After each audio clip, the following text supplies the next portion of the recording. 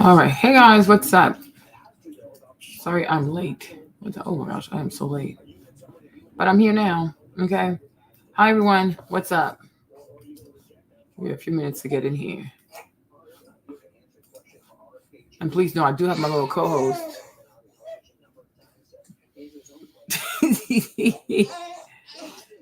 I do have my little co-host on the side. Are you taking good care of my little co-host right there? What are you doing?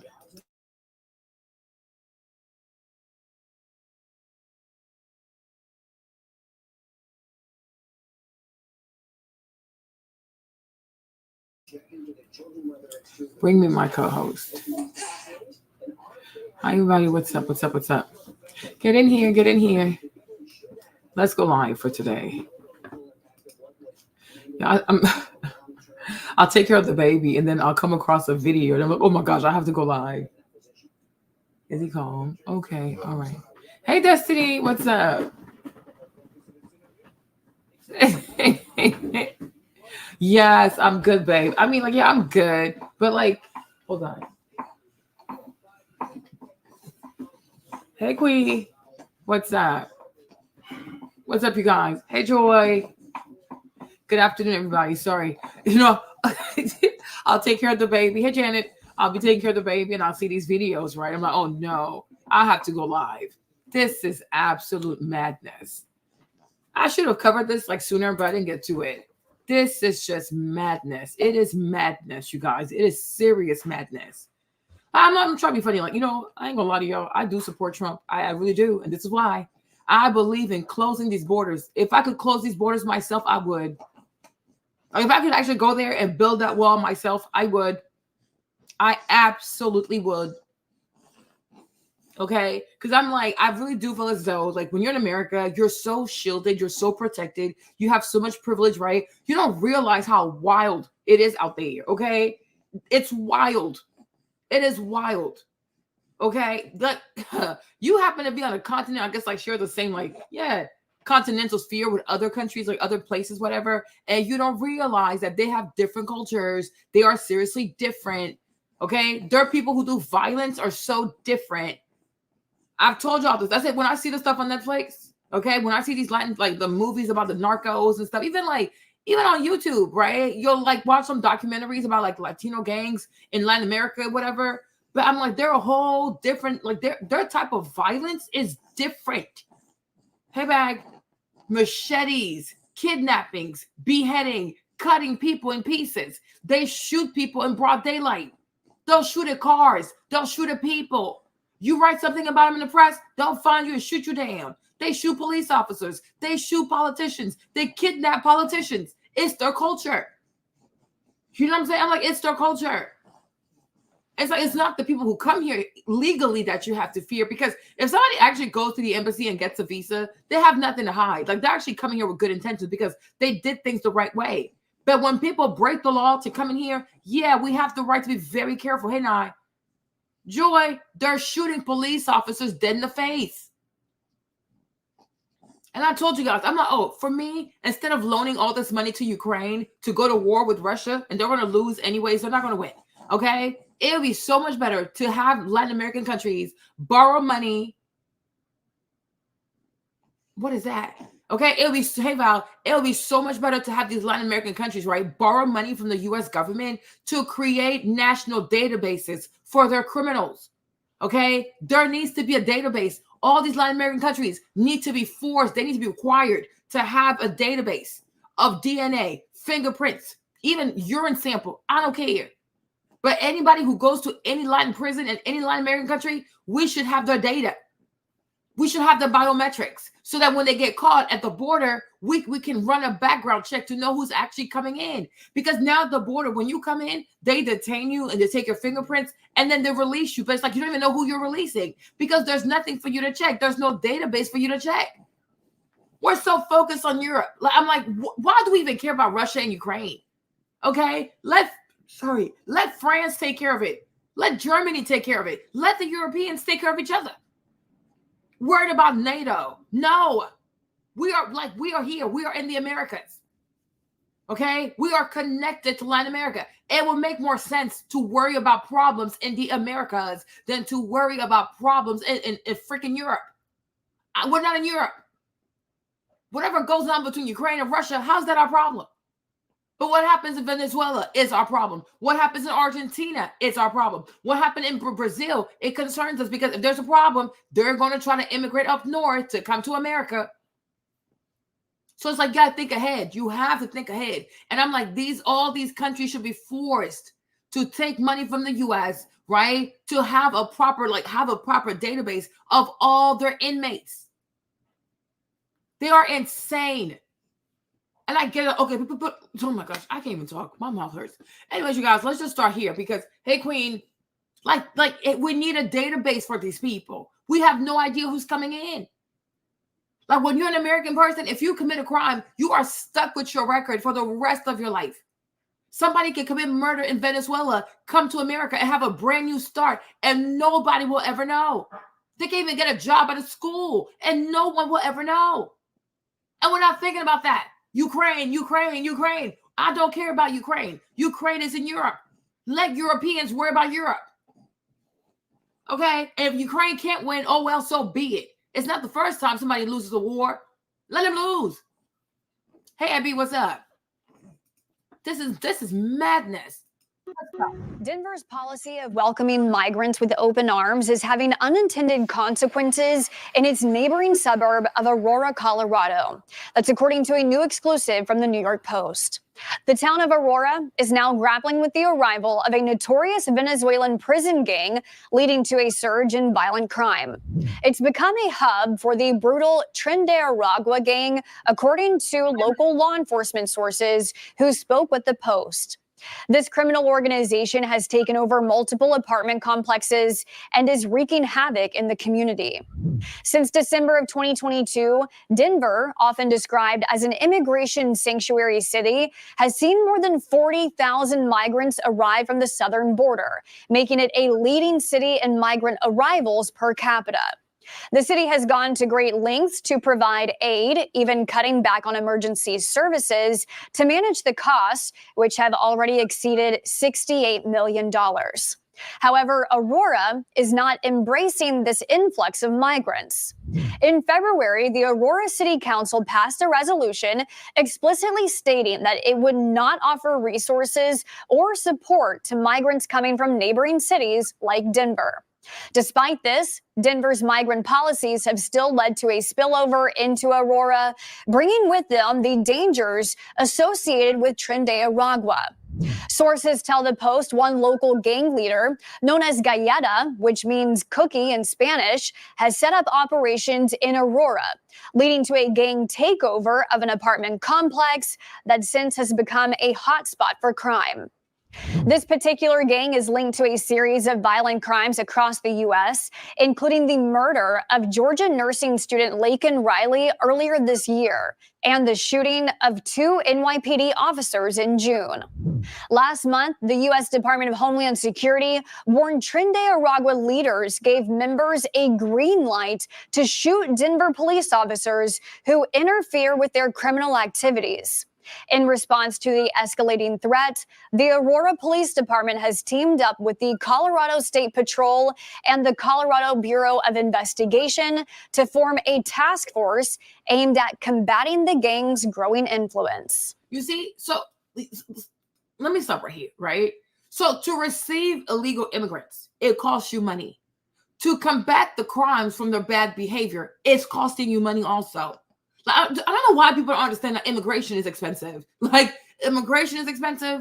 Illegal immigration is even way more expensive, because when you come here legally as an immigrant, you have to prove that you have enough money, or you're going to make enough money to take care of yourself, right? But you still might need services, right? Like public schools, et cetera, et cetera. Cool. When you come here illegally, nobody's vetting you. Nobody's checking that you have enough funds. There's no proof of funds that you can show to say, hey, if I come to America, I can take care of myself, right? So you come here, it's costing taxpayer money. You break the law, it's costing taxpayer money, right? So now taxpayers are paying to receive them, and they're going to have to pay for the crimes that these people are committing, because the countries that they come from, they're not raised right, okay? Because this is their culture. They have violent cultures in Latin America. I don't care. Okay? They have violent cultures. It is not a joke. And I even told you guys the other day, I said sometimes like if I feel as though people are not even considering how illegal immigration also will affect and change prison culture. You have a lot of Black people in prison. Okay? You have a lot of white Americans also in prison. They're not used to these people. Okay? Like the kind of crimes Americans commit, it's not like that. Have you ever heard of an American person using a machete on a person? No, you have not. Have you ever heard of American people beheading people, cutting them into pieces? No, you have not. Have you ever heard of American criminals doing rituals and eating babies? No, you have not. Okay, like we're used to how people do crimes out here. Hey, Fumi, hey, Diana, right? But these people, it's a whole different level of crime, of the likes we have not seen before on this land.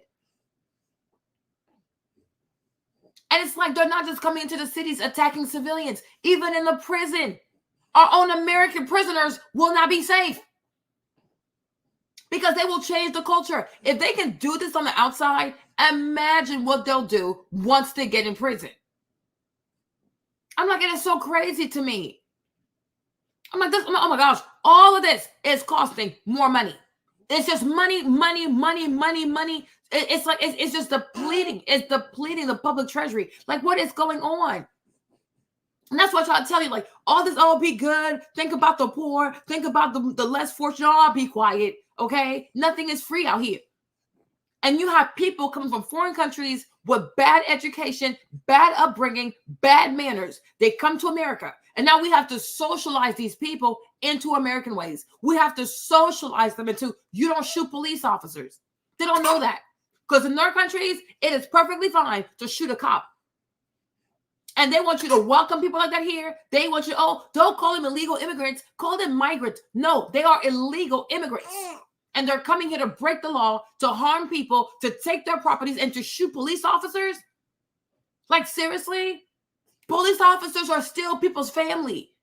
That's somebody's father, somebody's husband. That's also an American. Hold up, wait a minute. Hey, Mark, we might have our differences out here as Americans, right? But there comes a time we all have to stick together. This is crazy. This is really crazy. We have to learn to stick together. This is pure madness. So whether you like police or not, this is crazy. Just because you don't like police, or some people don't want to defund the police, right? It's not a reason to be okay with illegal migrants thinking they can come here and shoot police officers. Because if they're not afraid of shooting police officers, what do you think they're gonna do to us? Because at least a cop, he has a gun. Okay? The rest of us, we don't have guns. So if he's not afraid to shoot a cop in broad daylight, what do you think they're going to do to the rest of us people? The majority of us don't have guns. Matter of fact, the majority of us don't even carry mace. Okay? Because we are accustomed to having a certain level of freedom in this nation.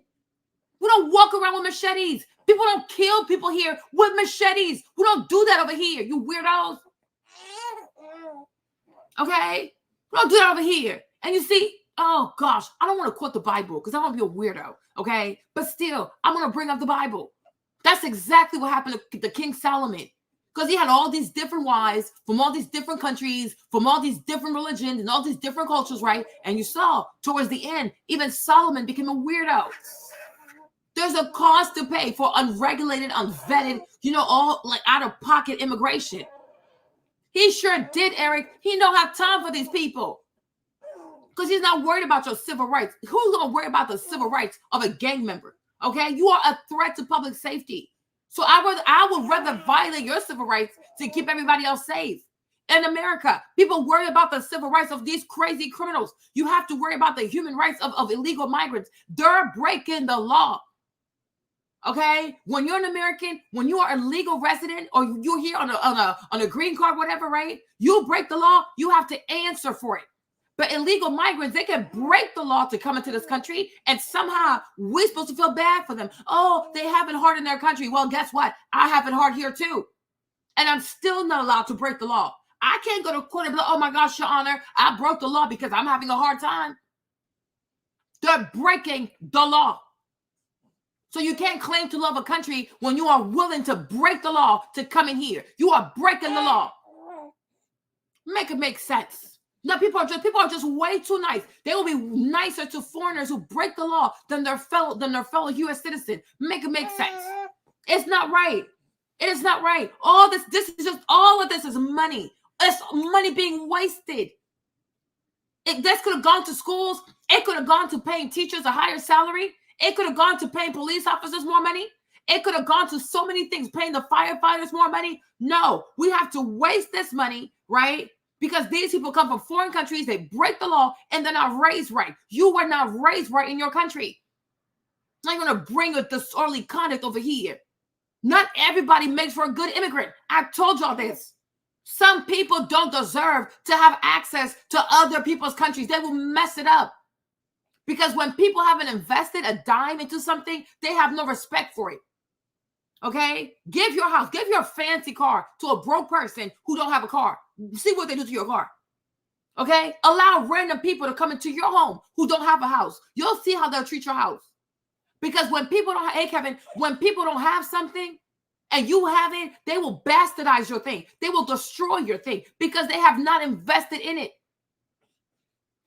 I'm being so serious. People work hard to build America. America is not perfect, but American people, they've worked really hard to build their nation, to have a culture, to have traditions, to have do's and don'ts. Most American people, even most American criminals, white, black, you name it, they don't even shoot police officers. They know not to shoot police officers. Most American criminals, they run from police. They don't shoot police. They don't want to get caught. But like Latin criminals, they shoot at police. They have standoff with police officers. They do not care. We don't have the same culture. And we don't have the same respect for law enforcement. They have no respect for law enforcement. It's enough. Like me, I'm so tired of people being politically correct, people trying to be respectful and be polite. I don't have to be polite. I don't have to be PC. I'm going to tell you exactly what I feel like. Okay? Leave. You're not wanted here. You don't know how to act. You don't know how to behave. A lot of people don't know how to act.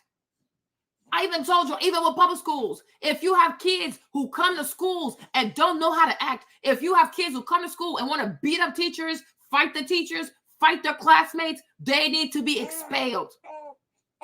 And their parents have to pay for their tuition after that. You're going to train your kids right. Because people take privileges as a right. No, it's a privilege. And if you don't respect it, it will be taken away from you.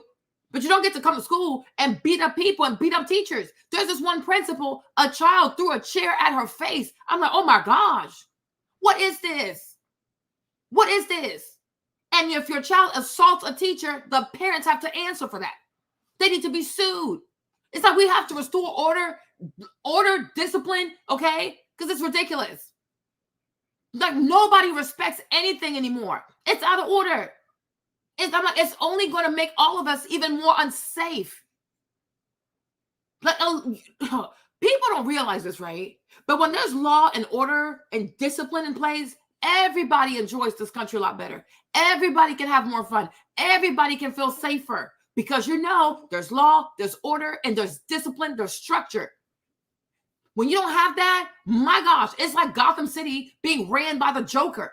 We are not going to be safe. They will come into your house at night, do whatever. They'll come into your house in the broad daylight, do whatever. This is insanity. It's insanity. I mean, some are. But at the same time, too, though, at the same time, Legend, right? If we're also being honest, you have a lot of Black Americans also who caution the bad behavior of some Black immigrants. You have Black Americans also who support Black immigrants acting a fool. You understand? Because, let me tell you something, Legend, right? If somebody comes into your nation, right, or somebody comes into your house, if you don't set the tone off the bat and you show them it's okay to be disrespectful, well, guess what? Now you set the tone. That's why from the jump, you got to let people know. No, I don't do that. Hey, May. Right? But when you have people like, for example, take Joy Reid, right? Joy Reid, she's not an FBA. Joy Reid is half Congolese and she's half from Guyana, right? Her mom's from Guyana, her dad's from Congo, right? But you see her foolishness? You see how divisive she is? You see how she's always trying to put the Black American woman against the Black American man?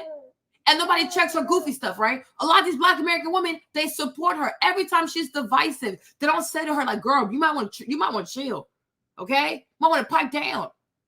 But she's allowed to disrespect Black American men because Black American women have a bone to pick with Black American men. So they're gonna let this girl be disrespectful. But my thing is, if we were back in Congo, would she be acting this way? Probably not. Because people only think about their self-interest.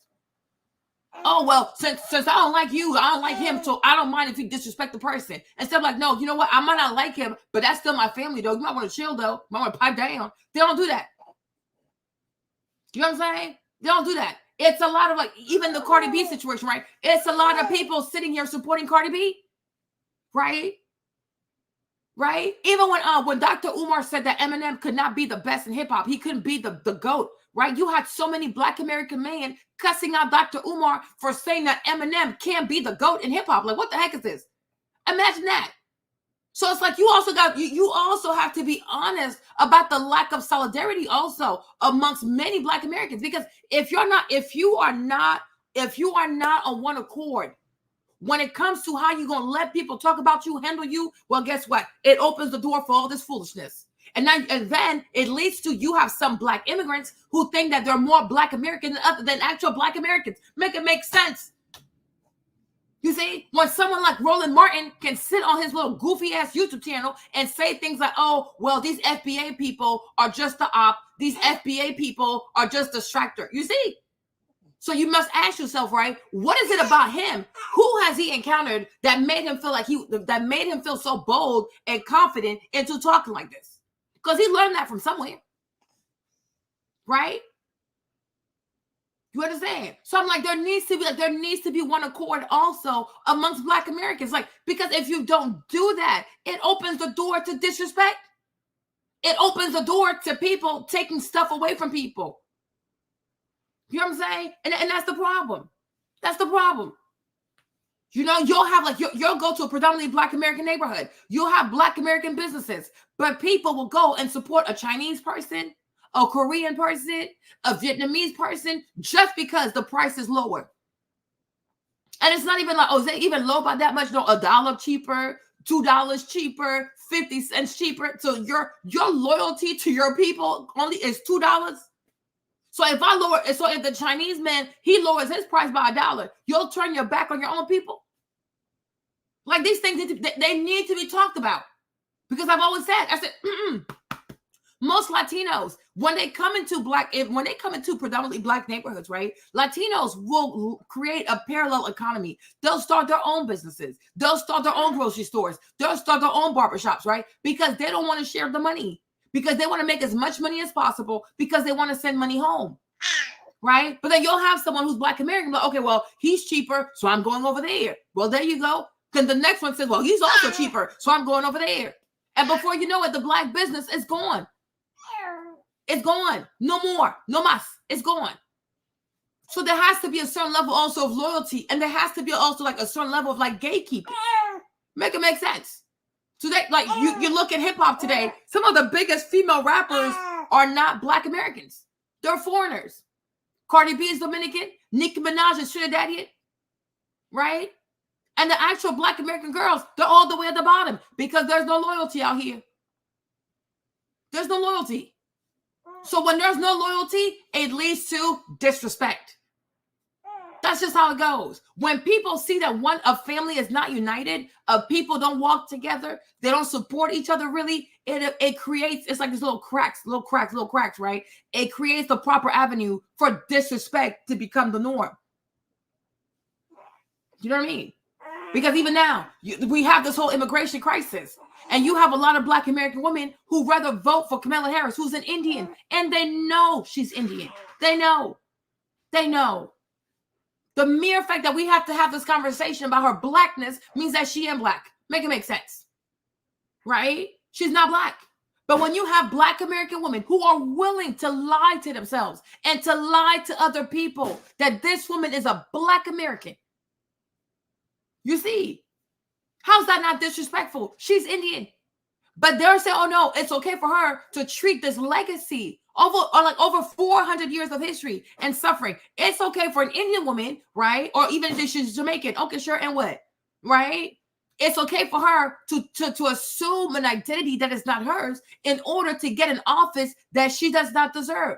But that's that's treachery to me. You are a traitor. And I've said this before. If you actually cared about your own people, you would say, hey, she might be Black. But if there's going to be a Black woman president, if we're going to have the first Black American woman president, she needs to be a real Black American person. Like, she got to have the blood of the ancestors in her bloodline, in her veins. But no, they hate Trump more. So because they hate Trump, they are willing to betray their own lineage. And that also needs to be addressed, because you know dang well, when you see her mother, you know she's Indian. You see her dad, okay, sure. Can you really tell if he's Black? Most likely not. Well, there you go. There you go, legend. So you see, like, and I was thinking about that last night, right? So if we're being honest, if you care to be honest, legend, right? If you care to be honest, legend, right? So therefore, there's truly no Black community. Because where there is community, there is togetherness, right? There is no such thing as the Black community. It might be like a philosophical construct, but in reality, Black Americans are not united. They're not. Because otherwise, we will not be here. Like, seriously, we will not be here. Because there is no way. There is truly no way. There's no way on God's green earth you can see how Black American neighborhoods are being overtaken in Chicago, in New York, in Louisiana, in New Orleans, you name it. These people are being overtaken by immigrants. And then you have some people who identify as FBA, Black American women, and oh no, I don't care too much about that. I want Kamala Harris. I want Kamala Harris. There is no way that you can have people who call themselves foundational Black American, ADOS, descendant of the free slaves, or whatever you want to call it, right? And they hear this woman say, I will not do anything specific for Black Americans, but I will give healthcare, public safety, and housing to illegal people. I will set the illegal migrants free. She's very clear. She doesn't hide it. And these girls are still like, yep, I'm gonna vote for her. So then you realize that there is no such thing as the Black community. It does not exist. Because in times like this, it is nowhere to be found, because everybody moves for their self-interest. It is insanity. You would rather put an Indian in power than to think about Chicago, think about Detroit, think about New York City, think about LA. They're overtaking LA. Now they're overtaking Colorado. These girls don't care. No one can get through their heads. They care more about being an AKA, a Q, whatever what's called, a Zeta, a Delta. They care more about a sorority than the community at large. If you are not an AKA, you are not their community. If you are not a Delta, you are not their community. If you're not a Zeta, you are not their community. Let's be so for real. Because otherwise, if there was a real community, there'll be togetherness. And then everybody will move in one direction and get things done. There is no community. It's just a bunch of Black people who just scream all the time, but nothing really gets done. Because make it make sense. And on top of that, too, if you really had a community, would you have the woman trying to walk over the man? It's like always Black American women coming on social media. They go on MSNBC. They go on CNN. They go on ABC. You name it. They don't miss a chance to tell the world how horrible the Black American man is. How is that a community? You will never see an Indian woman go on TV and bash her man. You will never see the Chinese woman go on TV and bash the Chinese man. You will never go on TV and see a Korean woman bash the Korean man. Even Vietnamese men, they be drinking and smoking, okay? You'll never see a Vietnamese woman go on national TV anywhere she can and emasculate her man. Oh, look how bad our men are. Look how dumb they are. Look how stupid they are. Look, they have all these kids, right? But then they do it with so much ease. Because when you love someone, when you have a real community, no matter how bad it is, so you know what? Dirty laundry, you wash that in family, okay? When you have your dirty laundry, you wash it as a family. You don't come out here and expose each other for the world to see. You can just sit back and the disrespect is all over the channel, right? I mean, that's crazy. So like you have no community. There is none. So therefore, vote in the way that suits you best because there is no community. Because if we are really like this, community means like together, right? Wit, calm, like together, right? If we are truly together, your pain is my pain. Your win is my win. Your embarrassment is my embarrassment. You know, and no matter how much I'm disappointed in you, I'm not going to let another person come and beat you up. Oh, hell no. Because you're still my family. We can deal this. We can deal whatever we got going on. It can be resolved later. For the time being, we must protect our houses, our neighborhood, our schools, even our prison culture. We must preserve everything that pertains to us.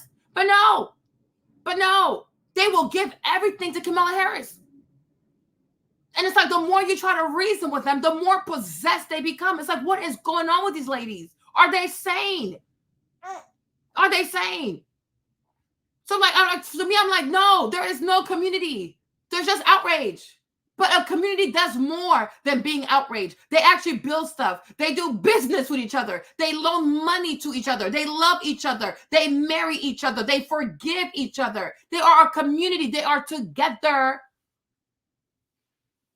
You know what I'm saying? But there's no togetherness. Let me see how I can expose you. Let me see how I can shame you so I can get something out of it. It's like it's a constant competition. Who can have one on top of the other? There is no community.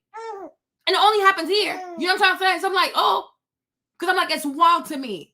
Because you can, like, Joy Reid, the stuff she's doing, if she was back in Congo, she wouldn't have this type of dialogue. Because if she saw a Congolese woman fight a Congolese man, she would try to bring them together because that's her family. Those are her people. Like, it's so sad. It is so mean. It's so sad. And they're allowed to do this because that's the kind of dialogue, that's the type of soliloquy, that's the type of diatribe that a lot of Black American women love to hear. Talk bad about the Black American man. And as soon as you do that, they will support you. People need serious healing. Because if you can sell out your own, and you see, if you can sell out your own like this, just because you're in pain, you need help. You need serious help. Because nobody else does that. Nobody else does that. And I can see how slavery happened. People be so damn mad that they sell their own people to white people because you're in your feelings. And before you know it, they come and pick everybody up. Now, next thing you know, everybody's a slave. Because people don't know how to let things go. And people don't know how to fight for one another no matter what. You have the right to be upset. You have the right to be disappointed. But you don't get to throw your own people to the fire because you're in your feelings. Like, it got to make sense. Every community has issues with their men. Every community. One man you know is perfect. And one woman you know is perfect. But I'm like, no. So I can see why, me personally, I can see why there's a lot of disrespect from Black immigrants or any other type of immigrants. I can see why. Because when people come and they see that people are not united, they're always fighting. They never forgive. They talk about the same issues back to back to back to back to back to back. They're like, oh, yeah, sure. I can say whatever I want. Today, you have so many Black women, whether they be African-American, whether they be African, whether they be like Black Latinos, right? So many women of melanin complexion now are so comfortable calling the Black American man ninja, right? Everybody says that. You can be from America. Right? You can be from Jamaica. You can be from the Ivory Coast. You can be from Nigeria. You could also be from Brazil, right? As long as you have Black skin in this nation, you have the permission to call a Black American man a nigga. Nobody cares. It's like, it's so normal. I'm like, what the heck is wrong with you people? Right? I had somebody say that one time. I was like, oh, don't call my husband that. He has a name. What the heck is wrong with you? You know what I'm saying? Because it's okay. And you'll never see another Black American girl say, no, don't do that. Don't do that. Right? But anybody can say it. Because to discredit, disrespect, emasculate, and dehumanize the Black American man, that's the way of life out here. Right? Do you know how many more followers I would have if I sat here and talked poorly about Black American men? That's what they want to hear. They wake up to hear evil, degradation, tear somebody up, talk bad about somebody, emasculate somebody. They love that stuff. Bitterness, just being bitter. Like oh my gosh, have you, child, please. Are you like, I'm like, what? They always want to hear negative things being said. And that's when one day I recognized that a lot of Black American women are low-key Karens. I'm like, y'all some Karens. You have white supremacy in you. Because like when there's a bad thing, when there's like if a white police officer does something to a Black man, oh, the black man, right? Sure. Let them get hurt. Let their feelings get hurt. Let you not pay child support. Let you not be her slave. She will weaponize that she's a woman against you, right? And then you don't see the man get arrested. Many of them have that in them. They have white supremacy in them. Like, look at the whole brick lady thing, right? When that brick lady thing occurred, right? The girl, once again, you have a girl from Somalia. I was like, this is so crazy. But then again, that's how it goes, legend. That's how it goes, my love. That's how it goes. And you have to be sober about where this disrespect is coming from and why this disrespect even exists, right? When the brick lady thing occurred, remember the brick lady, the girl from Somalia, right? Let me see if I can find her video, her picture. Okay, hold on.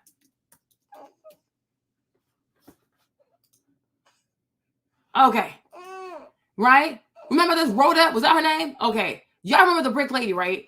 When the brick lady thing occurred. Hold on, baby, hold on. Okay, when the brick lady situation occurred, right? If you remember in the video, when she picked up her phone, she was screaming, these niggas. And I'm like, hold up. Because when y'all looked at her, I could tell she was Somalian. Like, you know, she looked Somali. Somali? Okay. She looks Somali, right? So I'm like, this girl, you're East African. Why are you even using the ninja word, right? Right? These niggas, right? So then the Black girls, the Black American girls, they interpreted that as like, oh, it's a Black American man. Because she said that the person hit her with a brick. She said, these niggas, they hit her with the brick. And then she took the phone and then she panned her phone around. There was all kinds of Black dudes, right? And she said, look at these niggas. They didn't do anything. Didn't help me. When I tell you in less than 15 seconds, the way Black American women interpreted that it was a Black American man who did it, a Black American man took a brick and he hit this girl upside the head with a brick. I said, y'all so damn hateful. First and foremost, when you look at her injuries, right, it's not a break. Because if she was hit with a brick, she would have had lacerations. A break, a real break upside your face. Your face. No eyes busted, no bruise, no bleeding, no lacerations, nothing. I'm like, her face is smooth. It's just swollen. And I was like, to me, it's giving an allergic reaction. Like when you go to the dentist and they hit you with the stuff, right? The anesthesia, and your face swells up. I'm like, it looks like a hematoma, but it does not look like she was hit with a brick, right? But this whole idea that a Black American man could have hit a woman with a brick. Oh, they wanted to hear that. They wanted to hear that. Oh, you see, we told you. We told you these men are animals. We told you these ninjas ain't shit, right? Because they wake up every day looking to hear bad stories about Black American men. That's why they're all over TikTok like this. You know what I'm saying? That's exactly what TikTok is for. You go on TikTok and you make up stories about the bad Black American man who did you so wrong. Okay? But I'm like, this girl's Somali. The number of times she said nigga in that video, I said, but damn. But it's okay though, because it's permissible, because that makes her a sister. It makes her dad. You start calling them people all kinds of nigga, you are gonna be down with the sisterhood. Because part of being in a sisterhood is that you have to agree to be disrespectful AF to the Black American man. That's how it goes. So it's like, this girl didn't get hit by a brick. Number two, I don't even know if it's a Black American man who hit her with a brick because she's Somalian. Most Somali people, they hang out with each other. Very seldom do they hang out with Black Americans. So I'm like, what the heck? Third of all, when I looked at the venue, I was like, this don't look like a place that a lot of Black Americans would go to. Because it's like, it's really ratchet. Like, it's really in the cut. Like, it's given like where her own people be hanging at. And when I saw these other Black guys who were outside, yeah, they had Black skin, but their phenotype, I was like, I don't think these guys are Black American. But nonetheless, the young men were confused. They're like, what? What happened? Who hit you with a brick? Where is the brick? And they went on and believed that. They started making videos. They started making video essays and theses. I mean, you name it, right? That mean, they had it was insane. It was insane because they truly wanted to believe that a Black American man could be so callous that he would pick up a brick and hit a woman just because she didn't want to give her number. You see how quickly they believe evil of their own people? They're like, oh, hold on, let's wait until we get more. They didn't even wait for a police report. No, some random woman they never met on the internet. Nobody knows this lady. They never met her. But because her skin is black and because she kept saying, no, no, no. Oh, yes, that's it. Oh, yes. Oh, yes, yes, yes, yes, yes. There is veracity in what she's claiming. Right? And then later on, what came out? Nobody hit her with a break. That's number one. Number two, she was hit with a water bottle. Number three, she was the aggressor. Number four, the man who hit her is not Black American. I think he's also Somalian, like she's Somalian. Number five, right? She's a scammer. She has done so many GoFundMe scams. It's ridiculous, right? To the point that now, to the point that now she is the one who got arrested. She's the one who had to turn herself in. She's the one facing charges. But it was very disappointing. It was very, very, very disappointing to see how quickly so many Black American women believe the worst about their own man. I'm like, but damn. But damn. I mean, I didn't even believe anything she said. I didn't even believe, for me, honestly, I believe that no one hit this heifer with a break. I said, a break, and you're not in the hospital? Somebody hit you with a break, and you got up. You took your phone. You remembered your password? No concussion? You typed in your password. You went through all your apps. You found the camera app. You turned on the camera, and you say to yourself, oh my gosh, somebody hit me with a break.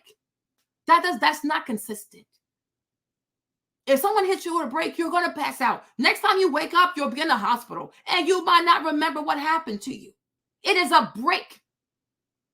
How can you be hit with a break and your face is all smooth? It's just that the face is swollen. I said, this looks like a hematoma. It looks like when you have an allergic reaction and the face is swelling up. They weren't even willing to consider that her injuries or the way her face looked does not match if a person was to get hit with a break. What about the fact that you got hit with a break and you're recording videos?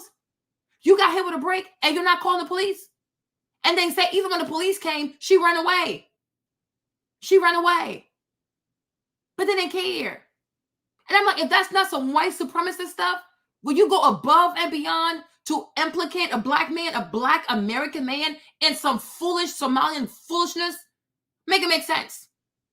And one of the main voices that came out was Tariq Nasheed. Tariq was like, what in the world? He said, this is some tender stuff. We don't hit people with breaks. I'm like, Tariq is right. I've never heard this. I've never heard this. I have never heard of a Black American man picking up a break and hitting somebody because you don't want to give your phone number. I'm like, are you kidding me? Are you kidding me? Are you kidding me? Not trying to be offensive, right? And I know sometimes Black men don't act right globally. I know that sometimes Black American men don't act right. But let's not play a thing, right? Globally, okay? Globally, on the global stage, most women want to be with a Black man.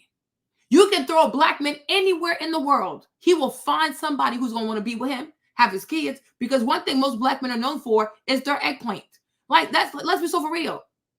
They might not make for great husbands. They might not make for this, and that. Okay. But when it comes to certain things, Black men have a certified reputation around the world. Let's not do this.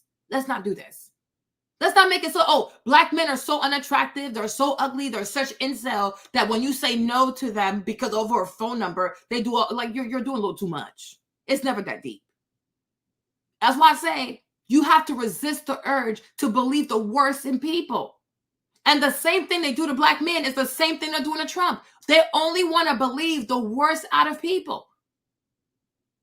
Okay? Even when it comes to that's why a lot of times too, when they come to me, oh, my husband did this, my baby daddy did this, I always say, what did you do?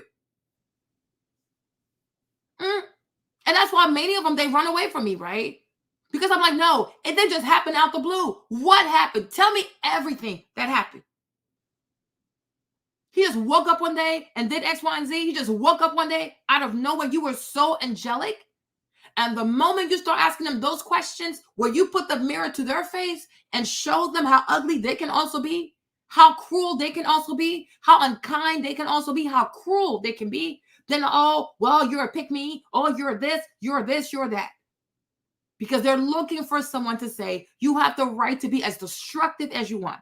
You have the right to destroy this human being. And I'm like, no, he's a person. Everybody's a person. A man is also a person. That is somebody's child. That's somebody's son. That's somebody's like father. I don't know, uncle, cousin. That's also a human being. But no, they don't see the soul of the black man. It's like he has no soul. He's not a human being. He's not a person. He's a thing. And when he doesn't do what you want him to do, you destroy him. But he's a human being. You know, you can't force somebody to stay in a relationship. You can't force somebody to love you. If you want to be loved, you also have to be lovable. And like people, oh my gosh, so many black men are walking away from black women. Yeah, because many of them are mean. They are unkind. If he grew up and he had a bad mother, you think he wants to spend the rest of his life with a woman who's also mean? He already has a mother for that. Okay? It's excessive. It really is excessive. That's why I said when it comes to relationships, I think people should have a Yelp review. But I'm like, no, you cannot force someone to stay. I was watching the whole the podcast with Nick Cannon and this lady Cheyenne, right? And she was saying like, well, she was kind of trying to say that no matter how badly the baby mother treats you, you should still do what you have to do to see your kids. And I'm like, no, I disagree. I disagree. Just because you're the mother and you have custody of the kids doesn't mean that you get to tax people excessively for them to have access to their children. Because after a while, I understand if a lot of men say, you know what, I'll just wait until my child is 18 and build a relationship with my child. Because this is absolute insanity. If every time a man wants to come over to see his baby, you're going to yell at him, call the police on him, do everything in your power to get him arrested, he has the right to remove himself. Because at this point, it's toxic. It's very toxic. Come on, we need to actually, I'm like, one day, we need to have a town hall meeting and ask many of these black men, why are you not seeing your kid? And I'm sure a lot of them will tell you, because she's a freaking witch. She's a witch. I don't care if you disagree. You don't have kids. I don't care. A lot of y'all, you do not have kids. You don't have kids. You don't have kids, right? That's exactly what JD Vance said, right? People who don't have kids need to shut up when it comes to people who have children. You do not have kids. Because the day that you have a child, and God forbid, if the day you have a child and you lose custody, because the world is changing. The world, yeah, I don't care also. I do not care. You don't have children. You don't have kids. You don't know what custody is. You've never been through it. Y'all just sit here and do hypotheses, right? You've never been through it, Ruva. You have no idea what custody is, because I went through it. You have no idea what it is. You have not carried a pregnancy. You haven't had children. You haven't had to go through custody. You haven't seen it. So you don't know. It's easy to say, oh yeah, you should. Have you done it? No, you haven't. Go start a family, then come and tell us how to do it. It's enough already. It's enough. Y'all know so much. You think all these things, then go start your families. Go start your families. And then fight to keep your family together. Fight to keep your marriage together. Let's see how that goes. But I'm getting sick and tired of people who have no experience with children. You have not carried children. You're not married. You haven't had to deal with relationship and children. I'm not disagreeing with you. I'm letting you know you don't have kids. I'm being very serious. You do not have kids. So you're not going to tell me I have kids. I have 3 kids. I'm married. Okay? I almost went through a divorce also. I almost went through custody. You don't have that experience. So we're disagreeing based off of what?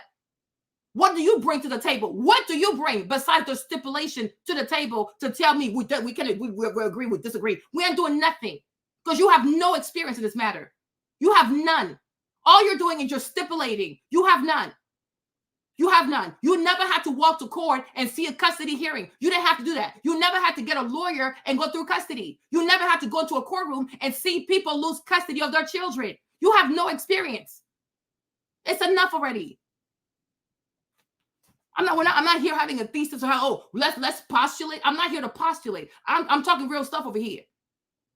If somebody's life can be messed up, if going places can get you arrested, you have the right to remove yourself. Because if this man goes to prison, right? What about his life? What about his life? You have to be safe. If someone wants you to be a parent, they also have to allow you to be a parent. You don't get to tax people excessively because the court has given you custody. It's excessive. It truly is excessive. People care about their kids. Don't weaponize people's children or access to a person's child because you're stealing your feelings. That's a human being. Even the child's a human being. Make it make sense. Now, if you're a good person, you make it easy and he chooses not to come, that's one thing. But there are a lot of people who are diabolical, and that also needs to be addressed. That needs to be addressed. That is ridiculous. Because I have sons too. Who knows tomorrow what kind of relationship they might be into? But if my son has to go somewhere to get his child and he can cause them to get arrested, I said, oh no, yes, you can take her to court. You should take her to court. But even that, there are a lot of people who don't listen to court orders.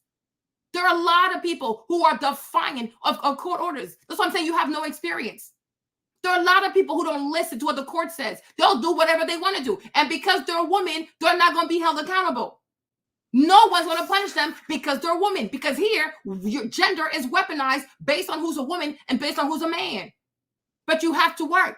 A man needs to work. He has to take care of himself.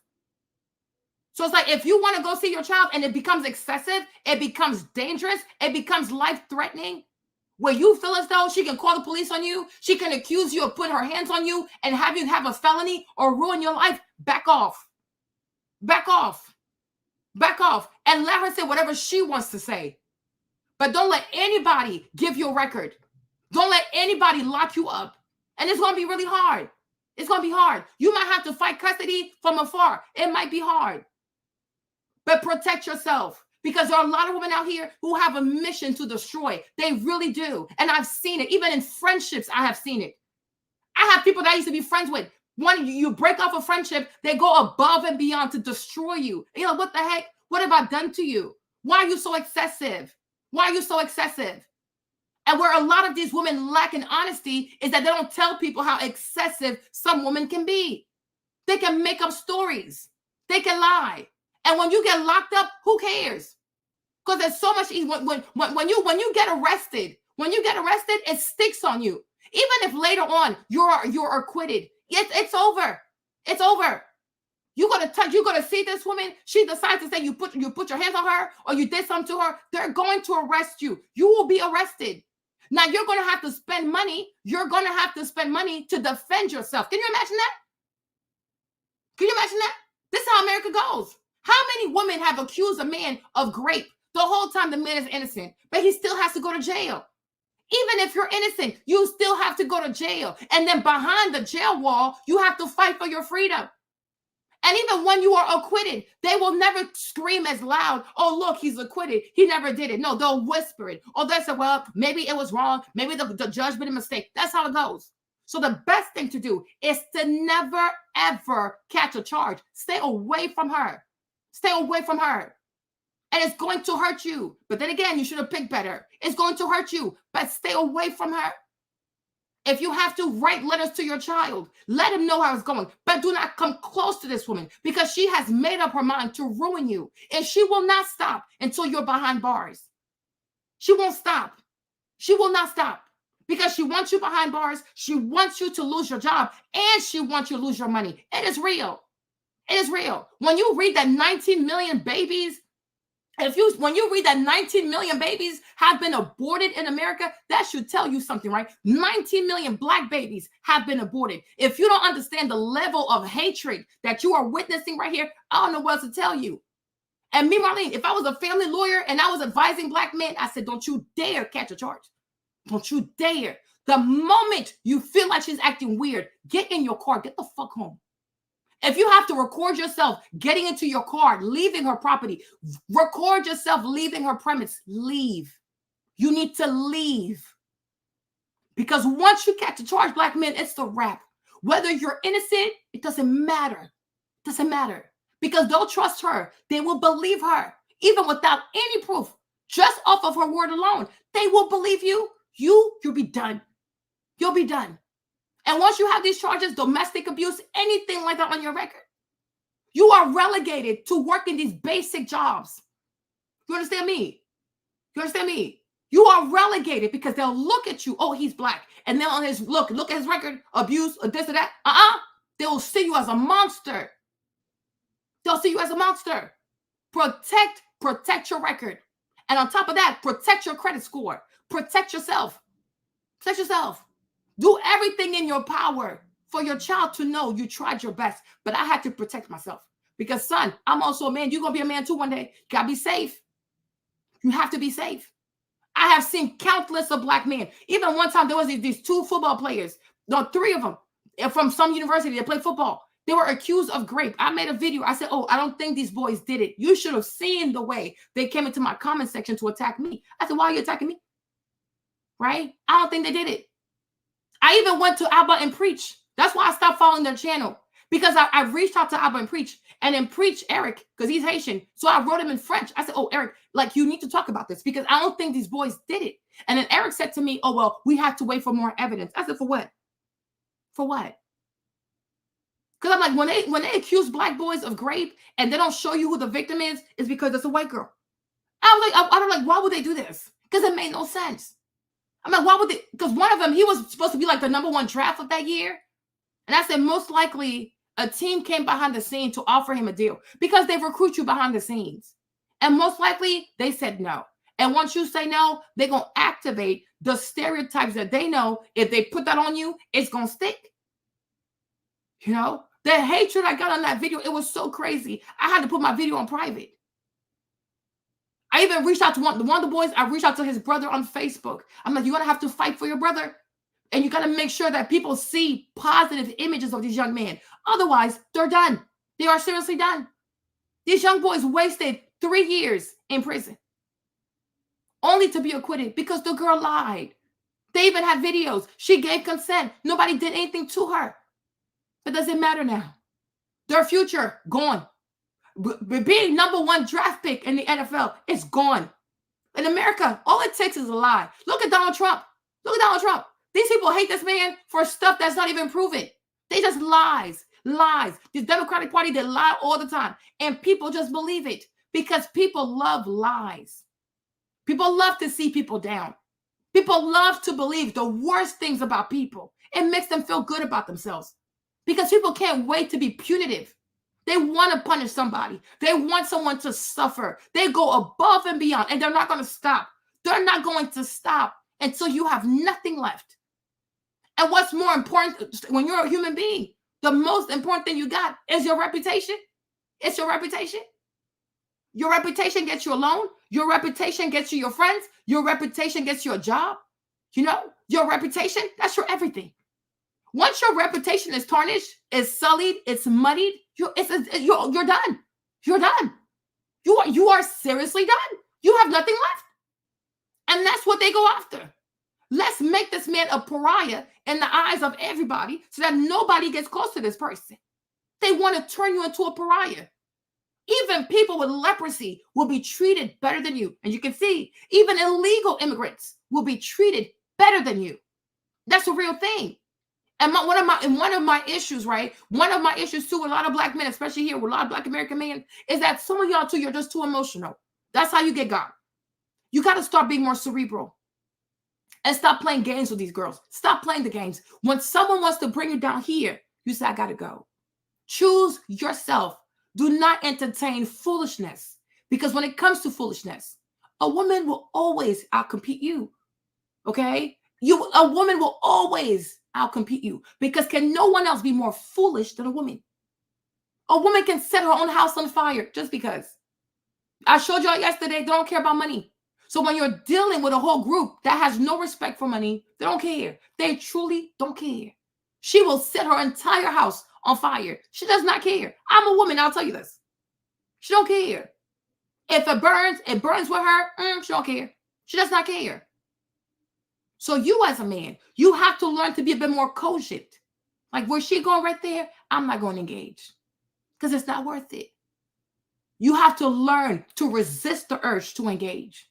And many of y'all too, that's something I've noticed here too. A lot of Black American men, you've grown up with very abusive mothers. So like you understand, like that's a frequency that is so familiar to you, right? So you just engage with it because it reminds you of your mother. It reminds you of something familiar. You have to stop.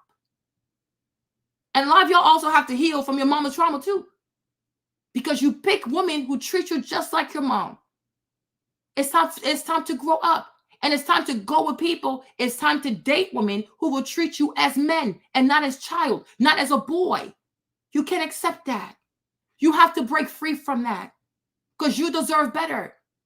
You deserve better. It really pains me. Like, you know, in America, it's always the Black woman. She gets to talk. She gets to have money. She gets to have grants. She gets to talk about her mental health. But where do most Black American men get mental health from? You know what I'm saying? And I really cry for y'all because you have no place to really be vulnerable. It's sad.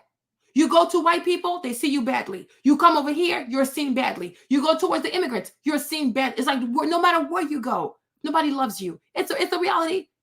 And that's why I understood when Cam said that a wealthy man, a rich Black man, he will never know real love. You most likely will not. It's really sad. It is truly sad. But irrespective of all that, you can still soar and become a better person. You have to be intentional not to choose a woman who reminds you of your mother because she will treat you just like your mom. And many of them are seriously abusive. They are so mean. They are seriously mean. And just because something is familiar to you does not mean it's right for you. I'm going to put myself right. Just because something is familiar to you does not mean it's right for you. And you have to learn to choose what is right for you, not what is familiar to you. And when you start doing that, a lot of generational curses will be broken. I repeat, when you start choosing what is right for you, as opposed to what is familiar to you, a lot of generational curses will be broken. You understand? You are very blessed. You are very, very blessed. You are very handsome. You're very beautiful. You're very courageous. Me, Marlene, my entire life in America, even on social media, Black men have always been so nice to me. I was very fortunate also to marry a Black American man who's very nice to me. Even sometimes I can say I've taken advantage. And for that, I really thank God. Every day when God brings it to the forefront of my head, I say to my husband, I say, oh, Jimmy, I'm sorry. What I did right there, I was so wrong for that. You're really good people. And whether it's YouTube, it's TikTok, it's wherever I go, even my fitness channel. Black men have never failed. Even on my worst day, my hair could look crazy. I mean, all kinds of crazy. You have never failed to be kind to me. But I'm telling you, you also have to stop being emotional. You have to. You have to forgive your mom. I'm being serious. A lot of y'all, I really do pray that you go to therapy. I really do. Because that way you'll see the way God made you beautiful and really like handsome on the outside. You'll see how beautiful and handsome you also are on the inside. But the pain you carry from your childhood is bringing the worst out of you. It's bringing the worst out of you. These girls will sit here and act confused. Like, oh, why you have so many kids? Why you have so many kids? As if they don't know that it's a Black woman who broke you. But the sisterhood never holds Black women accountable. So the level of gaslighting, it's insane to me. Because the majority of Black boys were raised by Black women. So if he's not a good product, we must look at her and hold her accountable. If I buy myself a Toyota and the Toyota don't work, I take it back to Toyota because they made the car. They made the car, right? If I buy a product and it don't work, I take it back to the manufacturer. So if the Black man is the product and the product has defaults in it, who made it, right? But no, you can't do that because you can't hold her accountable because the matriarch is never held accountable.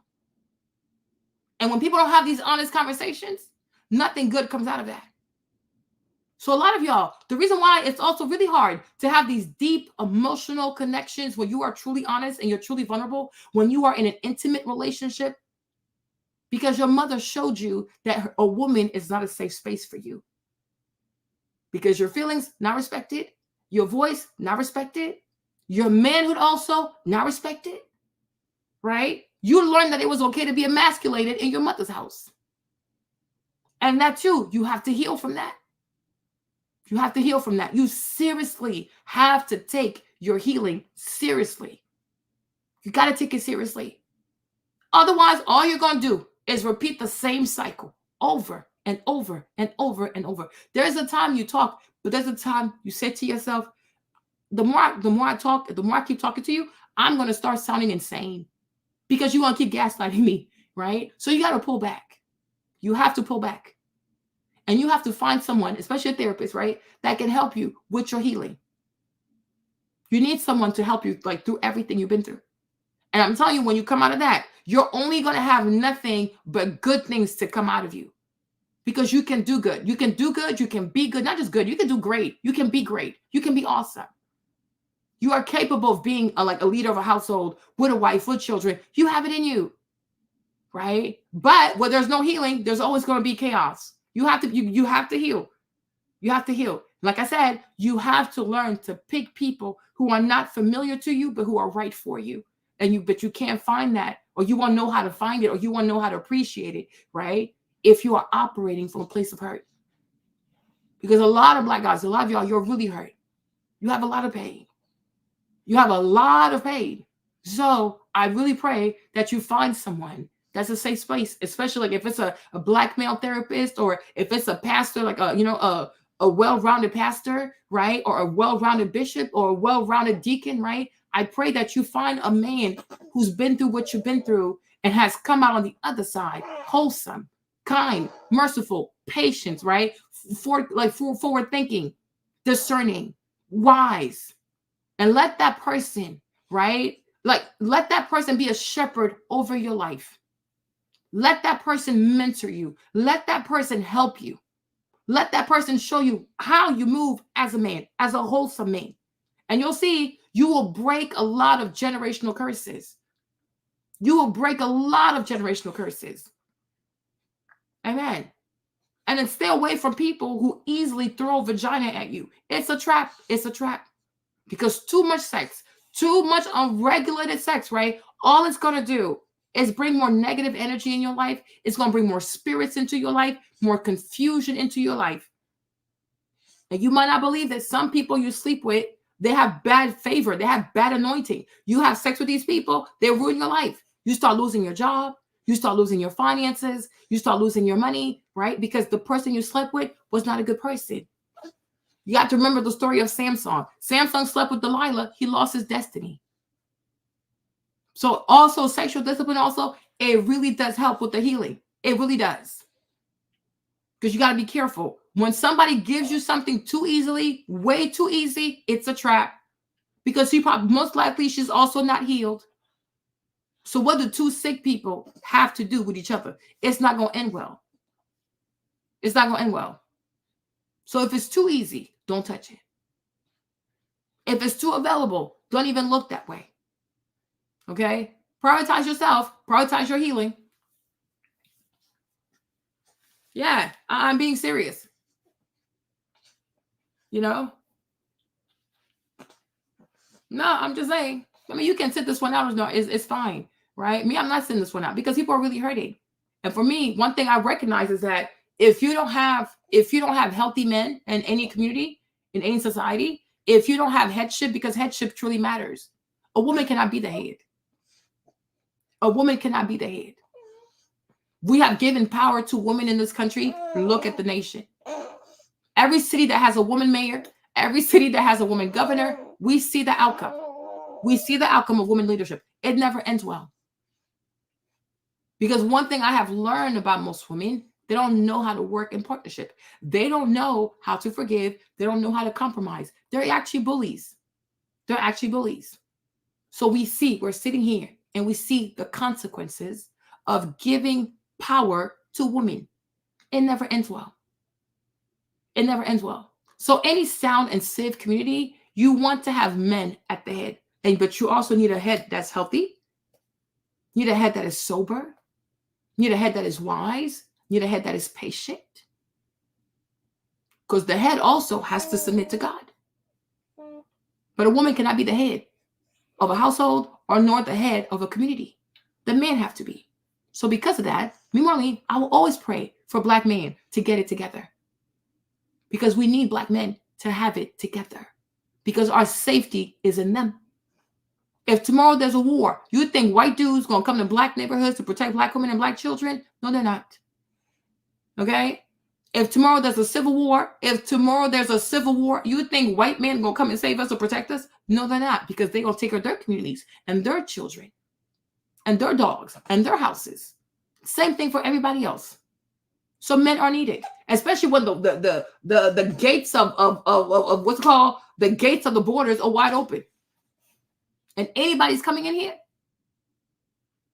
Anybody's coming in here. So I'm like, if stuff really goes left, you see these white men, they're ready. These white men are ready. They have their guns. They have their AK-47s. They have their AR-15s. They are ready. You're not about to see no white dude out here scared of Raul, Manuel, Espolito. They're scared, okay? Because they're ready. White women don't have to be scared for the most part because they have the white husband with a gun and an F-150, right? They know how to kill. Okay? They know how to kill. It's like black women, what's your contingency plan? Who will be your protection? Because you have no mans, right? Who will be your protection? People who take pride in saying, oh, I don't need a man. I don't have to have a man. Don't need a man. Now you have 20 million immigrants over here from the worst gangs in Latin America. You can fight them people? Can you fight them? When you encounter people who have tattoos on their heads, tattoos on their faces, tattoos all over their bodies, can you fight those people? Would you like to fight those people? I don't. I do not. So it's like, yeah, we need black men, the strong ones, the big ones, okay? Right there, okay? We need protection. We need protection. Because out here, we're all mammals. And in nature, you never see females in nature by themselves because it's not safe. You will, even lioness, the lioness, she's very strong. She knows how to hunt, but she still got to have the lion, okay? She still got to have a Simba. She still has to have a Mufasa. Even elephants. The female elephant, she's big too. But guess what? She has her man. Giraffes, they have long necks. They know how to fight, but they still have a man. In nature, you don't see mammals by themselves because it's not safe.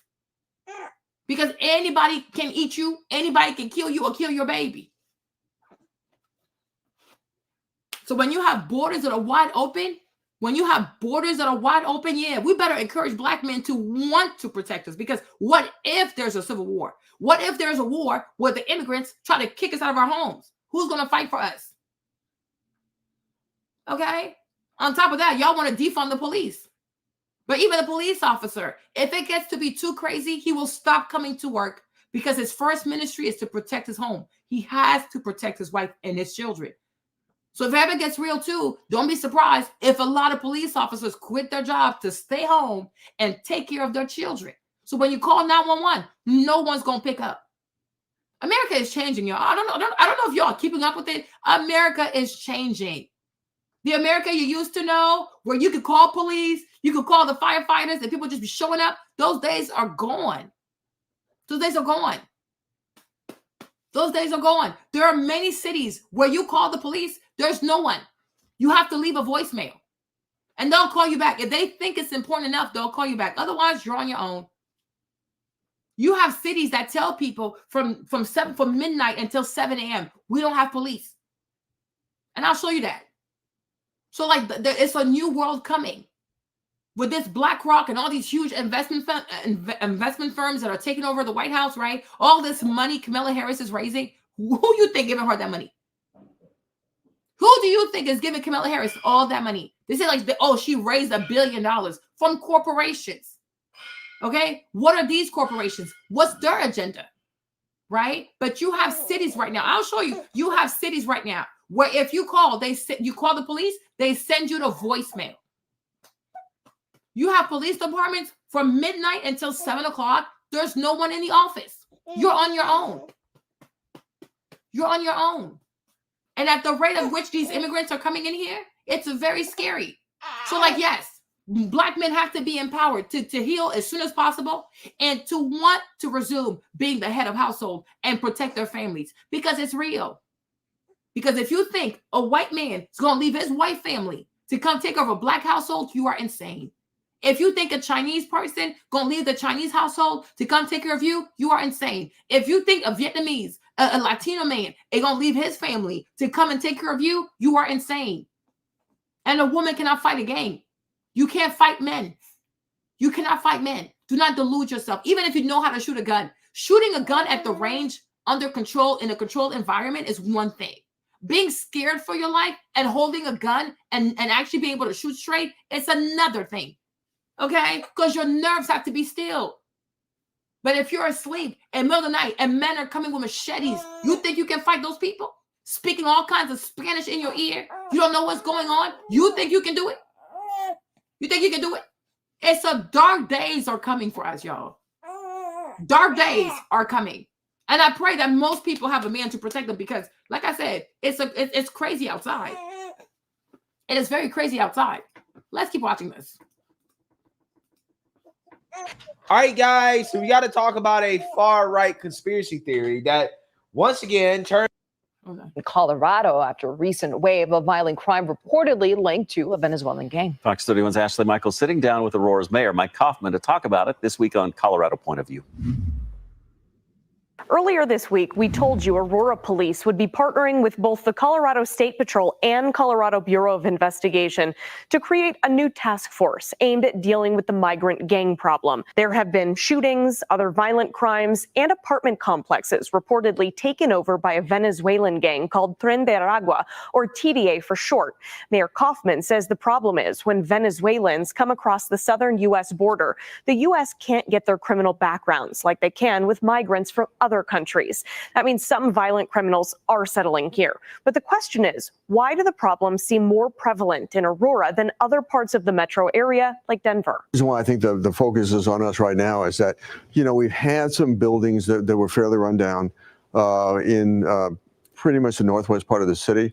Seems like the pattern is out of state, I use the term slumlords, where I think what occurred is in the state legislature, they appropriated $2.5 million to give to nonprofits. And I think I want to find out how much the city of Aurora, the nonprofits in the city of Aurora got. We also talked about the city's newly named police chief and whether or not Aurora is a safe place right now. Here at 5, the new video surfacing today showing a huge problem with what some are calling gang violence at an apartment complex in Aurora. The video shows men entering an apartment building with several weapons and then busting down a door. And all of this taking place at the apartments, which had become a crime hotspot in that city. Imagine, like, even a scene like this, right? A scene like this. Imagine a woman in a house by herself. Imagine a woman in a house all by herself.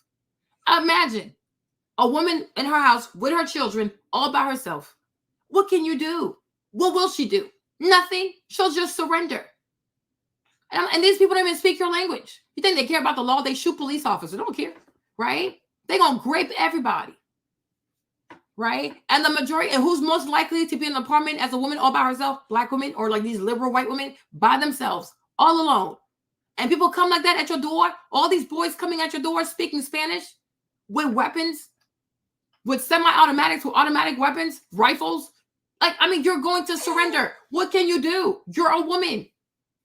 You know what I'm saying? I'm like, reality has to hit a lot of people. Because I feel like in America, we've been living on a cloud. Oh, we're equal to men, feminism. I can do whatever a man can do. Yeah, because you have law-abiding men. You have men who respect the law. What happens when you have illegal immigrants who are men who don't respect the law? They'll do whatever they want. And what you're going to do, you will submit. You will submit. You will learn about submission on that day. You will submit. Because these people are crazy. They are seriously crazy. 31's Vicente Arenas was at that complex today as people were moving out, fearing for their safety. Vicente is joining us live from that complex with a closer look at that eye-opening video, Vicente. It is eye-opening, Erica. It is significant because this is the first time we've actually seen what has been happening inside that apartment complex at different times. This video, there's 2 different clips you're about to see. One of them, people carrying guns, and another where 2 people are just trying to break down a door. The video shows a group of men walking up a stairwell at the Edge Lowry apartment complex in Aurora. All of them appear to be carrying rifles and handguns, and the video shot earlier this month. One of the men can be seen talking on a cell phone. They all then gather around a door and go in. Another video clip shows men forcing a door open, but what or who they were searching for, not clear. The video was shot in the building where Cindy and Edward Romero lived until today. They loaded up their stuff and moved out. It's been a nightmare. I've never owned a home before, so this was my first purchase. She lives just 500 feet from this recently vacated apartment complex near Colfax Avenue and Nome Street. They got the notice on a Wednesday, and they were kicked out on Tuesday. So when it was happening, like people were just throwing their things out the window. The city of Aurora said it shut down the complex because living conditions are unfit for human habitation and code violations dating back to 2 years. While the management company claimed they could not do any maintenance or repairs because the complex was overrun by a Venezuelan gang. There's nowhere for them to go. So they park in front of the house and they sleep when they can. Max says it causes her street to be lined up with cars, sometimes blocking her own driveway. She captured this photo of a tent and people camped outside near her street. Aside from that, she's also noticed an uptick in crime like break-ins. They've taken tools. They've taken the batteries. I'm not sure that they have necessarily monetary value. I lost my husband. And now I'm losing his things. You see what happened? What happened? She lost her husband. And not even having a husband in the house, first of all, it's scary. Let's be honest, right? Whether you have a man or not, it's very scary. Imagine having weird tents on the way to your house, on the sidewalks to your house. You have to walk by, like you park your car, or you have to get your groceries. You have to walk past all of that to get to your house. You think you're safe, right? So you see, her also, she don't have a man. She lost her husband. You see how petrified she is? Because she knows there's no man in the house. And there's something about fear. Like when you're confronted with something really scary, usually most men will be a bit more stern in the moment. Most women will panic because it's really frightening. That's why for a lot of times, like for the most part, men are more likely to do like risky things, like, go in the army, go in the military, jump off a plane, be firefighters, right? Like men have that thing, like they're not afraid of danger like that. For us, it's like, oh my gosh, this is just too much, okay? But they're not. That's why we need these people, right? But I'm like, she lost her husband. Now she has to move because she feels very unsafe. Like it is real. It is very real. Men are needed. My sister's here. Aurora police telling Fox 31, since the abatement, they have had 2 calls to the 1600 block of Nome Street, both labeled as suspicious occurrences and relate to being on someone's property and ringing a doorbell. Both have since been cleared, but Max still has fears. We've lost our security and we've lost our freedom to live in our home. You're afraid to leave because it's not in the middle of the night and it's not in the middle of the day. It's around the clock. Wow. Okay. So you see, like she says, they're in the house and they're scared to go outside. Why? Because they don't have men. Why? Because there are dangerous men outside. So what does that tell you? When you start being, first of all, what does that tell you? Number one, neighborhoods will only be overtaken by crazy men when you don't have a good man to stand against them. Right? So what does that tell you, right? Crazy men are more likely to go to neighborhoods where you have more single women. Because women are easy to beat up. Okay? It's easy to overtake women. They're not going to go. Do you think these guys going to go to a predominantly white neighborhood with these white boys who waved the American flag and got their AK-47 and their AR-15s and them big old F-150 trucks? They ain't going to go there because they know that white man going to shoot their asses. They know. What I tell you, right? Because at the end of the day, we're all mammals. People will always go for the easiest prey. And there's no easier prey than a woman who's all by herself. But there's a reason why they go to certain neighborhoods, right? There's a reason why they go to certain neighborhoods because y'all know dang well when you go to an American neighborhood and you see an American flag outside, you already know most likely he served in the military. You already know, okay? You go to any American neighborhood. When the grass is well cut, there's an American flag waving. You see an F-150 on the driveway. You're like, yep, okay. It's probably a Marines. Okay, it's some type of soldier. Go in there, see what happens. Try it. Okay, like even us. When I was in New Orleans, right? When I was in New Orleans, I'm a woman. I didn't plan because they told us the hurricane was coming, you guys. I did not plan. Tell me why. We didn't have power. We didn't have power. We didn't have no food. Okay, thank you. Okay, all right. Miss, I'm going to sit this one out. Okay, so now you do admit your daddy is necessary. Okay. All right. Okay. All right, you guys, I didn't plan. My sister came, we didn't plan. It was 2 women in the house, y'all. We didn't have power for 2 weeks. But guess what? My neighbor, okay, Mr. John and his wife, Miss Mary. Well, I tell you, I didn't even know he was in the military. All of a sudden, like I hear like the power thing going. I'm like, how they have power out there? That man he had everything. He had the generator. We would go there and charge the phones, everything. His wife, because she went to the hospital, so she was cooking for us with Mary, right? And then her husband, he had all types of guns, and he had the dog. When I tell you I slept well, okay, I slept very well. Kevin, that day, I could, the whole time he was my neighbor, I never knew he served. But when the power went off, all of a sudden you could hear these generators.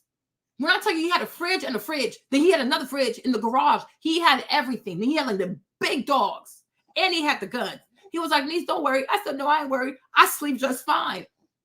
I said, "Men's is needed. You think I want to hold a gun? I don't want to hold a gun. I want somebody else to do it for me. I'm not doing it."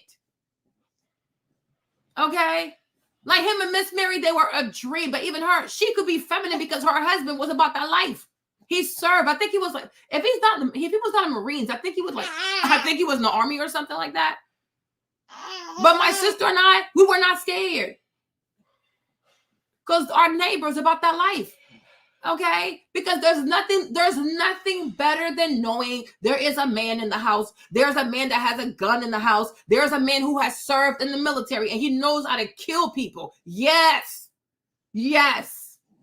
And I'll tell you, black men of all ages are needed. Okay? So make it make sense.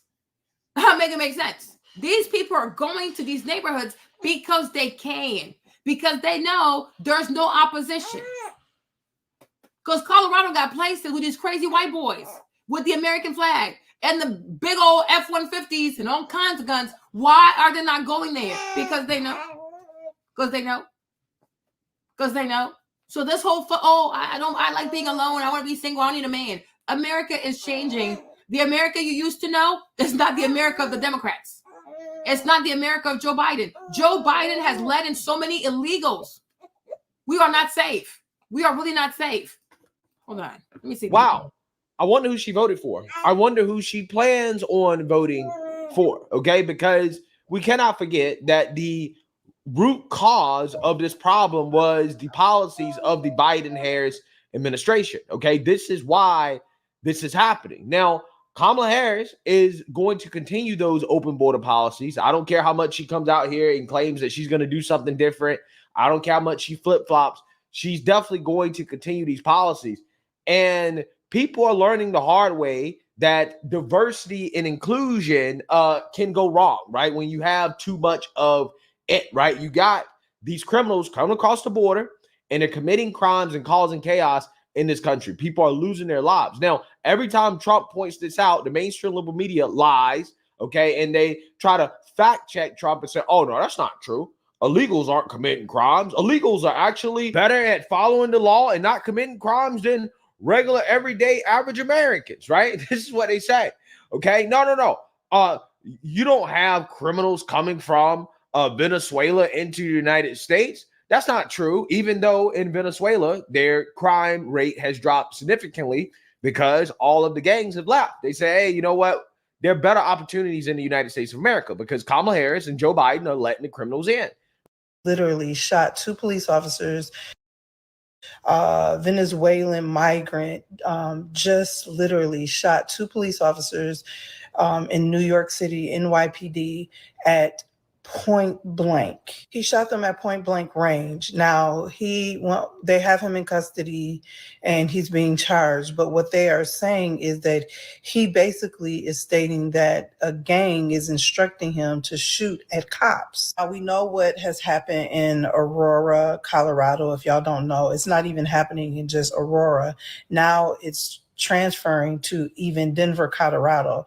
What is happening is there are squatter laws in Colorado. And what squatter laws are, the fact that they even still exist in Colorado and it is legal, it blows my mind. All liberal policies. You guys notice how all of the crimes associated with these illegals are because of liberal policies, whether it be at the federal level with Joe Biden and Kamala Harris, okay? They're lax, soft immigration policies. And then when you get down to the sanctuary city policies, and then when you get down to the squatter laws, I mean, all of this stuff is a result of liberal, far left policy. And that's what people have to understand. That's what people have to understand. The apartment building in Colorado was actually condemned because of the code violations. Now, what tenants was saying is that they were threatening the management or the people that was over the building and not allowing staff to come into the building to like fix it up and things of that nature. Sanctuary city. So Colorado is a sanctuary city, and what that does is it limits. I don't know how much of it is true, but I heard that they were waiting for the older tenants to move out, and then they would move in other tenants and will be taking the money and rent from those tenants. Now, also in Denver, I'm hearing that they broke into many gun stores, and they are trying to do the same thing in Denver. Not only that, we have to be mindful of who we let all of those younger age men come over to the border. We did not lock the border down. And I remember doing a video talking about the border. And here's what I'm saying. I don't have a problem with immigrants coming over here, especially when they have dealt with the things that they deal with in their different countries, giving them an opportunity. That's not the point. But the proper thing to do is literally making sure we are coming over their background. Without proper management, this makes no sense. And when I talked about it last time, a lot of people was in my comments trying to come for me. But look, now y'all see what is happening. And then the media is not even reporting or even trying to talk about this. They're trying to push this under the rug. But not only that, the resources that our country is spending on these migrants that have came over, we already know with the EBT and how they have been supportive to these migrants who have came over into our country blows my mind in itself. That's a whole nother video, a whole nother conversation. Don't nobody want to talk about this stuff unless it's on your own doorstep. Oh yeah, let them come over, do this. They benefit, da. But when it's on your own doorstep, then you gonna have a problem with it. Yeah, exactly. Well, that's just kind of how it goes, unfortunately, in this country, because a lot of people don't have enough common sense to realize something is bad without having to actually go through it or having to experience it. Okay, they just believe that, hey, it's good to just allow a bunch of, random people into the country unvetted, right? Just let them come. Okay, who cares? And then when you have the consequences of this silly policy show up in these little cities, now all of a sudden these people take the red pill and they say, oh, okay, well, that guy Trump wasn't actually really a racist. And the thing is, sorry guys, my sister came. So she had to take the baby, right? The other thing is that's so funny. While a lot of women here, like I told you, it's usually liberal white women, and most black women will say things like, oh, we don't need men. I don't want men. I don't need a man. Don't need a man, right? But notice how the majority of illegal migrants are men, okay? Notice how the majority of illegal migrants are men. They're military age men. They're very strong. They're very fit, right? You see what I'm saying? So you don't need men. But it's men who are coming here with a crazy culture, okay? And in their culture, you know what they do to women in their culture? They're coming over here with that psychology. And we're saying, oh, we don't need men. No, we do need them. We need all of them, okay? We need all of them, okay? And as all black women of skin color, we should all be encouraging our black men to want to take care of us and to want to protect us. Because when this crap hits the fan, I promise you, it's going to be every community for themselves. White people will look out for white people. Chinese will look out for Chinese people. Indians will look out for Indians, because black people think, oh, we just welcome everybody. Oh, when times are good, everybody is your friend. When stuff gets real, you're on your own. So now imagine a community where there are no men, or the men's like, well, I don't care because y'all said y'all didn't need us. What you going to do? Okay, to say, oh, we don't need men, but it's mostly military age men who are coming here illegally. Okay, with mindsets of shooting police officers, knocking people's doors down with machetes and hammers, opening up people's doors with AK-47 and AR-15s. And you have Kamala Harris, who is saying that, oh, American people, American men should give up their guns while she's letting the border wide open. No, they're not. No, they're not. And I encourage every man in America, any American man, if you can, get you a gun, because there's something bad happening. There is something bad that's about to happen. Me, Marlene, I feel it in my bones. I really do. It's going to be a carnage. And the thing about these women, just like Kamala Harris, right? They claim they're feminists. They claim they can run this country. They claim they can be the first woman president. But they run away from the press. They run away from the media. They run away from Fox News. Women have a lot of this. Fellas, okay? All my black men, if you're watching me, please understand, okay? You are needed. Women, they have a lot of this. They talk a whole lot because they're safe. You understand me? When this stuff right here hits the fan, they're all going to start running inside the house. When this stuff hits and it becomes real, they're going to be running upside the house. Oh my gosh, what do we do? What do we do? And then they're going to be begging y'all to come. And it might be too late at that point because people love to wait for things to be too late to realize we have a problem. We seriously have a problem. Places like Chicago, right? They have like 30,000 illegal immigrants in the streets. It's completely unsafe. It is unsafe.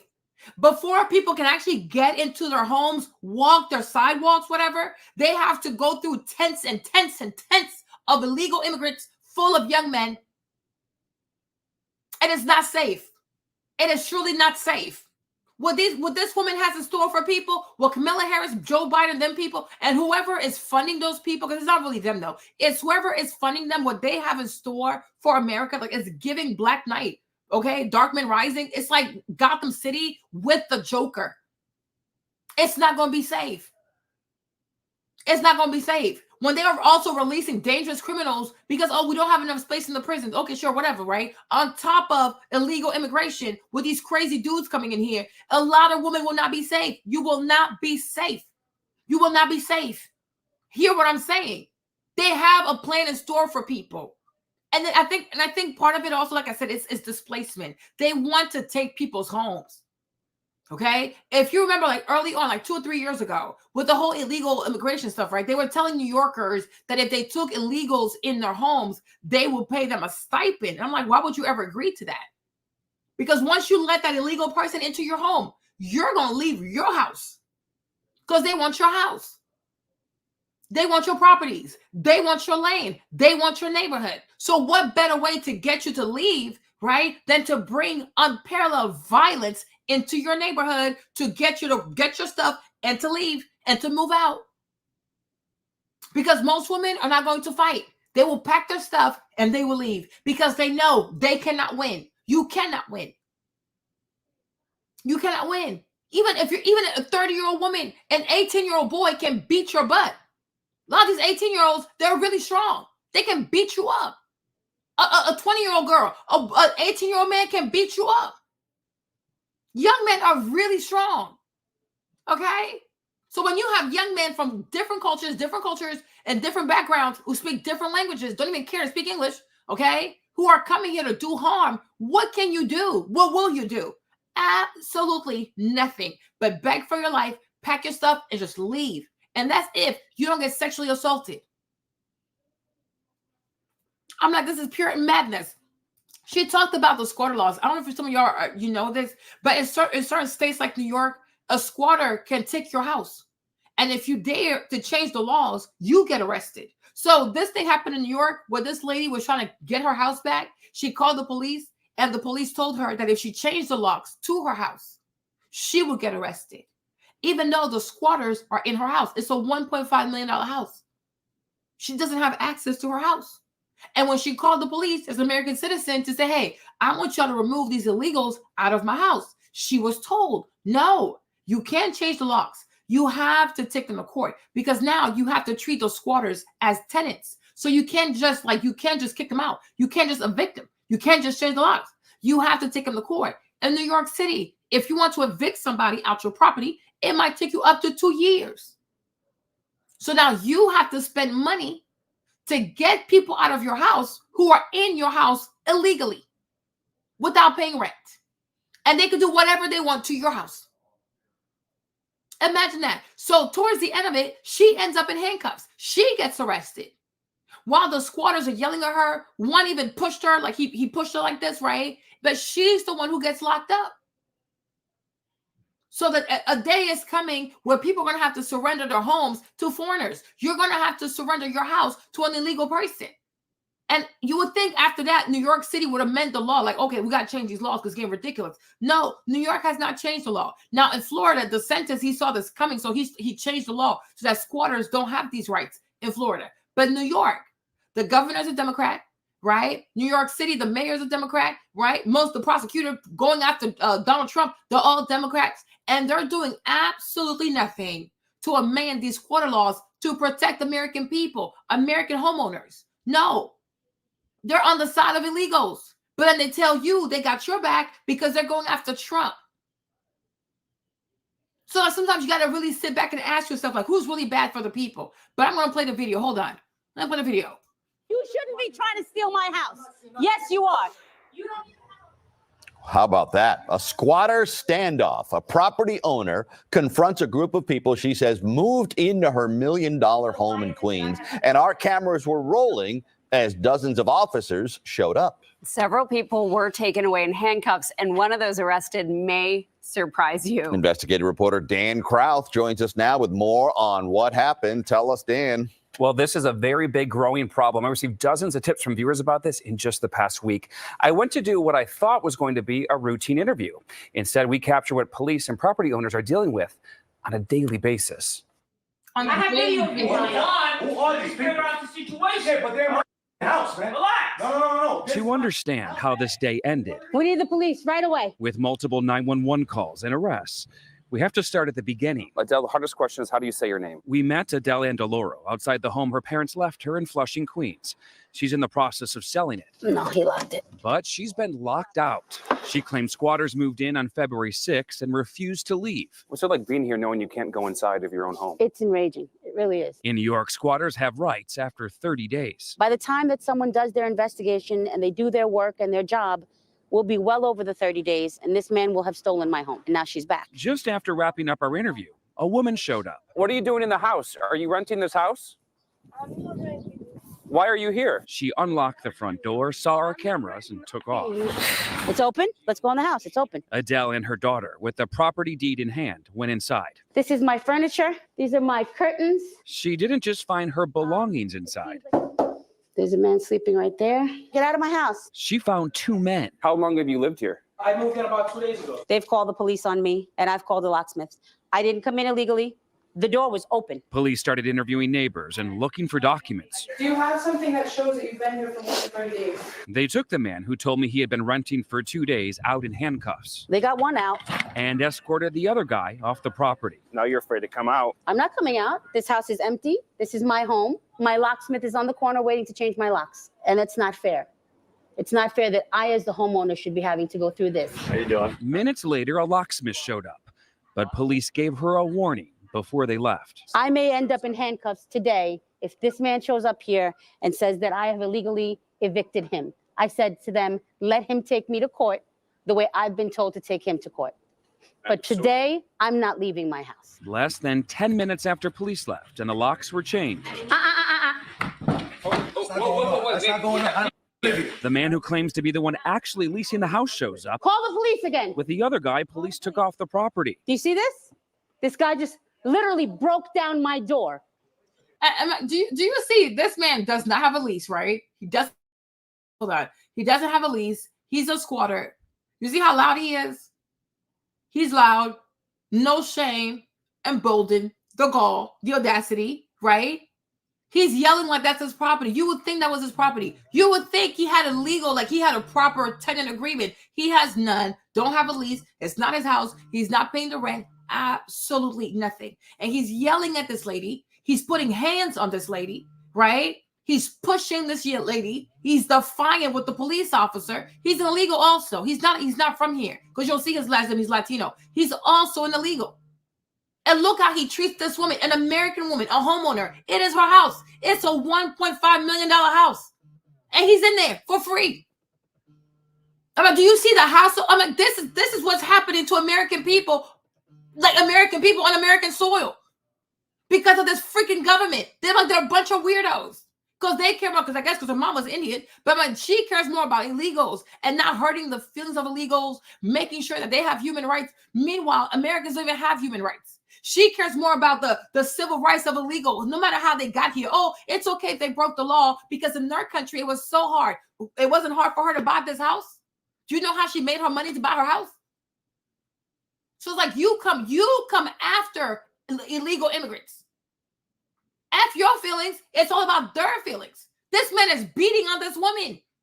And you think, I'm not trying to be funny, but I'm going to say it again too, right? You think if she had a husband and she had a big old husband with some big muscles too, you think he would dare to push this woman around? Right? Why you think you don't need a man? Most men will see you as a woman and know that they can push you around, and there's nothing you can do about it because you really can't stand there and fight a man. Look at her. She's by herself. She has no brothers. She don't have male cousins. She don't have a husband. She's all by herself. So just seeing that, he knows he can handle her any way he sees fit because there's no other man to check him. And that's the problem. It's not so much that, oh, I want a man, but it's like, no, when there's a man around you, another man knows, okay, there's a man, so I can't just treat her any kind of way. I can't just mishandle her.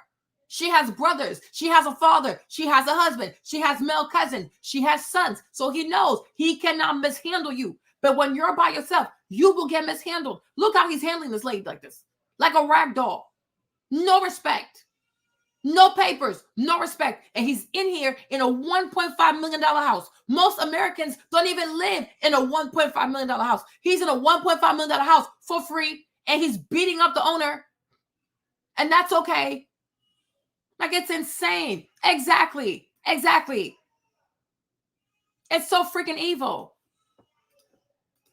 Broke through myself and my daughter to get in here. This guy just forced himself into my house. No, he did not. Yes, he did. No, he did. And so did you. Yeah. You broke through the front door. Officer. The man called the police on her. So why is it that I have to leave and he doesn't have to leave? He called the police on her. He has more rights than her. This is crazy. Because technically he can't be kicked out. We need to go to court. They consider this a landlord-tenant issue. And by law, it has to be handled through the housing court, not with police. If you own this house, you would not want her inside. I don't own it. Exactly, Yes. she does. Yes, but then what? See, look at his name. Look at his name. Look at his name. Right? Look at his name. Look at his name. I don't own it. Exactly, Yes. she does. Yes, but then once again, you should know how the law works. I do know how it works. There's rules to the. As you got to go to court and send me to civil court. He says he signed a lease in October, but wouldn't tell us with who. I got proof longer than that. Show us the proof. But who are you for me to show? I showed it to cops. Dan with Channel 7 News. If you don't want to show it, you don't want to show it. Proof. Come here, brother. I like that. I would like to see it. He didn't show me a lease. This is a bill. A bill for work he says he had done to the house. He didn't show police a lease either. The police department doesn't have the lease? No. He's got no documentation. Just bills. So Adele, you're getting arrested right now? I'm being arrested. For what? For being in For being in my own home. And where's your lease? She's fighting the house. It's not her house anymore. My deed That's is what it's current told and already. legal. Arrested for You see what he says? unlawful You see? eviction. And not only, so he calls the police on her, he puts his hands on her, he mishandles her, he's yelling at her, he's antagonizing her, he's telling her it's no longer your house. Only in Joe Biden and Kamala Harris America. If this was Trump, this dude right here, I don't want to say it. If this was Trump, when I tell y'all, when they say, oh, Trump is a racist, no, Trump is not a racist. Trump he protects this nation. He's a patriot. He cares about this nation. Can you imagine? Put yourself in her shoes. This man he's getting her arrested. She's getting arrested for an illegal in her house. And he's antagonizing her. This is no longer your house. And now she has to go to court. She has to get an attorney. She got to take time out of her day, time out of work to go handle this for her own house. I'm like, how is this okay? And New York has yet to change the laws. Meanwhile, the governor is a Democrat. What's her name? Hochul, the one who spoke at the DNC convention right there, right? It's ridiculous. It is ridiculous. Homeowners are going to get arrested because they're trying to evict squatters out of their home. Because squatters, illegal immigrants who are squatting in your home, will have more rights than you. And you're going to have to come out of pocket to get them out your house. And it might take her 2 years. By the time she actually gets those people out of her house, who knows in what condition she might get her house back. So she'll have to spend more money fixing up the house. This is the cost. This is the real cost of illegal immigration. You become a stranger in your own nation. You become homeless in your own nation. They will give these people homes while you're sleeping on the streets. And if they have no homes to give those people, they will take your house and give it to an illegal while you sleep on the streets. America, like it's a dark turn in American history. It is a dark turn. Bad things are happening. Okay? And that's what King Solomon was saying. He was like, oh, it's a strange thing happening on the land where the slaves on the horse and the masters on foot. That's exactly what we're seeing here. American people will no longer have rights. Illegals will have more rights than you. They will have more, their human rights, their civil rights, and yours don't even matter. Your property rights don't even matter. Think it's a joke. So, oh, I don't need a man. We don't care about the man. We don't need a man. No, we do need a man. Well, we do. We do. This is crazy. Eviction. She changed the locks on a man who claims he lives there. So how does this all end then? When do you leave? The way it ends is either she pays me my money that I put into the house, pay me the money, and I'll leave, or send me to court, and we deal with the judge in court. It's that simple. You see this? The audacity. Now let's go here. Now this is another woman in New York City also, right? Let me get my face off, right? This woman here also. She was killed by squatters. So this one called the police on her. At least he didn't kill her. This lady in New York City, her mom gifted her an apartment. So she was going to the apartment to take care of the apartment, y'all. She walked in there. There was some illegals in there. And guess what they did? They killed the lady. First, they beat her. They threw her against the floor, the hard floor. So she had a really bad cerebral concussion. Then after that, when she was passed out, they proceeded to kill her and to cut her up into pieces. They dismembered her. Then they put her in a bag with her head. So the last part of her body was her head. They put everything else in the bag. And on top of that, they put her head like boom, like a cherry on top of a cake. Okay. And then they put her in the closet. Like when you walk into the apartment, there's a closet, like the coat closet. She was inside the coat closet inside of a bag with her head on top of the bag. So when her son walked in there, he saw his mother cut up into pieces inside of a bag with her head, like the cherry on top of a cake. That was her head. Then they took her car. They took her Lexus. They fled all the way to Pennsylvania somewhere, and they got into a car crash somewhere. This is New York City, a democratic city, and they do absolutely nothing to protect the people of New York. It's a city ran by Democrats. And people are so unsafe because, once again, illegal migrants have a priority. They take priority. And they're not doing anything to change these squatter laws and keep people safe. It is insane. You will get arrested for protecting yourself. They're going to lock you up. You're going to get arrested. They're not going to get arrested. It's insane. In Manhattan, and another grisly murder. Police say 2 alleged squatters killed a mother and hid her body in a duffel bag in an apartment. CBS 2's Ali Bauman reports those suspects are now on the run and may be in Pennsylvania. It was like this. This is the apartment closet where 52-year-old Nadia Vitel's body was found last week, stuffed in a duffel bag while her dog barked in the living room. I've always believed that no one had moved in. Jean Pompey is the superintendent here at 206 East 31st Street.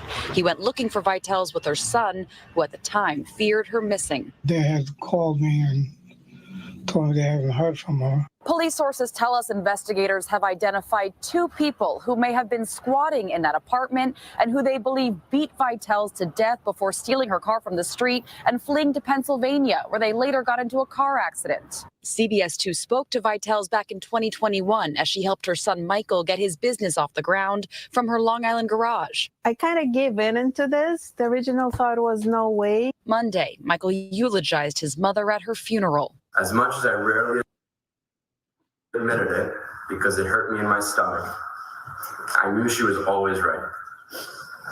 She was always reliable, and she was always there. Sources tell us that investigators believe Vitel's may have been moving herself or someone else into this Kips Bay apartment in the building where her late mother lived. They do not believe Vitel's knew the squatters, who were told came in while she was tidying the apartment. Unfortunately, there are so many horrible cases because you create serious confrontation. Because just imagine you enter your own home to find people there. State Assemblyman Jake Blumenkrantz sponsors a bill to weaken some of the so-called squatters' rights in New York. Currently, squatters may be legally considered tenants after 30 days in a unit. There is virtually no recourse for when someone is gaming the system here. So all this does is remove the loophole and remove those who are trying to use the system. Sources tell us the suspects in Vitel's case were last seen trying to buy a used car in Pennsylvania dealerships. Anyone with information on their whereabouts is asked to call the NYPD. In Kips Bay, Allie Bauman, CBS 2. Influencer is at the center of controversy this morning. He has been using TikTok to coach migrants how to live in the U.S. by taking advantage of laws protecting squatters. Hannah Doba reports. In his most recent controversial TikTok video, Moreno is telling his followers to avoid living on the streets in the United States. They can, quote, invade empty homes and live there, saying under U.S. law, if a house is uninhabited, it can be seized, referring to squatting rights in our country. That video garnered almost 4 million views. As we have more migrants moving into cities, more homelessness, we are going to see more of it, more squatting. James Burling is a property rights attorney. But they're talking about all the advantages that you can get from squatting.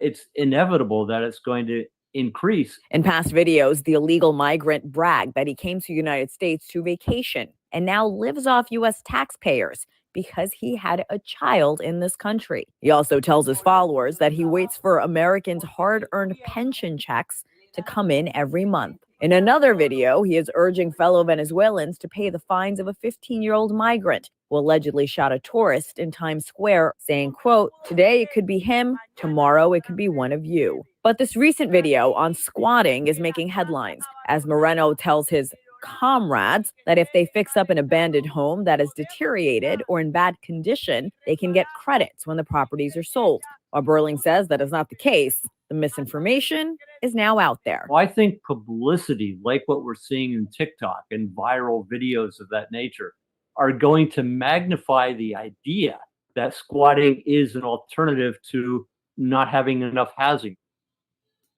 We're in a good position.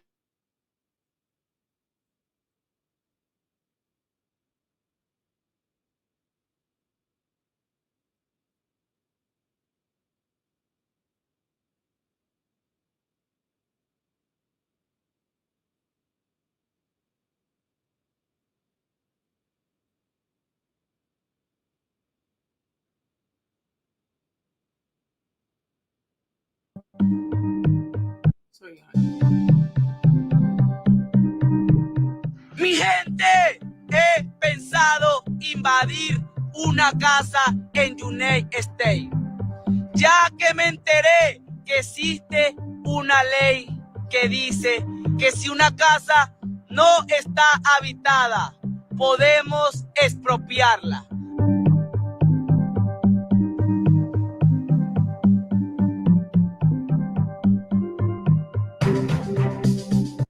And you see, and this is why this, you know what he's saying? Because like you say, okay, so if you come to America and you see a house that's not inhabited, you can take over, right? Because the law says, especially in New York, if the house is empty and you stay in there for 30 days, right? You go from being a squatter to low-key being a tenant. And if you make any home improvements, right, you're kind of like a tenant. So that's why in the first video, the man said, well, if she pays me back my money because I've made reparations, then I'll leave, right? So it's like you could have said, oh, you painted something or you changed the toilet or you changed a doorknob, right? So just any change, any kind of improvement, any small aesthetic, even the smallest aesthetic improvement that you make to the house and you claim that you have a bill because you made improvement to the house, right? Technically, that's your way into saying I'm now a tenant because I've made improvement to the house. You change the doorknob, whoopty whoop whoop, right? So that's what he's telling the people. And a lot of American people don't even know that this is a law. Don't even know that, oh, like squatters actually have rights. And those squatter rights can be exploited by illegal immigrants, right? Who don't want to sleep on the streets anymore. So now they can just go into your house, right? So that's what he's saying. And that's what the other guy said. I've done reparations to her house. He didn't show a lease, but he showed like receipts for things he's done to the house because that gives him grounds to say, I'm technically a tenant, so she has to take me to court if she wants me to vacate her home. Okay? And a lot of people don't know this, and they're not going to cover that because they want you to focus on JD Vance and his cat lady comment. Make it make sense. We have bigger problems. We truly have bigger problems. Hold on. Keep playing video.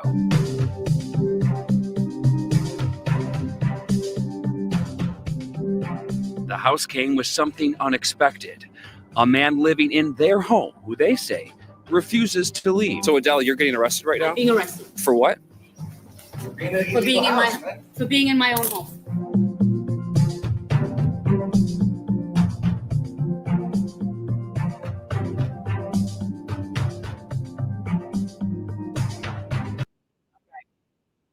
Now let's go to this video with what Ann Cutler said, right? Because she spoke exactly about that. So let's listen to her. Hold on. Of slavery and Jim Crow.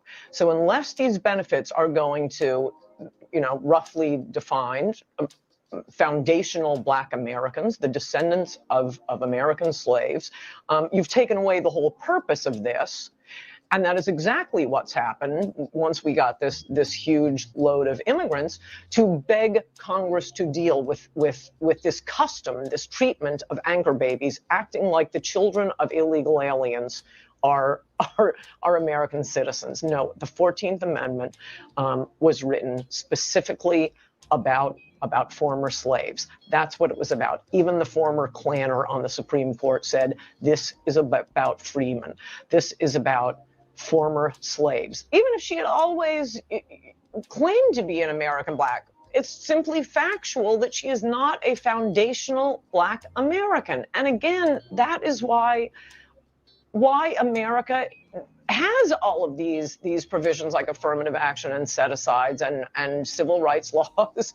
It is because of the shame and guilt about slavery and Jim Crow, both little democratic enterprises, by the way. So it all has to be spent on Black Americans. That, ladies and gents, is the part people like Roland Martin and everybody else on Kamala's team did not want you to see. Ann Coulter was on C-SPAN, where the host of the show questioned her about the Kamala's Not Black revelation. And Ann Coulter said Kamala was not a foundational Black American. Doesn't matter how much you try to twist it. Roland Martin then went on his show to call out Ann Coulter for telling the truth and discredit her opinion, basically insinuating to his audience that she was racist, which is very easy to do in front of a group of Black people. Just put up a white woman and a non-Black woman cosplaying as a Black American woman and fuel the anger of the people by taking sound bites and calling them racist instead of listening to what was said and asking yourself, was it true or was it a lie? Was it logical? No, instead, Roland Martin went against the truth, all because she was a white woman. He took up for Kamala Harris while also going against Black Americans, saying the descendants of Black American slaves are ops. All you're hearing her do, Julian, Makongo, and Renita, is parrot these FBA people. They've been on social media the last several years doing the exact same thing. And frankly, let's be real clear, many of them are standing with Donald Trump. See, whether or not you like her, you can't say she told a lie. But off the rip, he just told a lie. I have not seen an FBA person campaigning for Trump. Calling out Kamala Harris and holding her accountable is not a Trump endorsement. They are there. They are ops. They're there to be disruptive. Listen, this is what he's saying about the Black American descendants of slaves. They are there. They are ops. They're there to be disruptive. They are there. They are ops. They're there to be disruptive. It's pretty stupid. Yeah, Ann Coulter, number one, let me just say this. I don't know what it is about election season that makes white people feel like they can weigh in on who is Black and who is not. But PSA. Imagine how silly she sounds. So somebody has to be Black to weigh in on how illegal immigration affects Black people. These people are just so reductive. Oh my God. There's never a good time for you to weigh in on this topic. You have no right to weigh in. My thing is, we might have differences in this country though, but there's a time where it's like Americans versus everybody else. Ann Cutler is still an American. And what she's speaking on is real because it's affecting other Americans. So besides all this black, white stuff, whatever, it's okay. Everybody's an American though, right? So whether an American person is white or Black, if they see that something is imminent and a danger to all Black, to all Americans, they have to say something. They have to say something. So why are you triggered? Did she lie? She is saying that provisions, like not provisions, but amendments to the 13, 14, 15 were explicitly written for the recently freed people and their descendants, right? What's that offensive? How is she being offensive? If anything, I think it's pretty formidable that as a white American woman, she acknowledges it, that because of the evil sins of slavery, that certain laws were passed, right? To say, yo, we really did harmful things to enslave Black people. And now that we're setting them free, here's the 13, the 14, and the 15th Amendment to say, like, yeah, they're also citizens like the rest of us. Okay? Why she can't say that? But you're triggered because she's saying these things were created specifically for FBA, right? So why are you triggered? Why are you triggered?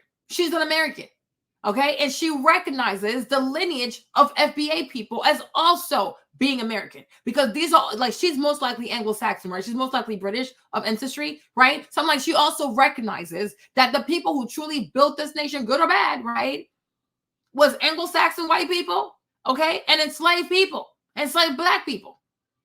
So those laws are for them. And now they're getting swindled out of things that belong to them because everything's about diversity. But diversity of racist lineage. And that's not okay. So why she can't talk about it? Like, go sit down somewhere. Like, this is insanity. Not everything a white person says is bad because they're white. We actually also have to listen. I'm like, she makes a lot of sense to me. And on this topic, this does not concern you, and culture needs to mind her business. This has nothing to do with you or a community that you've ever been a part of and that you know anything about. Yeah, they tried to cape for Kamala real bad, but you know what I'm about to show you? Everything they didn't want you to see. Yeah, these are the clips they did not want you to see. They wanted this to go away and wanted us to ignore it. I have to say, this is not about who you like or what you like or what's making you feel good. Is she telling the truth about the laws designed specifically for the descendants of Black American slaves and how those laws have been hijacked to benefit everybody else except for the people they were intended to support? Take a look for yourself. And yes, I am a Democrat. But again, I'm 54, and I remember, it is brought back to my remembrance that during her time, what was it, a prosecutor or... She's talking about Kamala. This caller is talking about Kamala Harris. That she used to have a visceral reaction back in the day when you would refer to her as a Black woman. District, whatever she was doing, if anyone were to bring up about her being Black or saying that she was Black, she had a visceral reaction to that in her body language. She did not want to be thought of as Black, and certainly as a prosecutor back then, she had put so many Black people, and particularly Black men, in jail. And unfortunately, Black people have a very short memory span, and it's hurting us. It's hurting us right now. All right, Belly. Oh, yeah, sorry. We're going to have to leave it there. Thank you for calling in, Ann Coulter. Well, even if she had always, and thank you very much for your call, even if she had always claimed to be an American Black, it's simply factual that she is not a foundational Black American. And again, that is why America has all of these provisions like affirmative action and set-asides and civil rights laws. It is because of the shame and guilt about slavery and Jim Crow, both little democratic enterprises, by the way. So it all has to be spent on Black Americans, not on any loser with a grievance from around the world. And that's what it's become. I listed in that column you mentioned, Peter, because it always makes me laugh that all the good diversity jobs are going to immigrants. There was Claudine Gay, the head of some a lot of the affirmative action programs and there are like 200 affirmative action or DEI administrators. They're Indians, a lot of Indians. And I went through all of the immigrant hosts on MSNBC. I forget, there are like 8 of them. and 3 or 4 foundational Black Americans. And I know, MSNBC, oh, they're so proud of their diversity. No, it's not about diversity. It's about integrating Black Americans into mainstream American life, and giving them benefits to make up for slavery and Jim Crow. I think, Oh yes, let me show you this right here. So I always write her name wrong, right? But look at Joy Reid. Right? Look at, she's talking about Joy Reid, because Joy Reid, when she said MSNBC, she's talking about Joy Reid. I know exactly who she's talking about, right? So this is Joy Reid's salary. Okay, approximately that's how she makes, or maybe like less, a little bit more. I don't know, right? But look how much Joy Reid makes. Okay, her goofy self. Look how much she makes. All right, and that's what she's saying. Like, these jobs are going to people who are not FBA, and it's like FBA should get it first, and then everybody else should get it second or third or fourth, whatever, right? But that's not how it goes. Under the guise of diversity, it's foreign Blacks who are taking stuff that belongs to FBA. And then the FBA people are clapping. Oh, yeah, do it because you hate Trump, right? As long as you hate Trump, you can steal from me, because that's what you're doing. I'm like, that's what you're doing. That's why I call it Trump derangement syndrome. You are so obsessed with Trump that you're giving away things that belong to you. I'm like, Trump is not giving away his money. I don't know if anybody realizes this. All these Black people who hate Trump, all these Black women who hate Trump, right? Trump is always going to be a billionaire. He's made it. Okay? You're trying to get your reparations.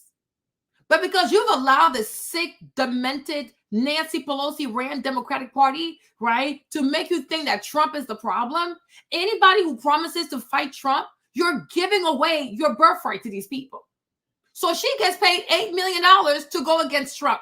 Like, so sober up for a second and ask yourself, right, is she worth $8 million? Is she really worth $8 million? How productive is she really? Joy Reid, I'm gonna do a whole special live on this girl. I got time for her. From one African to the next, right? Because she's dangerous. $8 million. You really think Joy Reid and her basic commentary on MSNBC, you think she deserves $8 million? Because she's going after Trump. She's going after Trump. Girl, I don't care about Trump. Give me this money. Okay? Meanwhile, hold up, wait a minute. I got time. That's her, this one right here. She always breaks my heart. Okay? Let me show you something. Hold on. Let me show you something real quick, right? Meanwhile, right? Here's another one over here. No, 3 of them actually, but 2 of them though, right? Of iHeartRadio in partnership with right. Meanwhile, you have Angela Rye, right? She's FBA, I'm assuming, right? You have what's her name? Tiffany Cross, right? These girls are both FBAs. They're out here struggling. They are struggling financially. Tiffany right here, she's suing MSNBC because she need money. She has her own YouTube channel. She can barely get 1,000 views. I'm telling you something, right? You have Angela Rye, right? She's also struggling. But because of Trump derangement syndrome, these girls are not fighting for what they deserve. They're worried about Trump. Meanwhile, Joy Reid, come over here, your goofy self, right? Meanwhile, Joy Reid is nested at MSNBC. Sorry, she's nested at MSNBC. She's making over like $8 million a year, cosplaying as an FBA, and she gets away with it because she's against Trump. She's against the Black American man. So those 2 things right there are worth $8 million to you. When I tell you these women out here do not care about money, it is crazy. Because I'm like, hold up, I got to pay you $8 million for you to say basic things about Trump? Oh, no, thank you. She's not worth $8 million. Meanwhile, you have 2 Black FBA journalists that don't have jobs. But them 2, though, they want to be stupid. So that's it, right? Because I'm like, Tiffany, there is no way. Angela, there's no way. But the Trump derangement syndrome, it's such a real thing that people are giving up. These women are giving up their birthright because they'll support anybody who will fight Trump at the expense of themselves, at your own expense. Because Tiffany used to be at MSNBC, and the president of MSNBC, Rashida, right? What's her name? Rashida Jones. She's Black too, huh? She's Black too. Hold on, let me show you who she is. So you got to see her face, okay?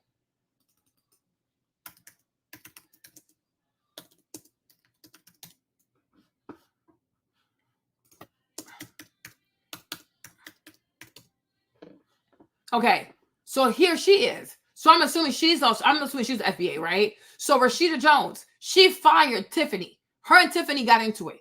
So you got two FBA women who got into it, right? So Rashida fired Tiffany, but she kept Joy, the Congolese. You see this? I mean, this is just insanity. This is crazy, right? And so she's paying Joy. She's paying Joy Reid. This one over here. Where's she at? Okay, she's paying this one $8 million, right? But then you have Tiffany Cross, right? You have Tiffany Cross, right? Who's an FBA. So this one gets fired. Hold on. Right? This one gets fired by this one, right? This one then decides to keep this one. And then she pays this one $8 million, right? And nobody says a thing. But, oh, no, she's going after Trump. She's going after Trump. Yeah, right. It's a scam. You're getting swindled. Seriously, $8 million? $8 million. And this is exactly what Ann Cutler is talking about. She's like MSNBC. They claim they're so pro-Black people. They're so like Black development, Black advancement. But honestly, all they do is promote other Black people who are not FBA. But it's okay, though, because all that is diversity. All that is Black. No, all Black is not Black. Because lineage also matters.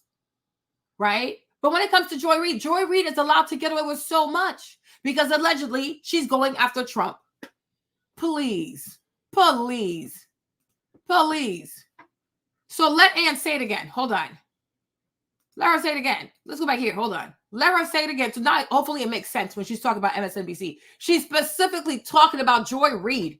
Okay. Diversity jobs are going to immigrants. There was Claudine Gay, the head of a lot of the affirmative action programs and there are like 200 affirmative action or DEI administrators. They're Indians, a lot of Indians. And I went through all of the immigrant hosts on MSNBC. And I forget, there are like 8 of them. And 3 or 4 foundational Black Americans. And I know, MSNBC, oh, they're so proud of their diversity. No, it's not about diversity.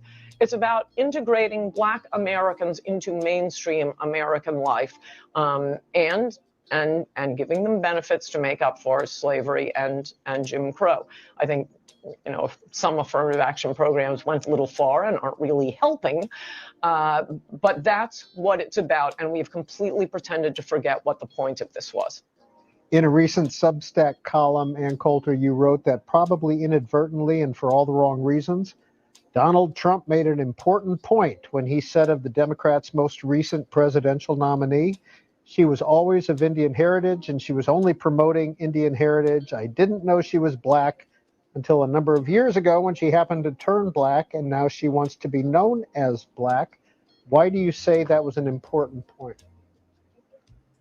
Well, I write about this a little bit in my book, Mugged, about racial demagoguery, and also in Adios America about immigration. And that is the important point he should have made is that the entire purpose of affirmative action set-asides, civil rights laws that limit constitutional rights to freedom of contract, freedom of association, all of that was to make up for the legacy of slavery and Jim Crow. So, and I'm also going to tell you guys this. Sorry, I keep interrupting this thing, but what she's saying here is really important because I don't know if you guys ever heard about Title IX. Okay, so Title IX is currently, let me show you right here, right? Title IX is currently a law that's being used to allow these white boys who are now identifying as women to be in women's sports, right? So I don't know if you guys ever heard of this person. They have a person named Leah Thomas, okay? Okay, you write it, right? So Leah Thomas is a white American man who now says he identifies as a trans woman, okay, and joined the swimming team, right? And so one of the ways that this was made feasible, right, because he's in the women's team now, okay, one of the ways that this was made feasible was through Title IX.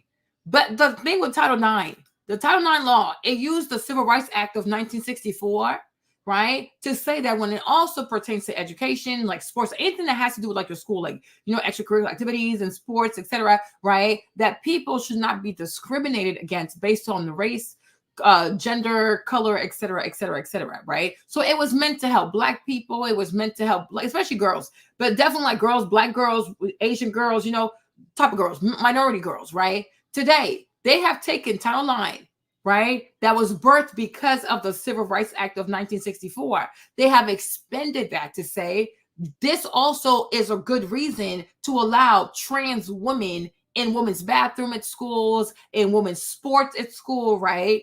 Does that make sense? So something that Black Americans fought for, died for, got lynched for, got locked up for, you know, got water hose for, had to have dogs bite them for, went to jail for, right? Civil Rights 1964. It wasn't free.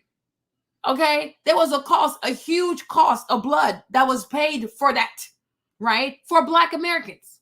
Now it turns into, okay, based off of that, let's create Title IX, right, for education to protect the educational rights, activity rights of minority children, not just Black people, but whatever. Cool. Now it's like, okay, let's take that now and also extend it to trans white people.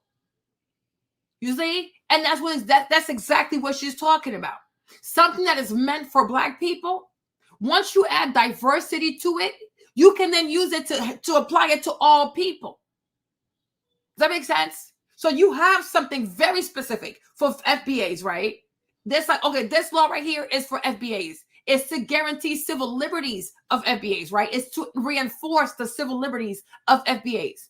Once you add diversity to it, you can then take something that was meant for the people specifically, and now it applies to all people, right? So now here we are. We've gotten to a place where we start off with civil rights, the Civil Rights Act of 1964. You expand it to create Title IX, right? Now you stretch out Title IX to cover trans women, which are mostly white people, okay? And now, once again, white people benefit from people setting themselves free from a system that white people themselves created. So when you first start, you're trying to get more rights from white people. Before you know it, it all goes back to who? It goes back to a white person. You see, and that's why I always say, when I say things like, whatever a white man give it, a white man take it, that's exactly what I mean, right? You start a fight with white people to get more rights from white people because you say, yo, you've taken advantage. You owe me something. They give it to you, right? But after a while, they keep changing definitions. They keep stretching it and stretching it and stretching it. They stretch it so much that it no longer helps you. It helps their children. It helps white people. So you start off with white people. You end up with white people. Only that this time they say, oh, it's not the same white people because this one, he's not a white man. I promise you, right? That's a trans white woman. Like what? But biologically, that's still a white man. Right? And this is what diversity does. That's why I never agreed with diversity, equity, and inclusion. I'm like, I already know. I can already tell how this movie is going to play out. Right? It's going to start off with, oh, we're trying to help Black people. Right? And then when you're Black American, oh, they're trying to help us. No, they said Black people. When you hear Black people does not mean lineage. It just means Black. Complexion is Black. I am Black. You are Black. Our complexions are Black. Our lineage is different. Our ethnicities are different. Our cultures are different. But they're never specific when they say Black. There's a lot of Black people. Not everybody's FBA.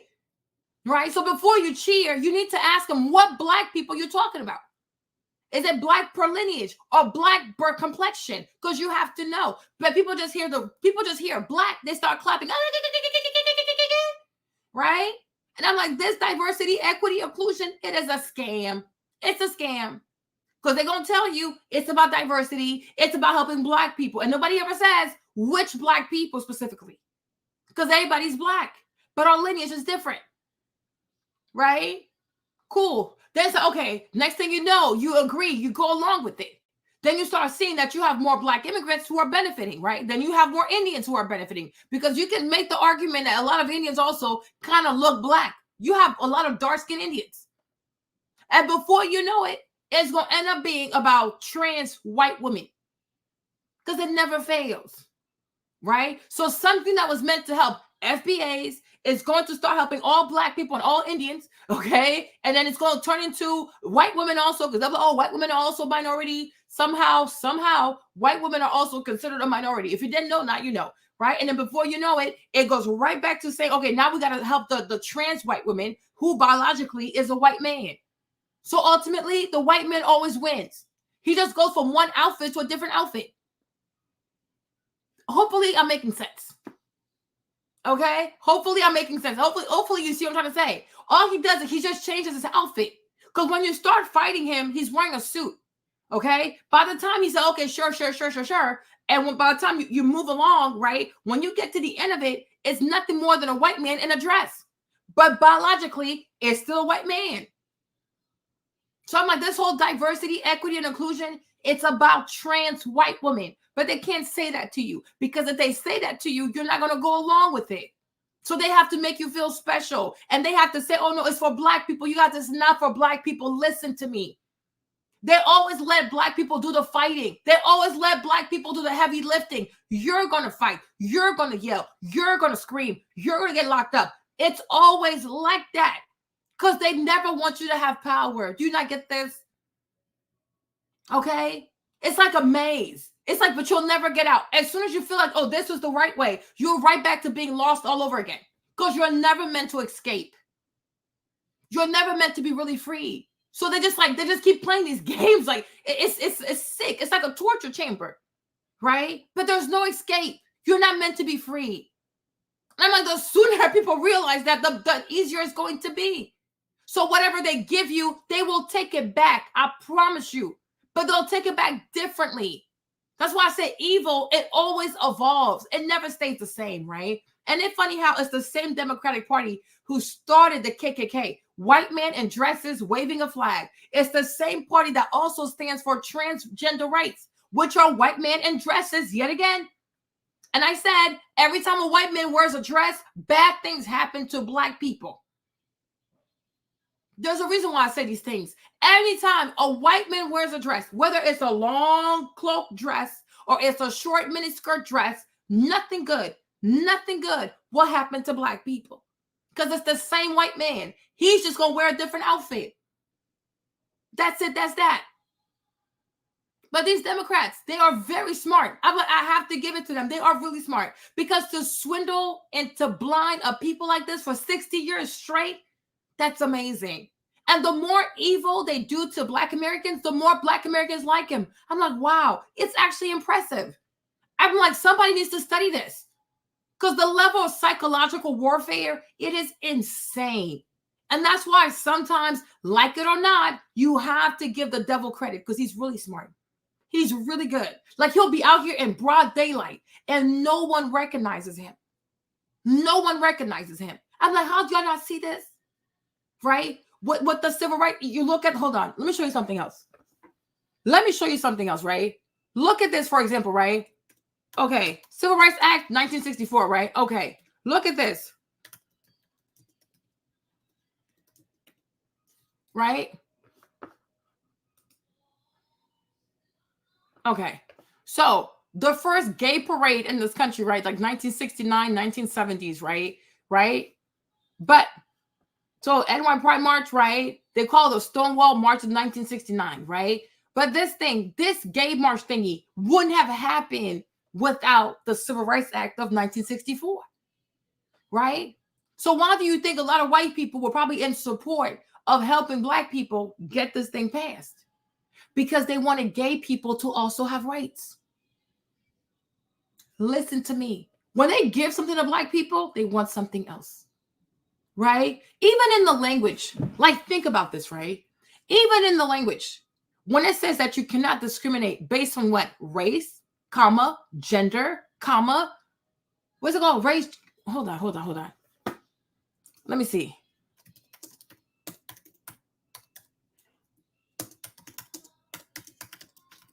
What is it? Okay, let me see. Okay. Look at the wording, right? Look at the wording of the 1964 Civil Rights Act, right? The fact that you say race, you can do race, comma, color, comma, religion, comma, sex, comma, national origin, right? The commas, What they're actually doing is like you make everything equivalent. So I'm like, I guess because I was really confused. I was really, really confused because I was like, I don't understand why so many gay people, especially white gays, the white homosexuals, think that being homosexual is equivalent to being black. Because for many of them, they really think we're fighting the same fight. They think, oh, because I'm gay, because I'm homosexual, because I'm a lesbian, because I'm LGBTQ, they truly think that they are systemically oppressed. I'm like, no, you're not systemically oppressed, right? There's a distinction, right? You are not like, for example, you were not allowed to marry same-sex people, but you're still a white person, right? You could do everything a white person could do. White black people, their very existence was against the law. Your sexual orientation is against the law, right? But your sexual orientation is not all of you, right? You might not be able to get married to a man, but you can still go to school as a white man. You can still buy property as a white man. You can become president as a white man, because honestly, what happens in your bedroom is nobody's business, right? But when you're black, how can you hide it? How do you hide your hair texture? How do you hide your nose? How do you hide your hands? How do you hide your big lips? How do you hide your hair texture? Everything about you screams, I'm black, right? You don't have history books. You don't have boats of people being kidnapped out of Europe just for being homosexuals and being thrown into slavery for being homosexuals. You don't have that. They don't have that history, right? A lot of plantation owners were homosexual white men, right? A lot of slave traders were homosexuals. I'm sure even the KKK, you had a lot of white homosexuals, right? But because you do all these commas, race, comma, gender, comma, sexual orientation, comma, right? So in a lot of people's head, it's like, oh, well, we're fighting the same fight. So someone's race, someone's skin color, your whole being, right? It's comparable to somebody's sexual orientation because of the way of the wording. The way they worded it, I can see how you could get that. But honestly, your fight as a homosexual, as a white homosexual, is not the same fight as a black person. Because if you're a white American, you've always had citizenship, gay or not, because that's a personal thing. But you're not systemically oppressed because you're gay. You're simply told you can't marry, but you can do everything else. White people, black people couldn't do nothing. Keep it back. You can't buy a house. You can't go to school. You can't read a book. You can't marry. You can't. Your entire existence on this land, right? You can't do anything. But to a lot of these white boys who are gay or these white LGBTQ people, in their heads, black people and them are fighting the same fight. And I'm like, no, we're not. No, we're not. Because you can never compare who I am as a black person to your same-sex attraction to a man. You are attracted to a man. I am not. I mean, I'm not to be offensive, right? That's your beef. That's your issue, right? You are attracted to a man. You are a man and you are attracted to a man. And you want to be able to not be shamed and to marry. That's your concern, right? You see, like, it's so narrow, right? It's very narrow. Black people, black Americans, their concern is, I want to even be a human being. And I always say this, before we can even talk about sexuality or sexual orientation, we first have to ascertain our humanity. When it comes to black Americans, their humanity was even a matter of legal discussion, because you have Dred Scott. Dred Scott went before the Supreme Court to establish even if he was a U.S. citizen, if he was a human being. They're like, no, he is 3/5 of a person. So I said, okay, if he's 3/5 of a person, then the 2/5 is what? Animal? Right? When has there ever been any landmark case in this world, in America, where white homosexuals had to even fight to first define their humanity? Right? You're not just a human being, you are a U.S. citizen. So what you're fighting for is for the right to legally marry a man. But you already assumed to be a human being. You are already presumed to be a U.S. citizen, right? To pretty much have all the freedoms, liberties guaranteed by the U.S. Constitution, right? You just want to marry a man. It's a matter of taste, right? But there's no landmark case that says that a white homosexual is 3/5 of a human being. You don't have that history. So we're not fighting the same fight. Like we gotta be serious. because that irks me, okay? Because your attraction to men is not the same fight as my fight. I'm a human being. Like, I'm trying to be a person. You want the right to be able to love a man legally under the law, but you can love him in private.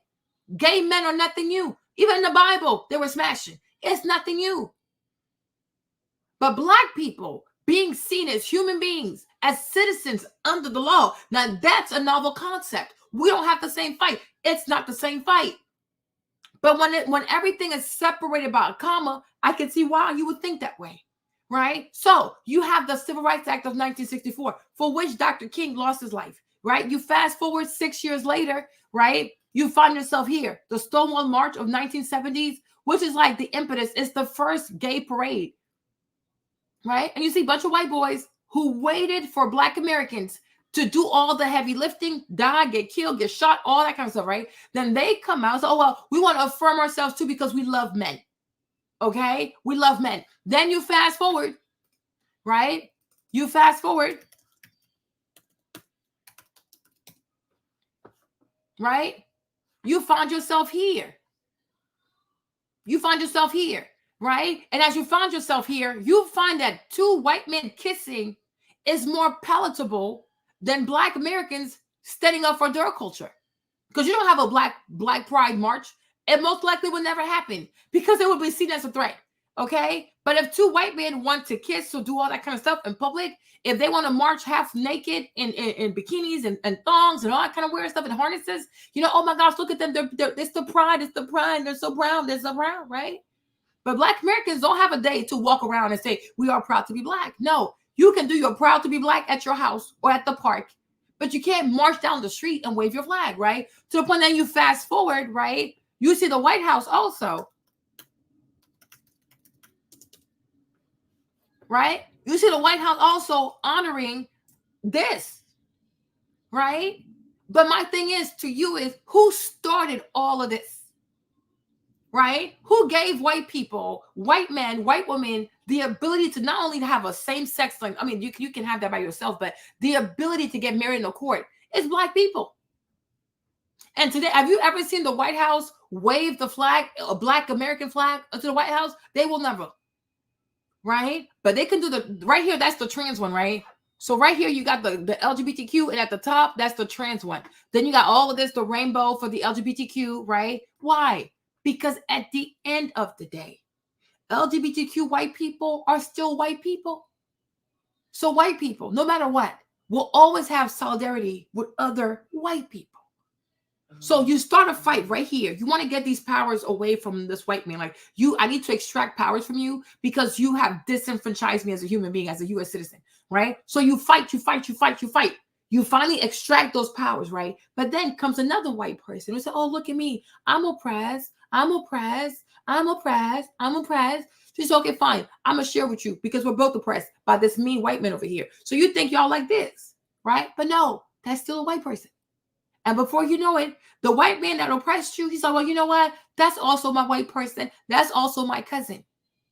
So ultimately, they're like, fine, I'll support you. I'll support you even harder because now that I know that you're part of this movement, I feel more comfortable.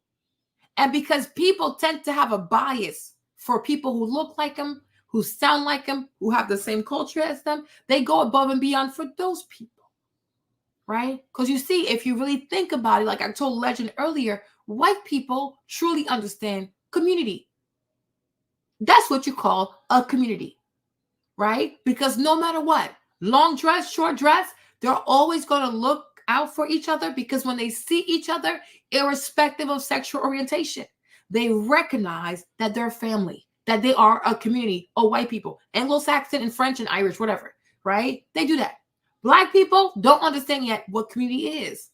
But this right here is community. So at the end of the day, the powers that you extracted from this strict white person will be taken away from you by the other more friendly white person. So ultimately, they get it back. Because today, if you care to be honest, right, the new civil rights movement of today is the LGBTQ movement. You can lose your job behind it. Okay, you can get arrested behind it. If you don't use the right pronouns, it could be a hate speech, right? If you don't say yes when they propose you sexually, it's considered a hateful act, whatever, right? But you see, whatever the white men give, the white men take it. Now, the whole point is, after a while, you guys start getting smarter. I would assume that I've gotten smarter. And that's why when it comes to DEI, for example, me, I never supported DEI. Never. Because I know what it's about. First, it starts with Black people. And before you know it, it ends up in the hands of white people who wear dresses. I said, no, thank you. You're not going to use me for that. If you want to have something so that trans white women can have all this power, you need to come out and say it. Okay? You need to say that you want trans white women to be CEOs, to be managers, etc., etc. Just be bold and just say it, right? But don't use the struggle, don't use the pain, don't use the contentious relationship between white people and traditional white Americans, right, to make it seem like you're doing something for Black people. No, you're not. You're using Black people yet again as a Trojan horse.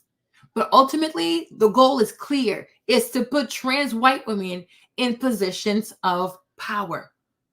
And they'll do so by using the term diversity. Because diversity involves anybody who has a grievance against traditional white Americans. No, thank you. I'm not doing that with you. I am not. So hopefully I make sense, right?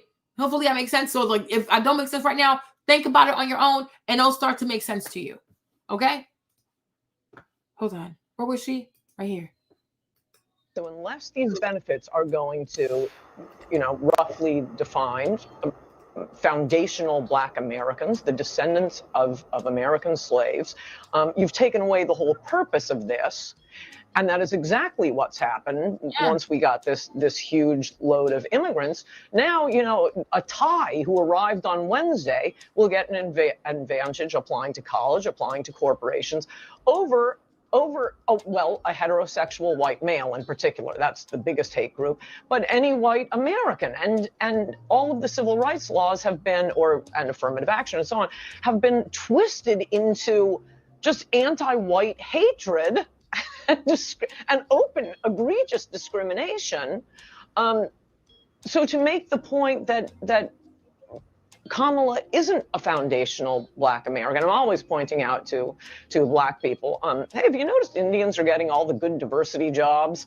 What did we do to Indians? We didn't enslave them. I mean, most of these immigrants coming in, 90% of legal immigrants are from the third world.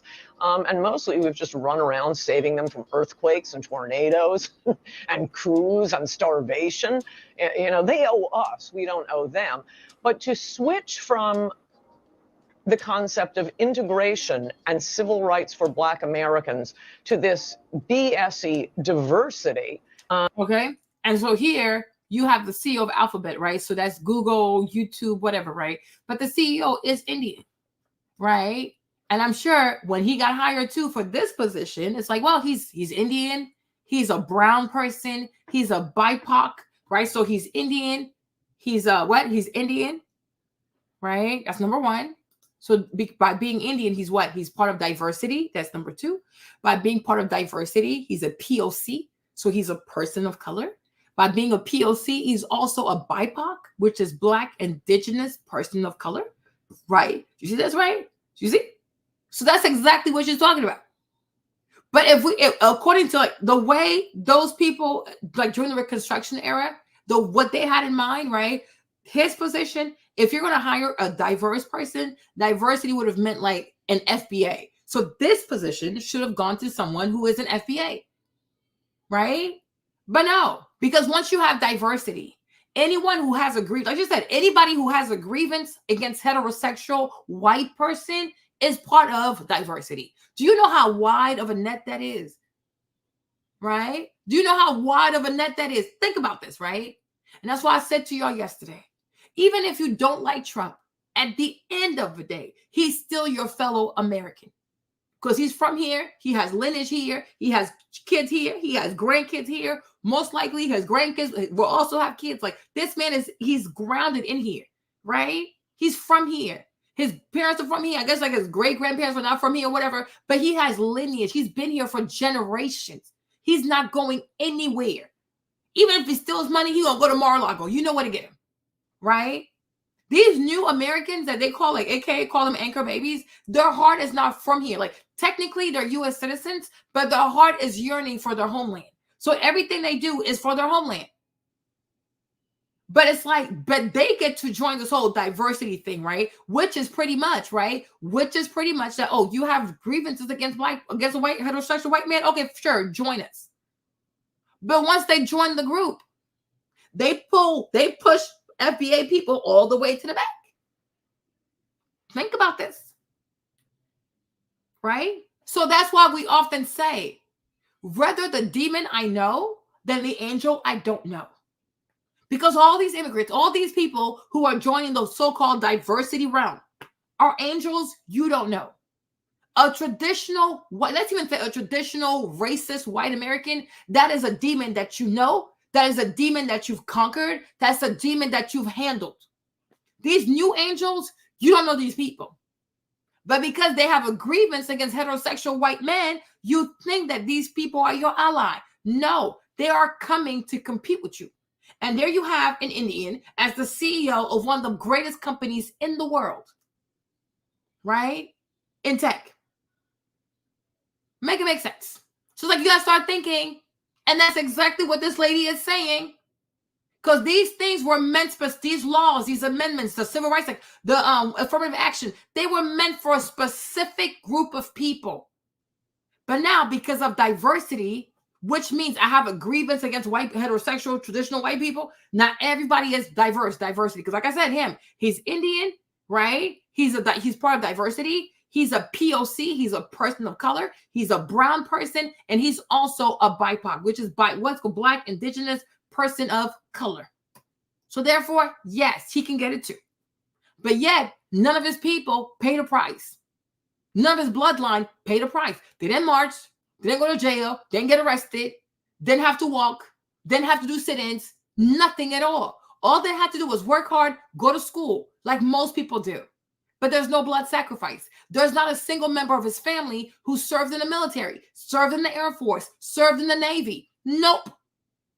No sacrifice. No type of service, nothing. You're just born here. You're a citizen, right? And because of that, you join diversity, and then you get to just walk all over people who not only have lineage here, but who have family members who have served in the armed forces, who have died going to war behind this nation. How is that fair? It's not fair. But when people don't want to listen, what can you say? I'm like, a lot of people need to start thinking critically because you're getting played. You're getting played. And that's why when we looked at, what's it called? What's my little graph? Right? Hold on. Let me see this. No.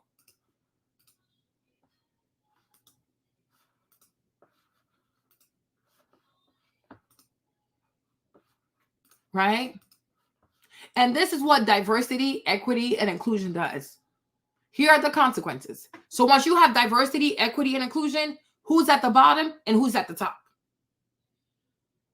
And that's exactly what she said. Have you not noticed that the majority of the good jobs are going to Indian people, including the White House? Right? Including the White House. Even the office of president is about to go to an Indian. And you have, once again, a bunch of Black Americans who are clapping for that because it's all about diversity. Really, though? When does it become about lineage? Right? Ask me a question. Exactly. That's exactly under diversity, right? They don't do anything. They don't serve. They don't go to prison. They don't work. Have you ever seen Indian people, even during the Black Lives Matter stuff? Did you see Indian people come outside? Have you ever seen Indian people protest anything, march and anything? No, they're always in the house studying. They stay out of it. So that way, they're not stigmatized as being problematic people, as being problematic brown people. They never go outside. Do you ever see Indians in marches? Do you ever see Indians do sit-ins? Even this whole Palestine stuff, right? All these kids who are protesting for Gaza. Do you see Indian kids involved? No, because they always look out for themselves, because they never want white people to see them as people of conflict, as people of confrontation. They always stay out of problems. And then when it's time for white people to choose a good colored person, they're chosen because they're seen as not being problematic. Black people are always marching. So you already stigmatized. Like, child, you're done. Okay? You're already stigmatized. Right? But here are the consequences of diversity. Here are the consequences. And they want you to be, oh no, it's not a good thing. Go sit down somewhere. Right? You see, and this is what happens when you're too generous, you're too kind. Oh, it's okay. Oh, it's okay. Oh, it's okay. No problem. But you see, even the white American who is still called the racist, he managed to still be in the middle because he's like, no. Okay? They're like, no. But black people, oh, it's still open. There you go. 35,000.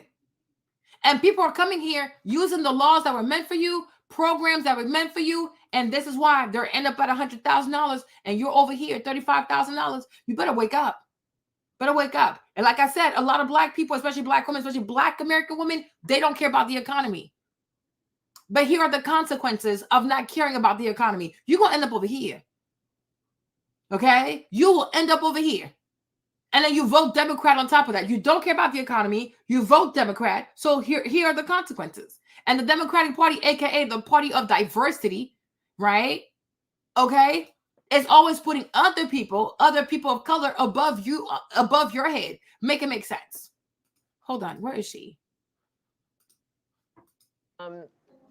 Not only to point out to Black Americans that their history is being stolen by immigrants, but to remind white Americans that this whole diversity thing is just discrimination against them. The amount of money being sucked out of the federal government by immigrants is astronomical. They always fiddle with the numbers to hide it. But I mean, just the translators, the massive amount of crime being committed by immigrants, which is also lied about, covered in Adios America. The judges, the public defenders, the jail cells, the English as a second language classes. And this is to say nothing of, I mean, New Yorkers are getting a taste of it now. It used to just be the border states and places like California, the enormous, giant, heaping amount of welfare being given to immigrants, legal and illegal, compared to native-born Americans and or American-headed households. And by now, since Reagan's amnesty, that includes a lot of very recent immigrants. Illegal immigrants collect the most in illegal immigrant-headed households. I'll tell you why I say that in a second. Collect vastly the most amount of welfare, followed by legal immigrants, followed by American-headed families. And the reason I say American-headed or illegal-headed is one of the ways they lie about this is by counting illegal aliens who drop an anchor baby as American. That's an American. And, you know, what does most welfare go for? It goes for the kids. It's the illegal alien anchor baby who's sucking in all the welfare to support his entire family. And no court and no Congress has ever said, officially ruled that the child of illegal immigrants is an American citizen. That was a footnote in a Justice Brennan opinion. It was dicta. It was not part of the ruling. And now everybody just acts like it's true. That is something that Trump absolutely could have changed with an executive order. The great federal judge, and boy, he's not a conservative, Richard Posner, he was for a while the most, I think he's retired now, but the most cited federal judge, absolutely brilliant man. And again, whoa, not a conservative. He used a concurrence in one of his opinions years ago to beg Congress to deal with this custom, this treatment of anchor babies, acting like the children of illegal aliens are American citizens. No, the 14th Amendment was written specifically about former slaves. That's what it was about. Even the former Klanner on the Supreme Court said, this is about freemen. This is about former slaves. They are citizens. They were born, they are citizens of the jurisdiction in which they live. It is not about an 8-month pregnant Mexican running across the border and dropping a baby. You really think that's what the country was thinking about immediately after the Civil War? It is exclusively about black people. Congress should pass a law. Oh, Harry Reid, former Democratic leader of the Senate. He used to give speeches on this on the Senate floor, how insane the treatment of this creation of anchor babies is. Really ferocious speeches. But then I guess Democrats realized, hey, the immigrants are voting for us. Let's keep the gravy train going. The takeaway for Black Americans is that all these other groups, they've hijacked all the laws made specifically for us, and those same laws, they've been twisted to only benefit them, basically everybody except for us. Look around in New York or Chicago.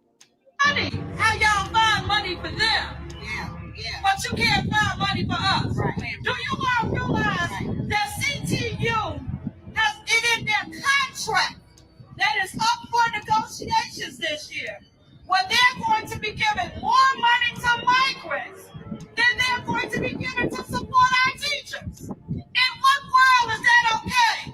You're going to give migrant kids $2,000 a month for a stipend in your contract? What about the rest of the kids who are hungry and suffering here in Chicago?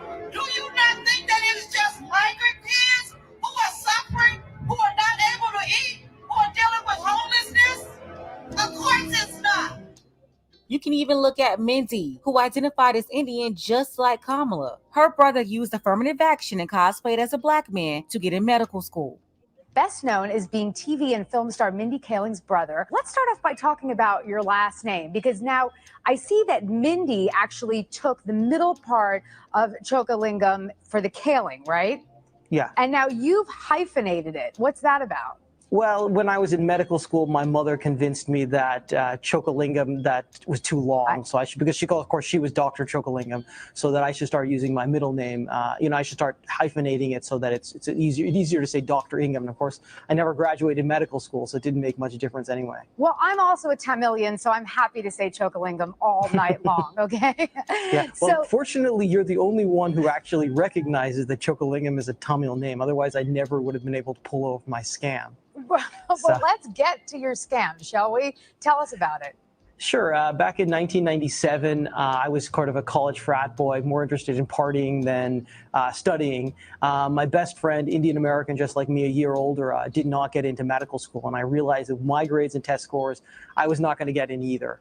So what I did was I read a lot of statistics that the medical schools were discriminating against their Asian American and white applicants and in favor of their Hispanic and African American applicants as part of a program that they called 3,000 by 2,000, essentially a racial quota scheme. I realized that I would dramatically improve my chance of admission by posing as an African American. Anyway, I shaved my head, trimmed my long Indian eyelashes, and applied to medical school as an African American. I interviewed at 11 medical schools across America in 9 different cities while posing as black.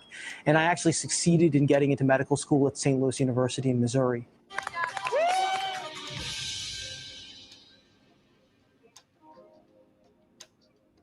Wait a damn minute. Wait a damn. It was a whole con job. And look at what Kamala did. She used it to get picked as VP of the United States of America. Remember in 2020, they put the pressure on Joe Biden to choose a black woman. Most African Americans that I see, once again, Joy Reid. You see this? And she gonna say black. I'm like, but what is black? Who is black? What about lineage? Once again, Joy Reid. Oh, I can't stand this lady. Oh my God. talk to on a daily basis are very concerned that, black women in particular have been the heartbeat of the Democratic Party for a long time, really shored you up in places like South Carolina. Are you committed to naming a black woman as your vice presidential running mate? Black women forced him to choose a black woman as his running mate. And then he picked an Indian woman raised partially in Canada with no roots to black America as his running mate, cosplaying as a black woman. So there it is. Now that you see what she was talking about, I'll ask again, was Ann Coulter right about these laws being hijacked? Okay. Now let's move over here. So it just came out recently that California is considering, this is just overwhelming. It is truly overwhelming. I feel like I'm in a torture chamber. Okay. So it just came out, I guess like 2 days ago or so. I saw it yesterday, really, that California is considering giving $150,000 in loans for migrants, illegal immigrants, to to purchase homes in California, on top of that $25,000 credit that Kamala was talking about. So let's see this. It's a lot, you guys. It's overwhelming. It really is overwhelming. Hold on. Close to approving $150,000 loans for illegal immigrants to help purchase homes. Who'd have seen this one coming? Wow, I suppose. If you've been really paying attention to what's going on in this country, you would have recognized that they were going to sell out your nation like that. Mm-hmm. How do you give property in the United States to non-citizens here illegally? Honest question. I got to be honest. This is insane. They're not just selling your country away. This is madness. They're giving your country away. They are stealing your money. They are then giving the stolen money and property to people who came here illegally. So they're going to either, so it's like, and you see, they have many ways to get property, right? You can squat into the house of an American, right? If you squat there for more than 30 days, you gain access. You are not considered a tenant. If you make any changes while you're in there, it kind of constitutes a lease agreement, right? Or they have the, they're going to have the option of also getting these loans, right? But I'm like, this is absolute madness. This is madness. I'm like, do you know how long? I mean, I don't know. I always say these things like, do you know how long it took for Black Americans like FBAs to be able to buy property? But you come in 20 days. Oh, you just got here yesterday. Oh, here you go. Go squat in there. That's a house. Go. Oh, you want a loan? There you go. Right? Even in California, even in New York, they were trying to get like 800,000 illegal migrants to vote. I said, to do what? Some people had to fight in the Civil War to get the right to vote. You got here 30 days ago. They want you to vote. Hold on, because I got to show y'all so that you know. Not misleading you, right? Hold on. Let me show you real quick, right? All right. So New York Times. Okay. New York was making a move to allow 800,000 non-citizens to vote. I'm like, this is insanity. Okay. And thank God it was blocked. But I'm like, what are you doing? What are they doing? So people can get here. As soon as you put down your suitcase or whatever you brought over here, right? They give you the right to vote. They want you to vote. And once again, it's like it's diluting the Black stock. I'm like, it's diluting the Black voice. And you are diluting the stock over here. Because America is a corporation, okay? America is a corporation. That's why you have the articles of independence. Like when you have a business, an S Corp, a C Corp, you have articles of incorporation, right? That's how you become an Inc. America is an Inc., okay? So the more people who can come here just randomly and are given the rights to vote overnight, what are you doing? You are diluting the stock. Okay, just like any corporation, right? If you have stocks and they release more stocks, the current stocks that you have, they become less and less valuable, right? But I'm like, do you know how long it took?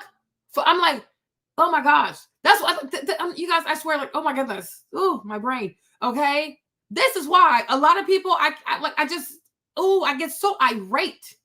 Because you would think I was the FBA and they were the Black immigrant. I'm like, do you not understand this? Oh, but Trump is a racist. Oh, shut up. Shut the hell up. What's more racist than this?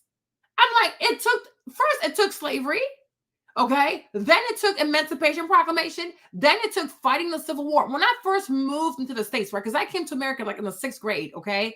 And my schools, I'm from VA. Okay. All right. The good old boy. Like, I'm from VA. And so one of my first trip with my school, when I was in the 6th grade, we went to Gettysburg. Okay. We were there for a whole day. And so part of like when you do a whole like Gettysburg tour, you know, you get to go out there and you stand on the field where Abraham Lincoln gave his whole speech, right? Like 7 years ago, that thing. Okay. And they're like, yeah, 3,000 people died here. I said, oh, Lord Jesus. Okay. It's a mass grave site. All right. You guys, that was my first trip in the U.S. Like it was my first school trip in the U.S. I barely spoke any English, but I'm like, I understood the magnitude of these people who had died. I said, oh my gosh, 3,000 people. I was like 10 years old. And not even me, it registered in my head that something really, really bad happened over here. Do you know what I'm saying? And I'm like, that's how Abraham Lincoln, he stood over these bodies, white people, Black people. Make it make sense, right? 7 years ago, whatever he said. Look up. Then you got the whole, then you have the 13th Amendment, the 14th, the 15th. between the 14th Amendment and the Civil Rights Act of 1964, right? It's 90 years. 90 years for Black Americans to actually be able to vote without having to worry about, oh, if I go vote, is the KKK gonna pick me up and boop, put me up there somewhere, right? Like part of when we studied the Jim Crow, when we studied the Reconstruction era, right? With Jim Crow, when Black Americans wanted to go vote, sometimes they have to walk and walk and walk and walk. Like you have to walk 10 miles because you go to this voting station, they say no because you're Black. You gotta go walk all the way over there. They said no because you're Black. I said, oh my gosh, this is crazy. You have to walk and walk and walk and walk. When you finally got there, many Black Americans, you have to count how many red beads are in the jar. How many yellow beads are in the jar? I'm like, how can, what is this? Okay. Or you had to read. They had like little pieces of text that you had to read, right? It was something on top of something on top of something to make sure that you can cast the vote. Right? And so when you think about this, that today an immigrant can come here, barely speak English. I mean, as soon as you drop your suitcase or your little duffel bag, okay, oh, you want to vote? Hey, do you want to vote? I'm like, is this a freaking joke? Right? Even me, I'm like, how long? How long? You keep writing that, Psyche. I'm gonna give you one warning, right? I don't have time for this. I know like a lot of YouTube lives. Some people are allowed to go in there and act a fool. Okay, you will respect my page. So if you want to do this, I will block you from my channel because I don't do chaos. Right? So it's the internet, but it's still somebody else's channel. So you decide. You can stay here. Okay, tell me what you want to do because I respect it. I honor people's choices. I promise you, right? Tell me what you want. You can either be civil. If you disagree, write your comment, but write in a polite way, and you can stay here. This trolling stuff, I don't have time for this. I promise you. I will block you. Okay? Because you can go anywhere else. Don't do this. Okay? I don't do chaos. So when you come into somebody's life, you either respect the space or you can go, my beloved. Like, just go. All right? Thank you. Thanks. So I resume. So some people, you can just come in here. Exactly. Like, don't do this. Everybody here is very respectful. We're adults. You have something to say, you say it. But people can come here in less than 2 days, 3 days. You drop your suitcase, right? You drop your suitcase, and then boom, you're given the right to vote. I'm like, how is that fair? Even people like me, I had to wait till like you have to stay here for a while. Then you got to get the green card. Then after you get the green card, then you apply for citizenship. Then you got to take a test, right? You meet with an immigration officer. Like I had to meet with an immigration officer. Then you take the test, right? And after you take the test, while you take the test, she'll tell you if she approves you or not, right? You understand? And if you pass the test and the immigration officer approves you, your whole thing is clean. Then they'll tell you, okay, on this day, you'll come and you'll swear, right? So me, I'm a naturalized U.S. citizen. You understand, right? But I'm like, even me, I had to go through a process. And we had to pay money. My parents had to pay money. I can just wake up and start voting. So people who are born here, who have ancestry, who have lineage, it's not fair. It's not fair to them, and it's not fair to their ancestors. Right? For those of us who came here legally, who paid our fees, obeyed the laws, and we went through the immigration officer, we paid for lawyers, we paid all these INS fees, whatever. That's also not fair to us. Hold on, wait a minute. Okay? It is not fair. And today, in most democratic run cities, as soon as you drop your suitcase, you have the right to vote. You have the right to a loan. You have the right to money, to welfare cards, to credit cards, to this, to food stamps. Hold up, wait a minute. Wait a minute. It is not fair. I'm like, me, I'm upset. I'm like, no, it's not fair. Because my parents did things the right way. We came here legally. My dad never took welfare. He worked. And then when we waited all the times you have to wait, like you have to be here for 5 years, whatever, something crazy, right? We followed all the rules to apply to have citizenship, right? And then we got our citizenship by following the rules and paying the INS fees. So I'm like, even to me also, it's not fair. Like me also, I'm mad because my dad could have saved his money. Okay, it's a lot of money. But today it's like you come to America, you come here legally, you break the law to get in here. You are rewarded for breaking the laws to get in here. And on top of that, they want to give you the highest, like, because part of being a citizen, what makes citizenship so like attractive also is not just the U.S. passport, but it's the right to vote, right? Like the highest gift that comes with citizenship. You want to just give it away to people who got here like 2 days ago? I'm like, how is that fair? 800,000 people. And then let me also show you this, right? Because we have time. We got time today. Let me also show you this. Hold on. I never know how to look for this thing, but hopefully it shows up.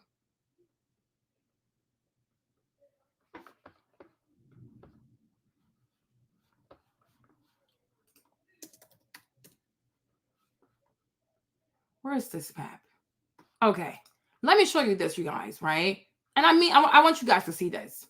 Because when you watch the news, right, many times they'll tell you, oh, Trump tried to overthrow the election. You've heard that. Oh, Trump was leading an insurrection, right? Trump was trying to disenfranchise people and, you know, all kinds of foolishness. Even me, I didn't know. Because I was like, because honestly, even me, when it came to January 6th, I was like, okay, that's a little too much. But then I was like, because he kept being so insistent. I was like, okay, maybe there's something. Why does this man keep saying he feels as though them people cheated? Child. So one day I'm watching Patrick Bet-David, right? And he talks about voting across the US. Because for me, I thought if when you go to vote in a federal election, you have to bring your passport. Like either your passport or you bring a state ID and your birth certificate. Because otherwise, how do you know if someone is a US citizen? Because if you have a passport, you can only have a US passport if you are a US citizen, right? Now, when it comes to ID, like a driver's license, if you're legal, it's sometimes also illegal, but most of the time, any legal resident or U.S. citizen can have an ID. But having a state issued driver license is not proof of citizenship, right? So you would have to bring your birth certificate, right? So I thought across all 50 states, that was the rule. You either come with your passport or you bring a state issue ID with a picture, okay, and your birth certificate. Lo and behold, it is not the rule across all the states. I said, what you mean? Come to find out, okay? So look at places like California, for example, right? Okay? So in California, look, you don't have to bring ID. You can go vote for a president in California without having, so all the gray states are the states that don't require ID, right? Now, these yellow states, you don't have to bring ID, but you can bring like a power bill, a water bill, you know, like you can bring any utility bill. And I guess like that's proof of citizenship. I'm like, this is pure madness. Then in the blue states over here, you do have to bring photo ID. But even that, I'm like, they have to bring the birth certificate. This is not fair, right? So California, you don't have to bring an ID. Okay, Oregon, you don't have to bring an ID. Washington State, you don't have to bring an ID. Nevada, no ID. New Mexico, Minnesota, where Tim Walz is from, right? Illinois, West Virginia, or Maryland, Pennsylvania, New York, Vermont, Massachusetts, Maine, New Jersey. And mind you, California has 55 electoral college votes, right? To win the presidency, you need 270 electoral college votes. So a state like California that has so many electoral college votes to win, when you realize that in that state, anybody pretty much can vote. Like, do you see? I'm telling you, they will have you thinking that Trump is crazy. He's not all the way crazy. Because I'm like, if you can just go with no ID, how do they know who's who? And on top of that, how do you know that someone is a U.S. citizen? I'm like, and the mere fact that that's not even like a national conversation, like it's not even a national topic right now, that we need to guarantee, we need to secure our federal election. What you can't come and vote if you don't bring your passport, or you have to bring a birth certificate and a state issue ID. You have to prove that you're a U.S. citizen. Otherwise, you don't even have access to the facility. But right now in California, go in there and vote if you want to. And then you have the mail-in ballot also. The mail-in ballot also is very questionable. It is seriously questionable because who's mailing in these ballots? We have no idea. And they want you to think that, oh, it's only in other countries, like, oh, it's in foreign nations, especially Africa, that you have to worry about elections being rigged. No, the elections can be stolen right here in the U.S., right? I'm going to put the link to this website so you guys can look at, you can look at it later, okay? But you see it for yourself. I'm like, this is pure madness. Right? So see, in most cases, look right here. Make it bigger. Hopefully you can see it. Right? You see this right here? You see this? Hold on. What did it say? In most cases, a California voter is not required to show identification. How is this okay? How is this okay? And I'm like, how are we supposed to trust election results? Because honestly, I was really under the impression that the only way you could vote in the federal election was by going there with your passport or a state issue ID with picture and your birth certificate. No. And in some states, all you have to do is bring your power bill, your water bill, and then they'll let you vote. Oh my gosh. Oh my goodness. This is what, hold on. Where is here? This is pure madness. Hold on. So let me play this one. Oregon wants to do it too. Take a look at this. After backlash, Oregon nonprofit says state-funded homebuyer assistance doesn't exclude U.S. citizens. The big story was that in Oregon, they're going to give $30,000, I believe it was $30K, to illegal immigrants to buy homes. And people were like, what, Americans can't get that? And they said, okay, fine, everyone can get it. But you know what they're going to do? They're going to give it to illegal immigrants. Take a look at this story from Fox News. Lawmakers in California could soon make the Golden States the first in the country to make undocumented. What are you doing, Fox? Undocumented immigrants eligible for up to $150,000 in state-supported home loans. The Democratic supermajority in California state legislature is likely to pass a measure this week that would make undocumented immigrants eligible for the California Dream for All loan program, a state-funded program that provides 20% in down payment assistance up to $150,000, according to a report from Politico. Participants in the program must be first-time home buyers, and at least one must be a first-generation home buyer, while income levels must be below a certain limits depending on the county where the recipient lives. The measure comes amid the backdrop of a national election in which immigration has taken center stage, the report notes, with the Trump campaign attempting to tie Vice President Kamala Harris to Biden administration border policies that have proven unpopular with voters. I'm so bored with this. Kamala was the border czar. Okay, it's a figure of speech. It's not an official position. It's what they dubbed her. It was her job to deal with border issues. She even went down to Central America and said, "Do not come, do not come." Okay, so yes, it's her fault. Fox.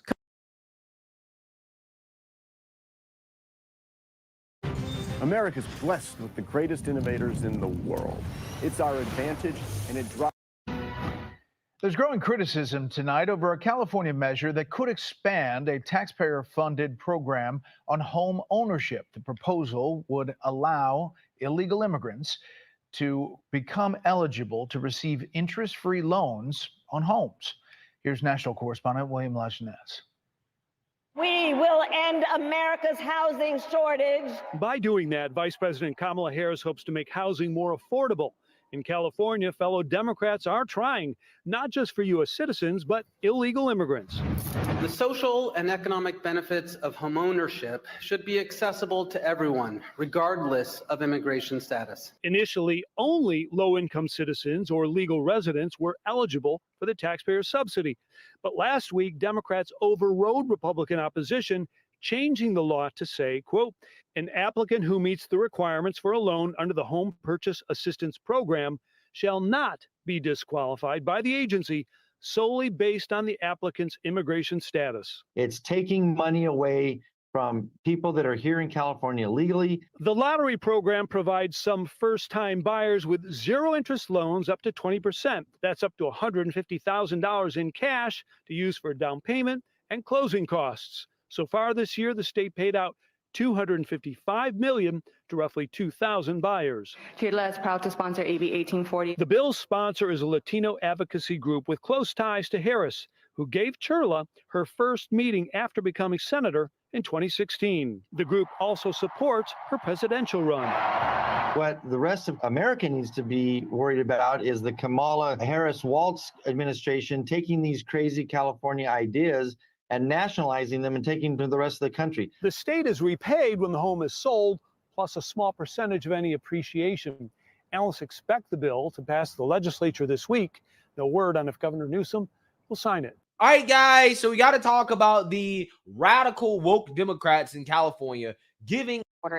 It is illegal, and you would decriminalize it. I would not make it a crime punishable by jail. My name is Sally Hartman. I'm a volunteer with the Center for Worker Justice. Okay. I believe if someone crosses over the border, it is illegal, and you would decriminalize it. I would not make it a crime punishable by jail. My name is Sally Hartman. I'm a volunteer with the Center for Worker Justice. Okay. I want to know, when you become president, would you be committing to close the immigration detention centers?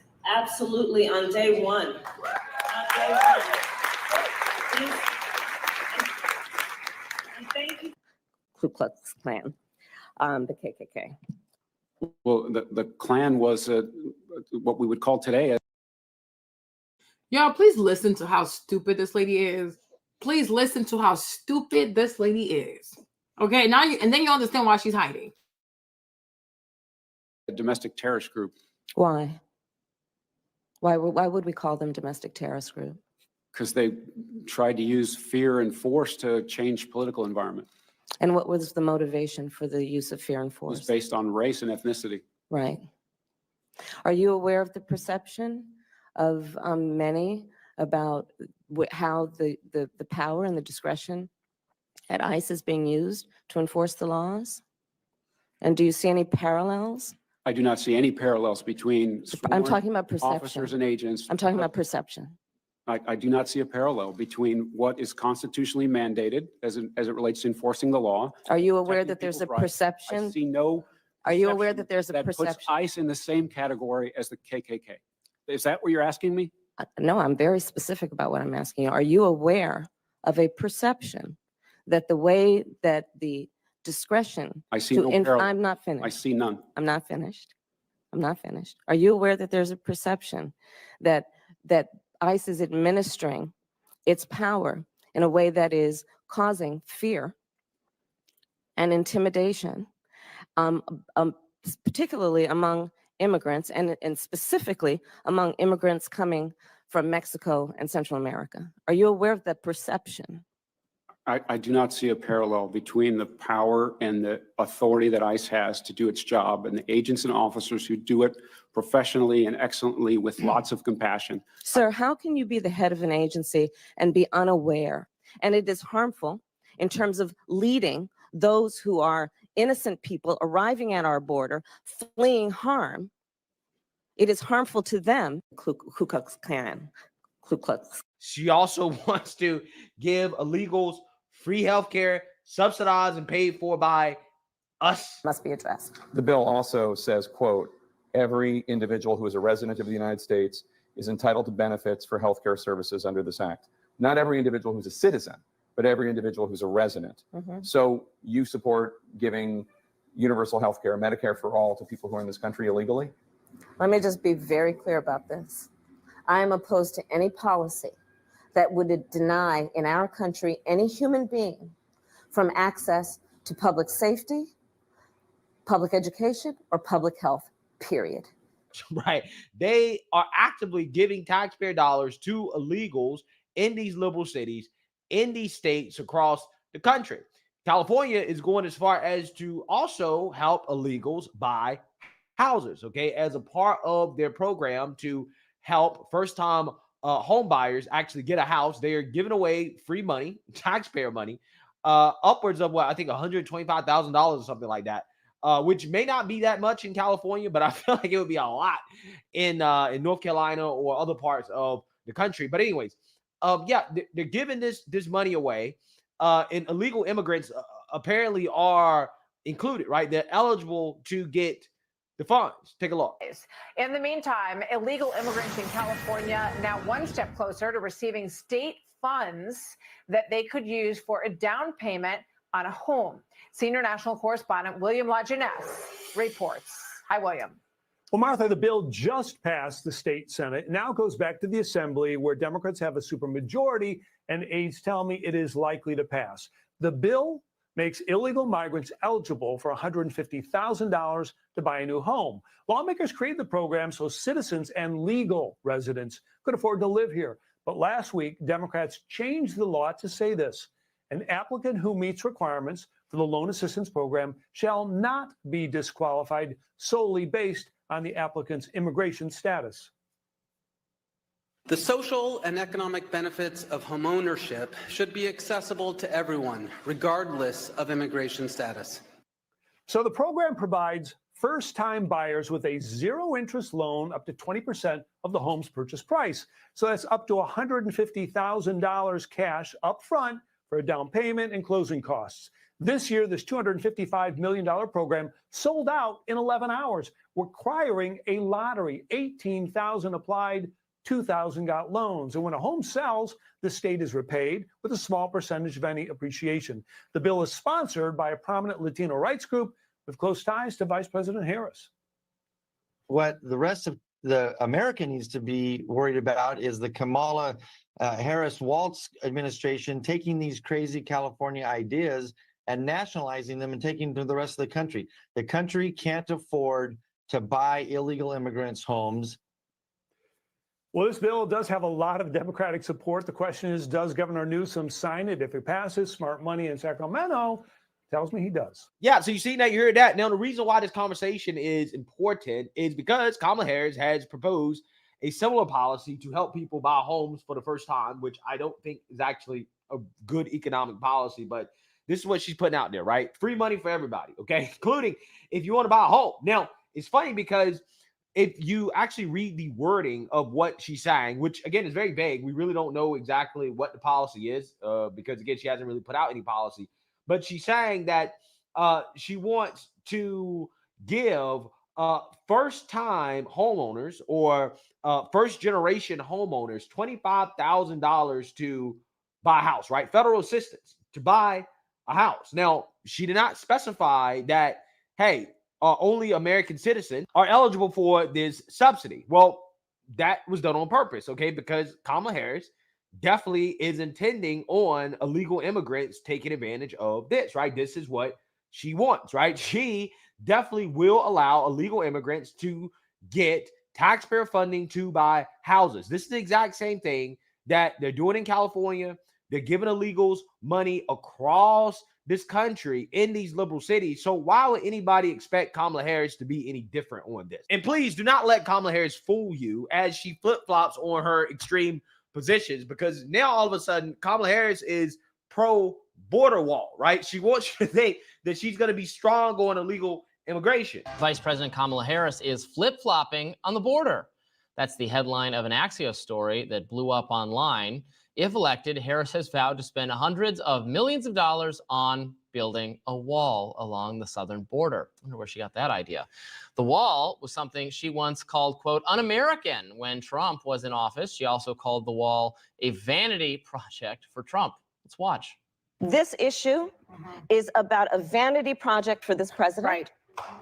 And it is a problem of his own making. Right. And listen, when I travel this country, folks have plenty enough problems that they need their president to focus on, You know what? instead of a wall that, by the way, because I was a prosecutor for many years, including the Attorney General of California, I specialize on transnational criminal organizations. Yeah. That wall ain't gonna stop them. No.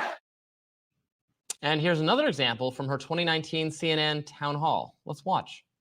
This administration has decided to vilify them and to trade on them for the sake of this president's medieval vanity project called a wall. Let me be very clear. I'm not going to vote for a wall under any circumstances, and I do support border security. And if we want to talk about that, let's do that.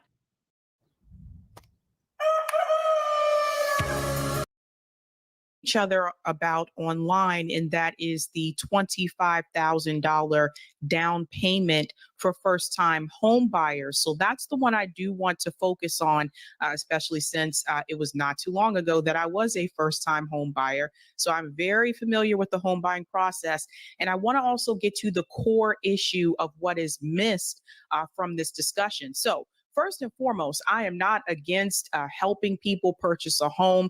I think the home prices are ridiculously expensive. I purchased my home, I think it was 2020. It was still kind of during the height of the pandemic, and the interest rates were incredibly low. I can tell you from personal experience, and I've been watching the home prices in my area. If I would have waited even the next year, I don't believe I would have been able to purchase a home because the prices started to increase dramatically. I can tell you today, I would not be able to purchase a home in this area, in the Boston area. There's no way I would be able to do it today. That's how expensive homes are now compared to 2020. So let's go ahead and get started with this announcement about that $25K down payment for home ownership. We're going to bring in this clip here. Our work includes, for example, like let's have metrics. Let's say, for example, we know the history of Black home ownership. We know the history of bias and laws that prevented equal access to that opportunity. We have now proposed that if you are the child of parents who, or you were raised in a family where the folks who raised you were not homeowners, when you want to go buy a home, you will be entitled to a $25,000 grant toward down payment for a home.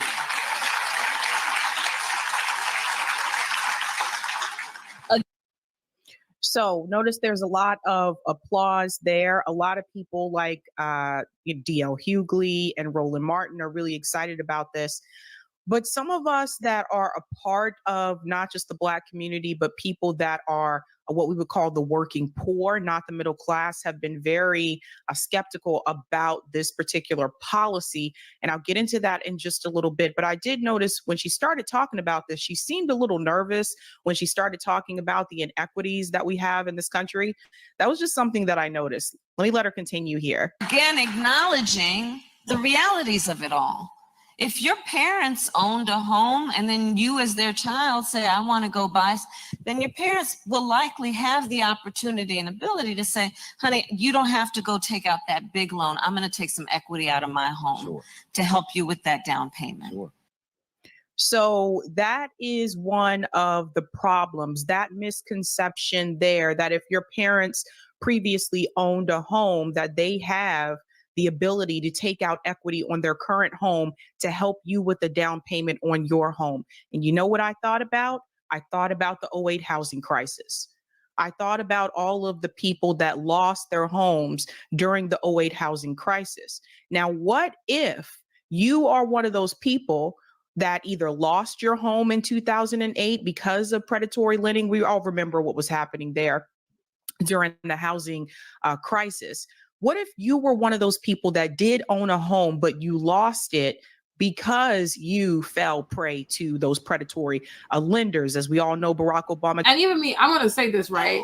What about Americans and green card holders? Because if you're here legally, if you're a legal migrant, like you're here legally, because if you're here legally as an immigrant, you pay taxes, right? So I don't have an issue with that. But my thing is, what about U.S. citizens, right? And legal residents, green card holders, right? Who've been here, who lost their houses in 2008, right? And now you see these illegal people come over here and they get to have new credit, brand new credit, and up to $150,000 to get a whole new house while you lost your house? Like, how is that even fair? This is insanity. Did not punish Wall Street. He decided to punish the American people instead of giving those people their homes back or giving them back the amount that they had paid on those homes or something to help those people. So what if you were one of those people? Well, technically, you are not a first-time home buyer. What if your parent was one of those people? Technically, you would not be a first-generation home buyer. So something that I was thinking about, there's a lot of red tape around this particular policy that Kamala Harris is pushing. And I'm thinking about how it is going to impact, more importantly, the working poor. There's a lot of talk about uplifting the middle class from her and Harris, but I believe a lot of times the working poor are left out. The working poor, the people who are working 2 jobs because they're making minimum wage at both of those jobs, but they don't have, let's say, a college degree to get a job that will pay more money. Those people, the people that don't make enough to obviously save up for a down payment on a home, but at the same time, they don't make too little to fall below that poverty line so that they can get some type of government assistance. I'm talking about that particular group of people. And there's a lot of people that are part of that category. You may not know them personally necessarily, but you may pass them every day. It could be the person that's making your Starbucks coffee. It could be the person that's greeting you at that drive-in window at Dunkin' Donuts. It could be the person that's selling you shoes at the mall. I'm talking about the people that are working retail jobs and people that are working restaurant jobs, which a lot of people in this country have those particular positions. I was reading one time before that the average middle-aged woman in this country works a retail job. What about those people? Let's continue. And that's how intergenerational wealth works. But if you start with nothing, how are we going to give people those opportunities? Right. And so it's about acknowledgement and then pushing through the actual policies that are not just about lip service, but actually making a difference. So this is something I think people need to pay close attention to. Again, like I said, this program in particular, it is for people who are not just a first-time home buyer, but first-generation home buyers, meaning that your parents did not own a home. And there are many of us whose parents may have owned a home but they lost that home because they were laid off, because of what they went through during the 2008 housing crisis, or maybe you were that person that lost your home during the 2008 housing crisis. Now, we all have to remember that it was companies like BlackRock that bought those foreclosed homes and decided to renovate them and increase the price so that even if you got to a point in your life where you wanted to get your house back, you would not be able to do so because you didn't make the income to be able to purchase that home again. And you also have to remember that I told you that Kamala Harris has 2 BlackRock alum working with her on her economic policy. So this plan that Kamala has come up with, it's almost as if they are totally disregarding the people that were affected during the 2008 housing crisis. And a lot of those people were Black people. So we have to remember that. People who do not have the means to purchase a home today as well. Let's dive into this a little bit more, and we're going to really break this down. The announcement was here. Harris to propose a $25K in down payment support for first-time home buyers. Now, that is the headline, which a lot of people read, but they did not read the details. And I noticed this on social media. It goes on to say here, the campaign is vowing that during its first term, the Harris-Walz administration would provide working families who have paid their rent on time for 2 years. Let's highlight this part here. A lot of people didn't read this part. Working families who have paid their rent on time and are buying their first home up to $25K in down payment assistance with more generous support for first generation homeowners. Now, let's dive into this 2-year rent payment. The problem that you run into is that a lot of people that are working poor, that group I was just telling you about, it is not uncommon for them to have missed or have a late rent payment. Now, she's talking about over the course of 2 years. I know people that have been laid off left and right, going all the way back since the start of the pandemic. And people who are laid off, they may run into that situation where they may miss a rental payment. It is not uncommon. I know, like back in the day, especially during the 2008 housing crisis, I know there was a time or two when I was late on my rent because of the economic situation, because of what was happening with the housing crisis and people being laid off and et cetera, and all those types of things. So for people who are wondering, a lot of you will look at me and you'll say, well, she has a master's degree and she owns a house, and we'll get into all that. But a lot of you don't know the backstory. A lot of you don't realize that I was a part of that group that was working poor, particularly during 2008. I was a part of that group that worked 2 jobs, that barely made ends meet. And all it takes is for one unexpected expense for you to end up late, whether it's on a rental payment, or whether it's on your utility bill, or whether it's on any other bill, credit card bill, or other bills that you have, or God forbid, medical bills as well. That's all it takes is an unexpected expense that you have to take care of to put you behind. So in a sense, when she talks about people who have paid their rent on time for 2 years, that doesn't apply to a lot of people that are working poor. That will apply to a lot of people that are part of the middle class. And not just that too, y'all. We just came out of COVID. A lot of people were not paying their rent during COVID because the president said we didn't have to. Okay, so a lot of people, because of COVID, they will be they're going to be excluded. Sorry, I have the baby here. They're also going to be excluded, right? But a new illegal immigrant, right? They don't have renter history.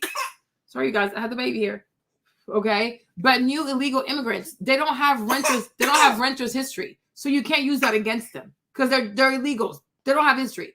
But if you're here, because you're legal, because you're a U.S. citizen, because you have a social, because you have a credit score, right? You're going to be punished because of COVID.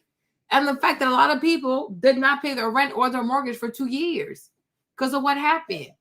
I'm like, what? So all of this, like, it seems like she's trying to help people and helping Black people, but ultimately it's for illegal immigrants. That's what it's for. And this is something that I've noticed in particular with presidential candidates. There is this big focus on the middle class, and not saying that there should not be a focus on the middle class. There should. But there is one group in particular that I feel is not being discussed, and that is the working poor. That group of people that don't make enough to be able to save money to put a down payment on a home, but they don't make too little that they are able to receive government assistance. And that is a lot of people in this country. Let's continue here. A lot of people are not too happy with the term first generation. Some people saw this and they said, oh, that means she's going to be giving this to migrants. Well, I just want to correct something here. Migrants would not qualify for this. That's not how it works. You still have to get a loan from the bank. We can get into that a little bit later, but they wouldn't qualify. So this video was like a few days old. So Sabrina didn't know, but as you can see, migrants would qualify. Okay. Because I think she did like last week or like 2 weeks ago. No, I think it was last week. But as of like yesterday or so, they're saying that, yeah, illegal migrants could qualify. So that part, she doesn't have it correct. Okay. For it. However, some people are pointing out the fact that it will apply to some people who have immigrated here, which I could see that happening. But technically the term first generation, as it was used for me when I was in college, I was a first generation college student. That doesn't mean that my parents immigrated here. It meant that I was the first person in my family to attend college. However, there are first generation college students that also are first generation Americans, and their parents did immigrate here. But I just wanted to let people know it can mean both things. Now, let's continue because there's more that I want to add to this as well. In a preview statement obtained by ABC News, the campaign says many Americans work hard at their jobs, save, and pay their rent on time month after month, but they can't save enough after paying their rent and other bills to save for a down payment, denying them a shot at owning a home and building wealth. And I agree that a lot of people just can't save up the money for the down payment. But I will also tell you, and you'll see this when we get to the numbers, that $25,000 for a down payment doesn't get you far in the United States when you're trying to purchase a home today. I know if I remember correctly, even for my home in 2020, when the interest rates were exceptionally low at that point in time, even the down payment was more than $25,000. Here is how Harris spoke about the border during last week's DNC. After decades in law enforcement, I know the importance of safety and security, especially at our border. Last year, Joe and I brought together Democrats and conservative Republicans to write the strongest border bill in decades. The Border Patrol endorsed it. But Donald Trump believes a border deal would hurt his campaign. I'll do another live, I don't know, maybe like next week or so, to talk about why Trump didn't want to go with their border deal, okay? We'll talk about that also. So he ordered his allies in Congress to kill the deal. Well, I refuse to play politics with our security, and here is my pledge to you. As president, I will bring back the bipartisan border security bill that he killed, and I will sign it into law. Axios writes, quote, "It's the latest example of Harris flip-flopping on her past liberal positions, such as supporting Medicare for all and banning fracking. To be fair, Harris's immigration policy still differs from Trump. She has opposed Trump's policies on mass deportation and family separation." She is going to subsidize illegal immigrants moving into your neighborhood. This is what she's going to do. After she grants them amnesty, okay, work permits, and allows them to take your jobs, right? And guess who's going to affect the most, right? Guess who is going to affect the most? The people at the bottom of the income ladder and the middle class, okay? She's going to be paying for these illegals to move into your neighborhood, right? That's what's about to happen. That's exactly what's about to happen, right? And again, all these pro-blackity blacks out here talking about, hey, you got to vote for Kamala Harris because you're black, right? Well, somebody please explain to me what is so pro-black about allowing the United States of America to become new Venezuela. And I mean that in so many ways. Unrealized gains, taxing unrealized gains just doesn't seem fair in any sense of the word. In the very best sense, in the very best sense, if you are taxing unrealized gains, all you're doing is pulling forward the taxes that would be paid later when someone actually sells the stock. I think that this reaction to unrealized gains is a little funny, given that I bet that the majority of people watching right now are already paying a tax on unrealized gains. It's called a property tax. When the value of your home goes up, it's a use tax. When the value of your home goes up, you pay higher taxes, even if you don't sell your home. Your value of your home never moves the way the stock moves, the way something else moves. That's always the go-to answer. It's also, property tax is a use tax. You're paying for the schools, you're paying for emergency services. Those are things that make absolute sense. And sure, and all the revenue that comes in from these unrealized gains taxes and the other taxes in the Harris plan are going to go to creating what she calls more opportunity. It's to make sure that every newborn born in this country gets $6,000. Using the services. Well, and then more opportunities for who? You see how they use this vague language to make you feel like they're fighting for you? Oh, there's going to be more opportunities for who? Because now we know that illegal immigrants have the same constitutional rights. You know, the only thing they're missing is citizenship at this point, right? So it's like, for who? Even the child credit tax, I'm like, she might even give the $6,000 to illegal immigrants at this rate. I don't put nothing past this lady. I really don't. Okay, for you to say that ICE is comparable to the KKK because they're removing people who came here by breaking the law, this lady is insane. She is insane. Oh my gosh. Well, look, you're arguing that this is some sort of foreign concept that's completely unknown. It's probably unconstitutional. It's probably, and it was never in anyone's intent to tax. It's not an income tax, and it's never going to happen. Probably not. I'm not going to say my lifetime. I wouldn't say that. Not in Becky's lifetime. Yeah, I hope not, because that would be an absolute disaster, just like the rest of Kamala Harris's policies. And at this point, I don't know what to tell you, man. If you are one of these people that are signing up to vote for Kamala Harris, I just don't know what to tell you, okay? I want to go as far as to say you don't want this country to be successful, right? I'm not going to say you don't love this country, but your love is misguided if you think that loving your country means letting illegals into your country. If you think that loving your country means giving illegals money, taxpayer dollars, to have better lives than the people who actually paid into the system, I'm not sure if loving your country. If I told you this was happening in 2024, would you believe me? Let me tell you how crazy this is. In Aurora, Colorado, there's a Venezuelan gang that has taken over 2 apartment buildings. I kid you not. The landowner has contacted the local authorities. They said there's nothing they can do about it. That's squatter laws, bro. I kid you not. Look this up. Number 2, he went to the FBI. They said there's nothing they can do. And he even went to the marshals, y'all. And this Venezuelan gang has taken over the apartment building. They're charging the tenants inside rent money like they're the landlords. Meanwhile, the real landlord can't get these people evicted. All the people that's leaving the apartment buildings, as soon as they leave, these Venezuelan gang members are just moving in more gang members to a point where they are taking over the building with guns. It's no more security there. Like, look this up right now. And this is exactly what I was talking about like 2 weeks ago. Oh, not even 2 weeks ago on a couple of my videos. This is what they want. Attack within. Y'all better stay safe. Y'all better stay safe. This is what they want. For the country to be attacked from within. Black people versus the brown people. Let them fight it out. You see what I'm saying? Y'all better stay safe. It's getting crazy out here because it's going to get to a point where it's going to start affecting you. You may not live in Aurora, Colorado, but the fact that it's happening, man, this is crazy. Y'all better stay safe.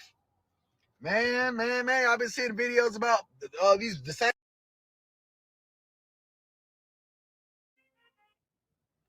The New York Post just published an article today detailing the crime spree that is going on in Aurora from the Venezuelan gang activity that is flooding in from next door in Denver. In the article, when it covers the apartment building on Nome that was shut down due to the whatever issue, they cover this man here who supposedly is a shot caller for the Venezuelan gang. The article goes further on to say that in 2022 is when he crossed into Texas and he was vetted by the federal border authorities, but they didn't see anything wrong with his criminal past. In 2023, the man was part of a brutal assault that almost turned deadly at the apartment complex. Also during this arrest, he was identified as part of a gang that steals from Walmart and also claimed that he runs the apartment complex. The article also says that this gang terrorized and threatened apartment staff as well as the owners and illegally collected rent from other migrants who were threatened. In March of 2024, the man was arrested for several felony assault charges, but bailed out of custody, failed to show up for his court date, and then he was arrested again July 28th, this past July, while allegedly carrying out a shooting at the same apartment complex. After this past arrest, he was ordered to be deported, but since Venezuela does not accept deportations, the man is likely to stay here in the U.S. But hey, don't worry, just keep your rose-colored glasses on. This is all propaganda. Don't listen to what I'm saying. Don't believe the news. Let me know your thoughts below. The New York Post. Okay, so I wanted to get footage of what's going on in Aurora, so I drove all the way down here. And let me just tell you, this apartment building is 4 minutes away from the VA and 3 minutes away from the University of Colorado's hospital down in Aurora. That is insane to me that it is that close. So I'm going to show you guys what's going on and give you a heads up in real time. Okay, so after this street, it's on the left hand side. Look, there's already cops there. Elm Grove Apartments. Oh my god, it's vacated. Parking lot is empty. And there's one cop there.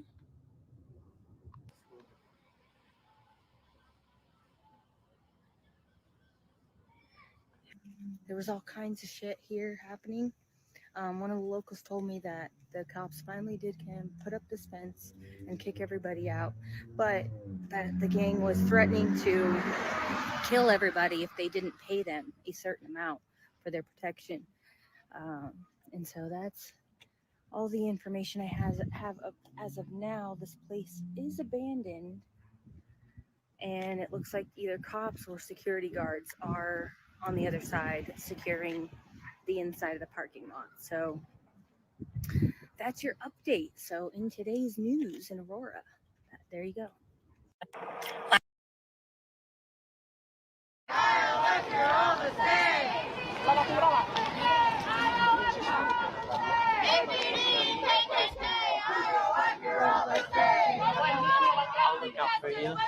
Yeah. Okay.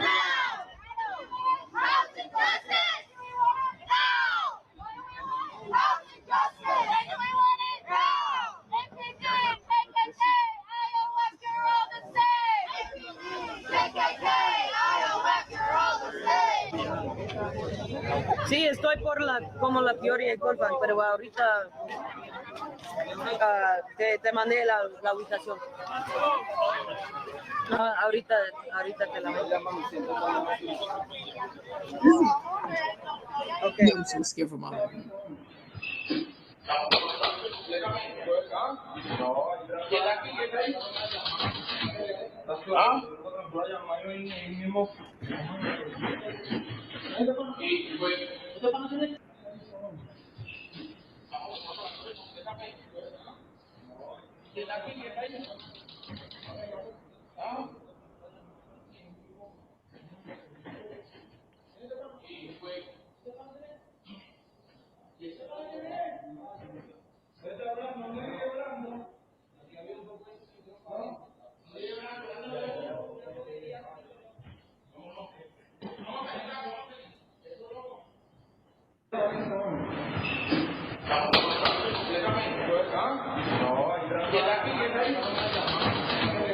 This is just wild.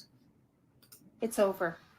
New York City has run out of money and will no longer give migrants from Venezuela food stamp cards.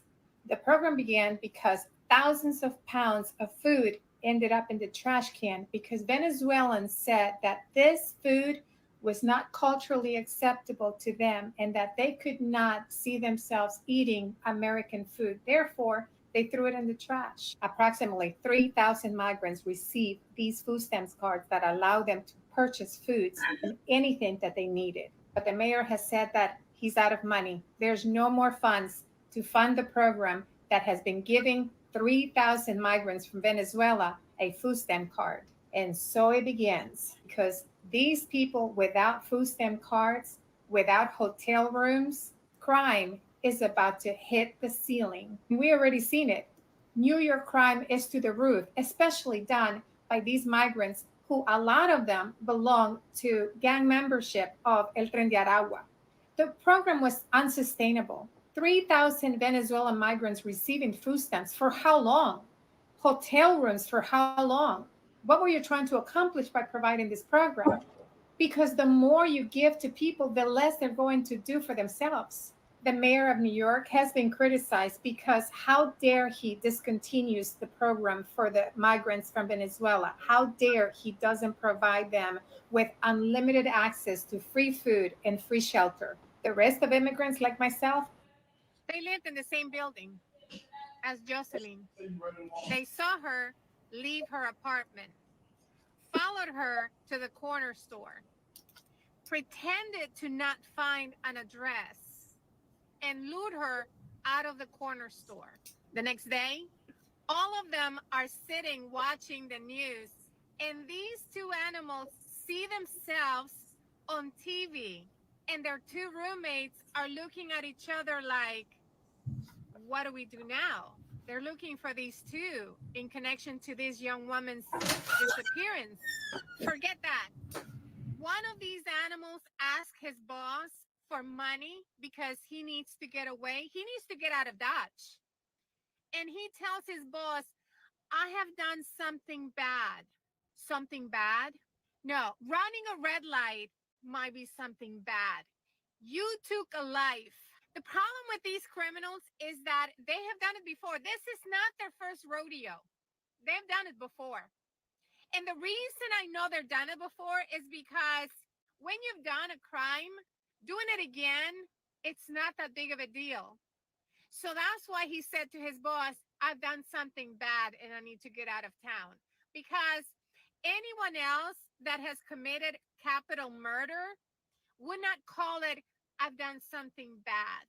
The roommate, upon seeing these two on the news, gets scared because he's thinking, if I make a bad move, they might come after me. And rightly so. These two are criminals. They're professional criminals back at home in Venezuela.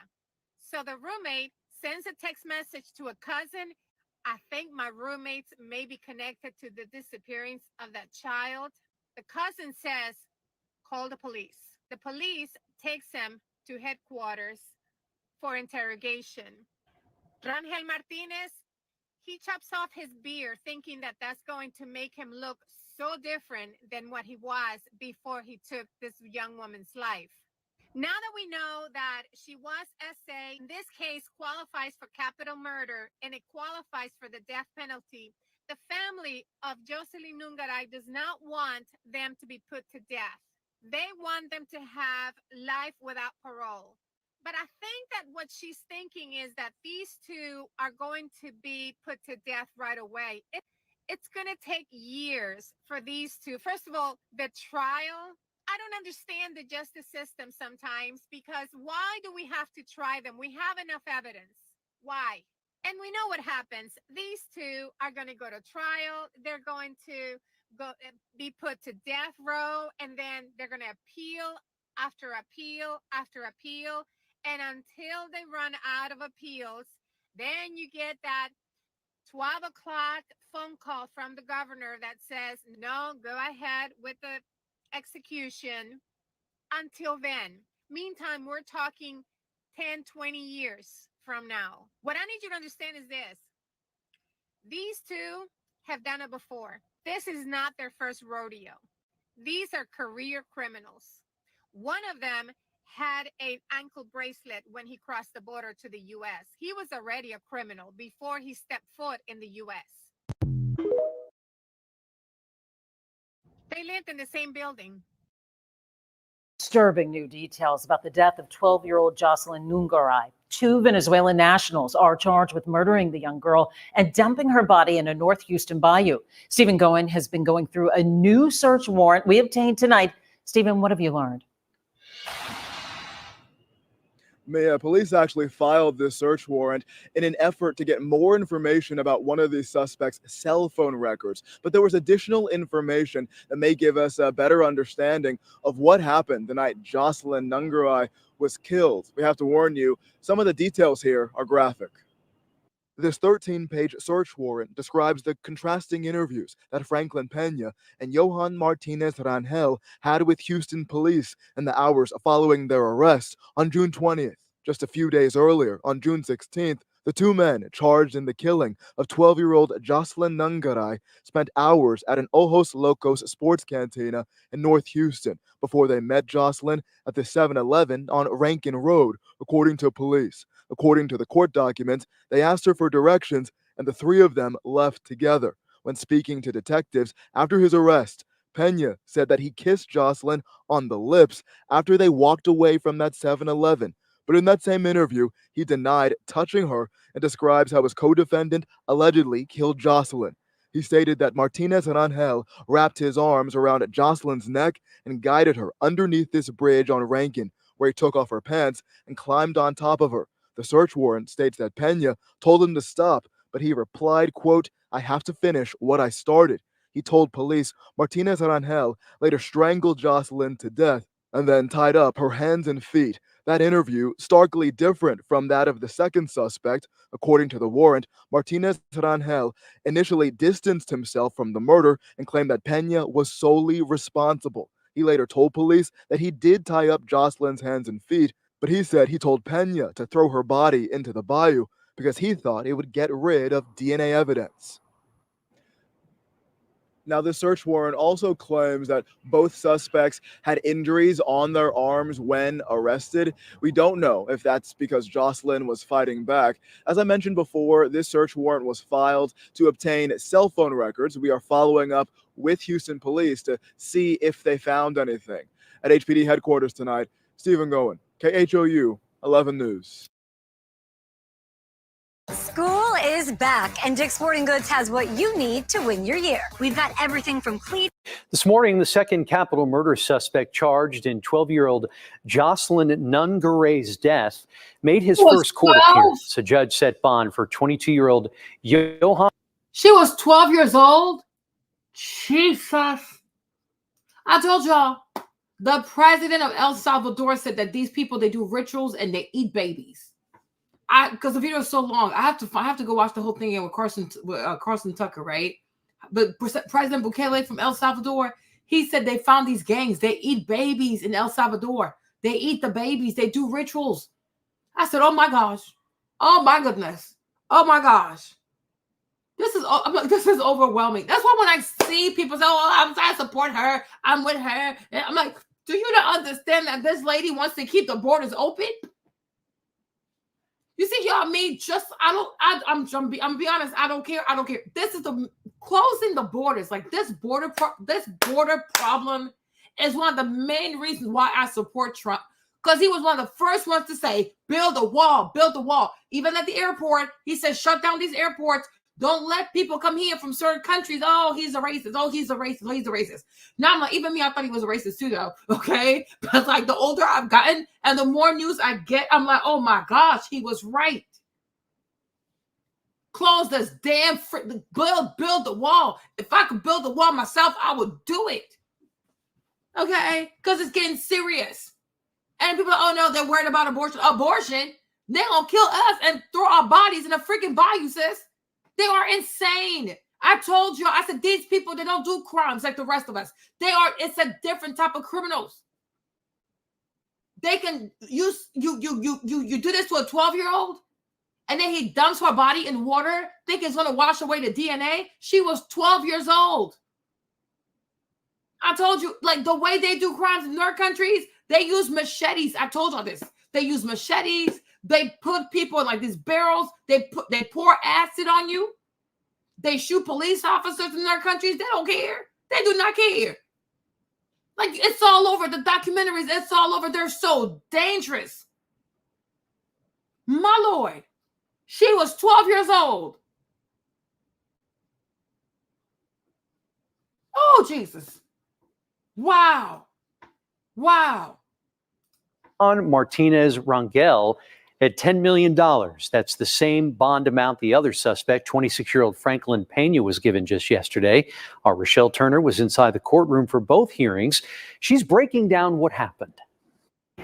Today, prosecutors said detectives were able to get inside Johan Jose Martinez Rangel's phone. They learned that he was trying to research how to get out of the country. We also learned that Martinez Rangel has 2 kids. His defense attorney said they do not live in Harris County. The 22-year-old was also handcuffed wearing a yellow jumpsuit as he walked into the courtroom. Court records show he and Martinez Rangel lured Jocelyn to a bridge. Pena told authorities he tried to tell Martinez to stop, but Martinez put his arm around Jocelyn's neck and covered her mouth. Pena allegedly kissed Jocelyn. Prosecutors said Martinez Rangel admitted to tying her legs. He had bite marks and scratches on his arm and shaved his face to avoid detection. Jocelyn was found without her pants and cuts on her body. Today, we asked the lead prosecutor about the timeline on the sexual assault kit. Our intention to expedite the testing on the buccal swabs that we took from the defendant, as well as from the SANE exam, that would be a question for the lab in terms of how soon, but we would like to get those answers as soon as possible so that we can start to get some answers for the family. Right now, both men are charged with capital murder. Jocelyn will be laid to rest on Thursday. Coming up tonight at 4 and 6 o'clock, KPRC2 reporter Corley Peel will have much more on this developing story. Reporting inside of the Harris County Criminal Justice Center, I'm Rochelle Turner, KPRC2.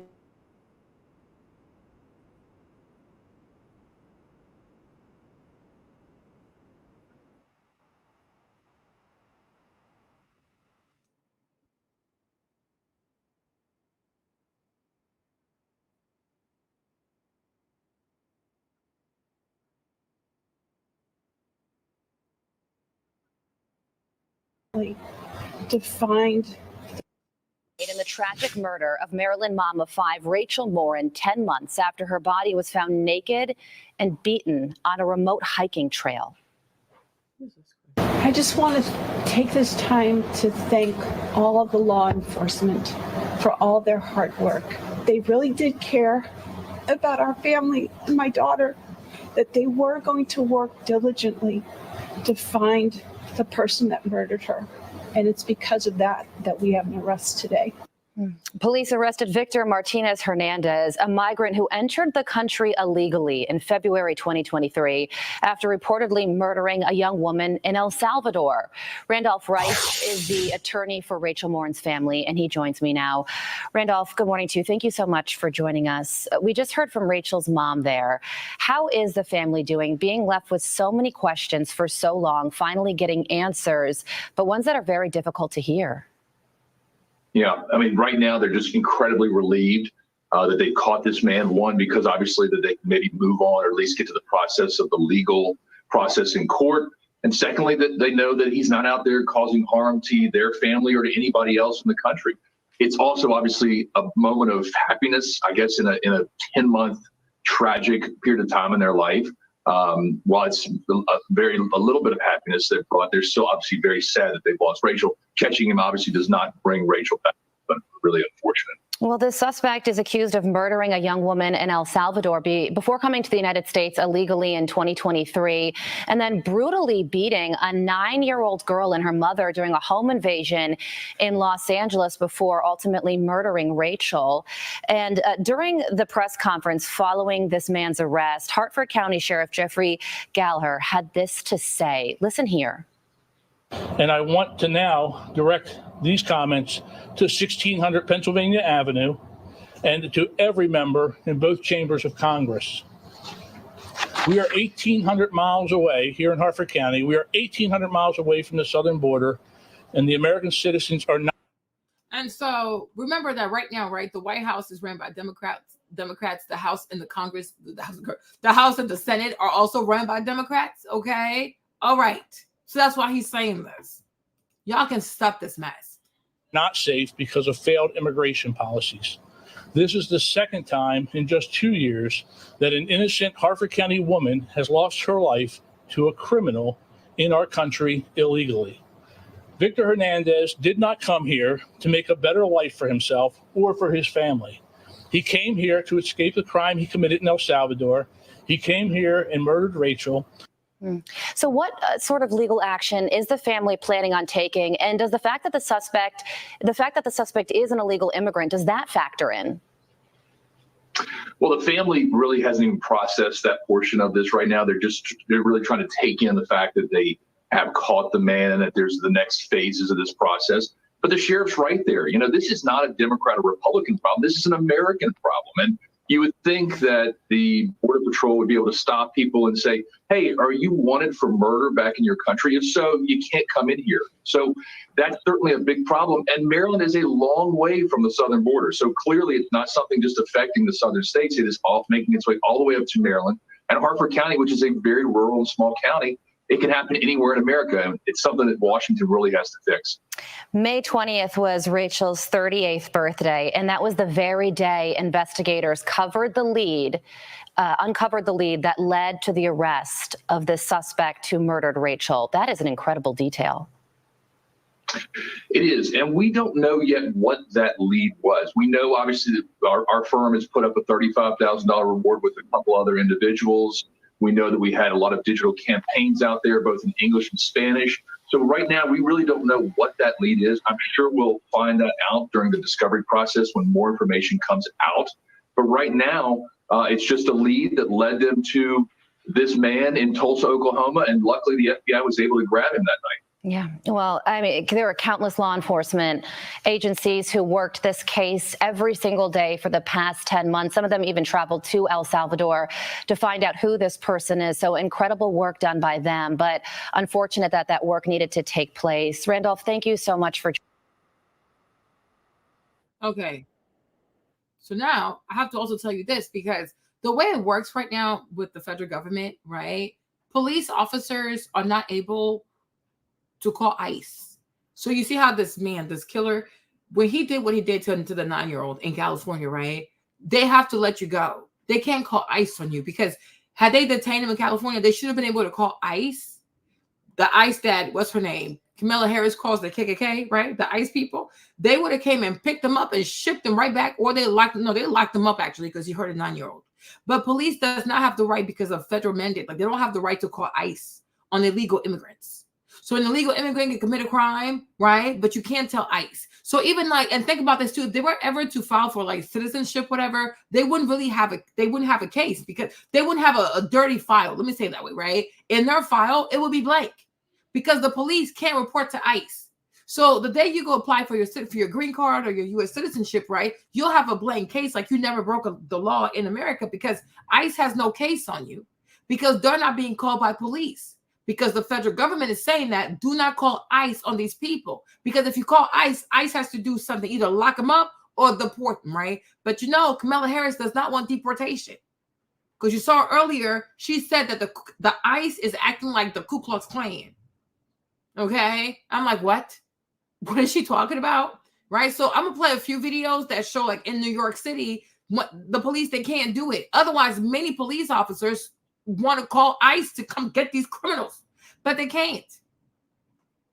So that's why they can go from state to state, city to city, committing more crimes and more crimes and more crimes and getting away with it. And ICE is never called because ICE is quote unquote the KKK of illegal immigrants, according to Kamala Harris. That is so damn stupid. Oh my goodness.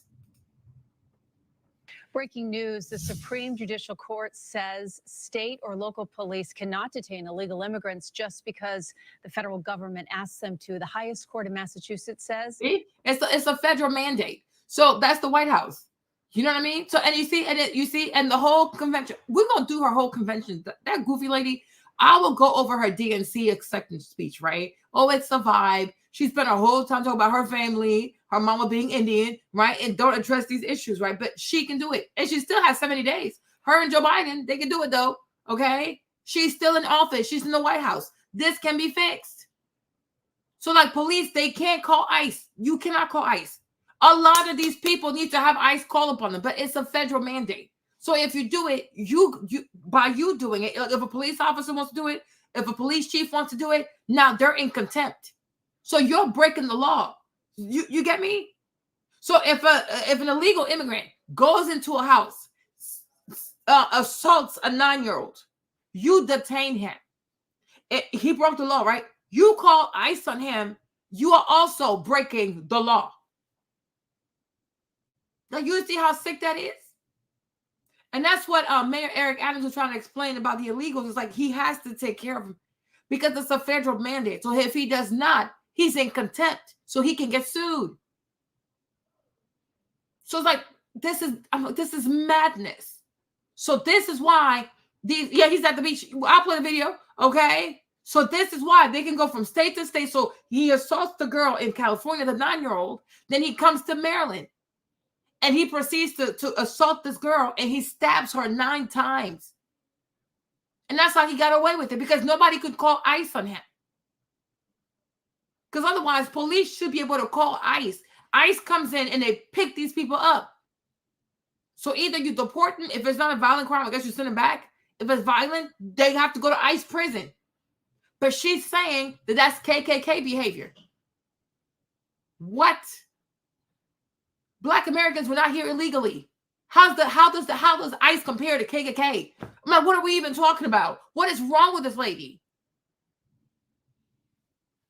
Oh no, she went to Howard University. She went to Howard University and she thinks that the ICE is KKK. Like, please explain that to me. She was just there to party. Oh, she went to Howard University, okay? And she does not understand that Black Americans are U.S. citizens. They were not here illegally. They've never been here illegally. Illegal immigrants are here illegally. What is wrong with this heifer? Okay? ICE has to remove people who are here illegally, especially when they're hurting people. Oh, she went to Howard. Oh, she went to Howard. Oh, she's an AKA. You AKA people, y'all didn't teach her that? Ski? Okay? Make it make sense. I'm like, what are you talking about? So you're trying to say that illegal immigrants have the same constitutional rights as Black Americans? Is this woman insane? Is she insane? Oh my gosh. This is utter madness and it's disrespectful. State authorities just don't have the authority to keep people in custody until federal law enforcement can take over. The ACLU is praising the decision. We'll have a look at the impact of this ruling today on the WBZ News beginning at 5 o'clock. The truest administration of justice is the firmest pillar of good government. That's the inscription on the Manhattan Supreme Court, where dozens gathered in support of a new bill to keep immigration and customs enforcement agents out of New York courthouses. If we want good government, then we have to provide to all New Yorkers justice. Currently, ICE officers are... So this is a Latino. And that's what the lady Ann Cutler was saying. This diversity stuff is a scam. So because he's Latino, he wants to make sure that all of Latin America can come here. Doesn't matter how they come here, because he's not attached to this land.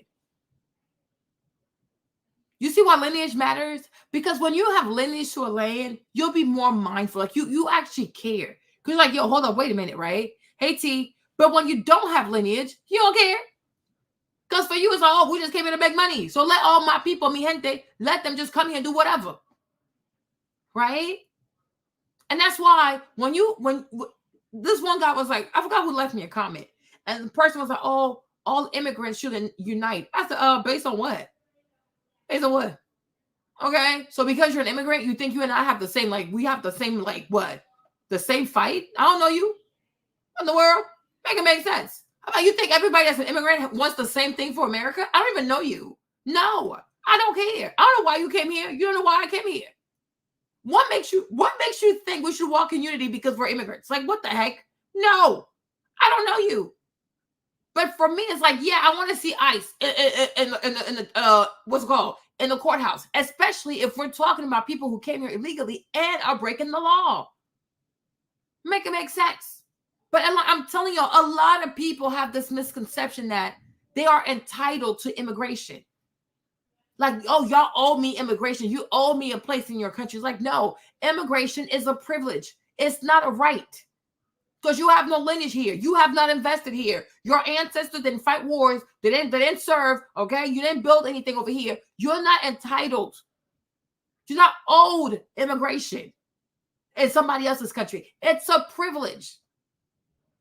And a lot of immigrants, I'm starting to recognize it. They have the same issue in France right now. I'm starting to recognize this around the world, is that people feel entitled to other people's countries and their properties and their money and their banks and their schools and the whatever. Like they think, oh, well, just the same because, and then they'll hit you with the, oh, but we're all human beings. Yeah, sure, whatever.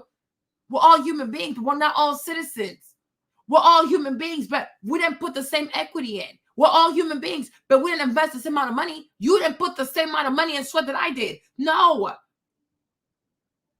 I'm like, what in the UNICEF is going on? Oh, we're all human beings. And so what? And so what? You can be a human in your own country. Like you can be a human anywhere else. I don't owe you anything. Immigration it's a privilege. It's not a right. Nobody's owed immigration into anybody's country. Okay? And so like they're out here fighting to have all these weird laws so that all the Latino people can come here. But it's like at the same time, y'all not also guaranteeing us that you're going to make sure that the best Latinos are coming here. It's all kinds of crazy people. And then when they do bad things, you stay quiet. Make it make sense. It's insanity.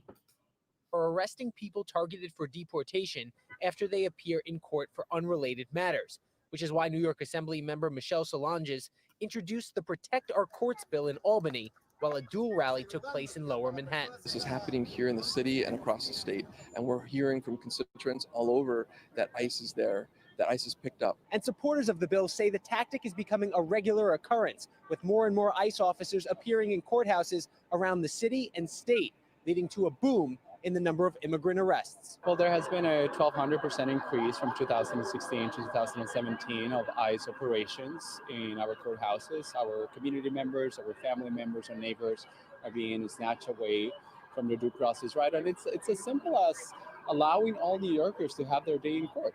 But with the massive increase in arrests, many immigrants fear going to court because there's a sense the justice system is no longer there for them, whether they're an alleged criminal or not. A domestic violence case or a ticket that they might have gotten, it's actually impacting everyone.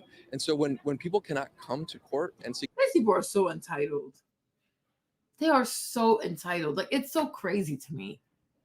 This is crazy. And it's like, and I'm like, a lot of them are lawyers, right? It's like, so they go to law school to learn the American legal system, right? So they can fight for their people to come here illegally, to stay here illegally, right? Like they go to school, learn how the Constitution works, not to make America better, but to make America better for them to keep breaking the laws and coming here how they see fit. This is insanity. That's what I'm saying. Not every illegal, not every immigrant, not every person of color, not every brown person is an ally, because it's no, they're doing this so they're thinking about their people.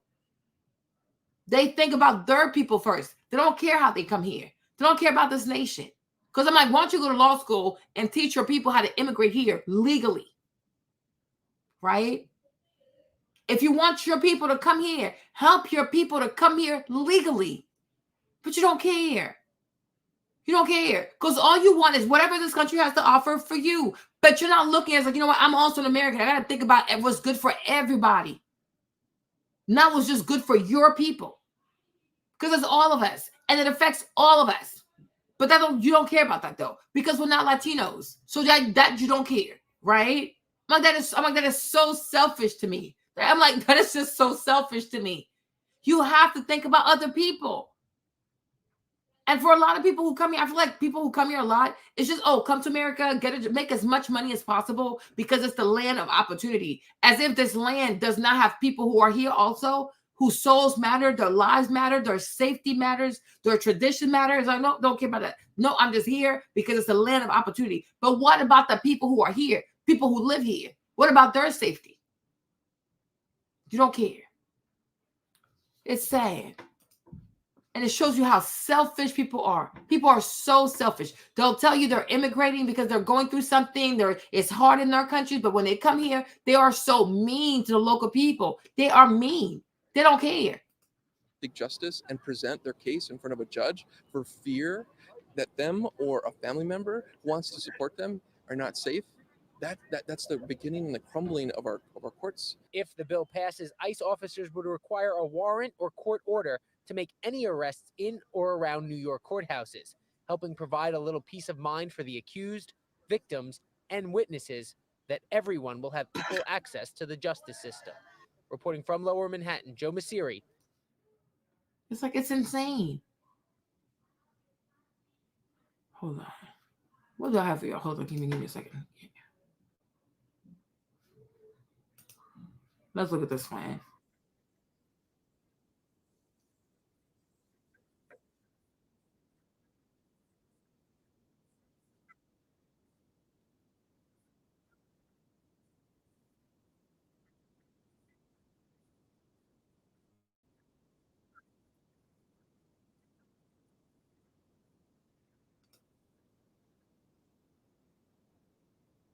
First in the nation effort to allow undocumented immigrants state money for the purchase of a home.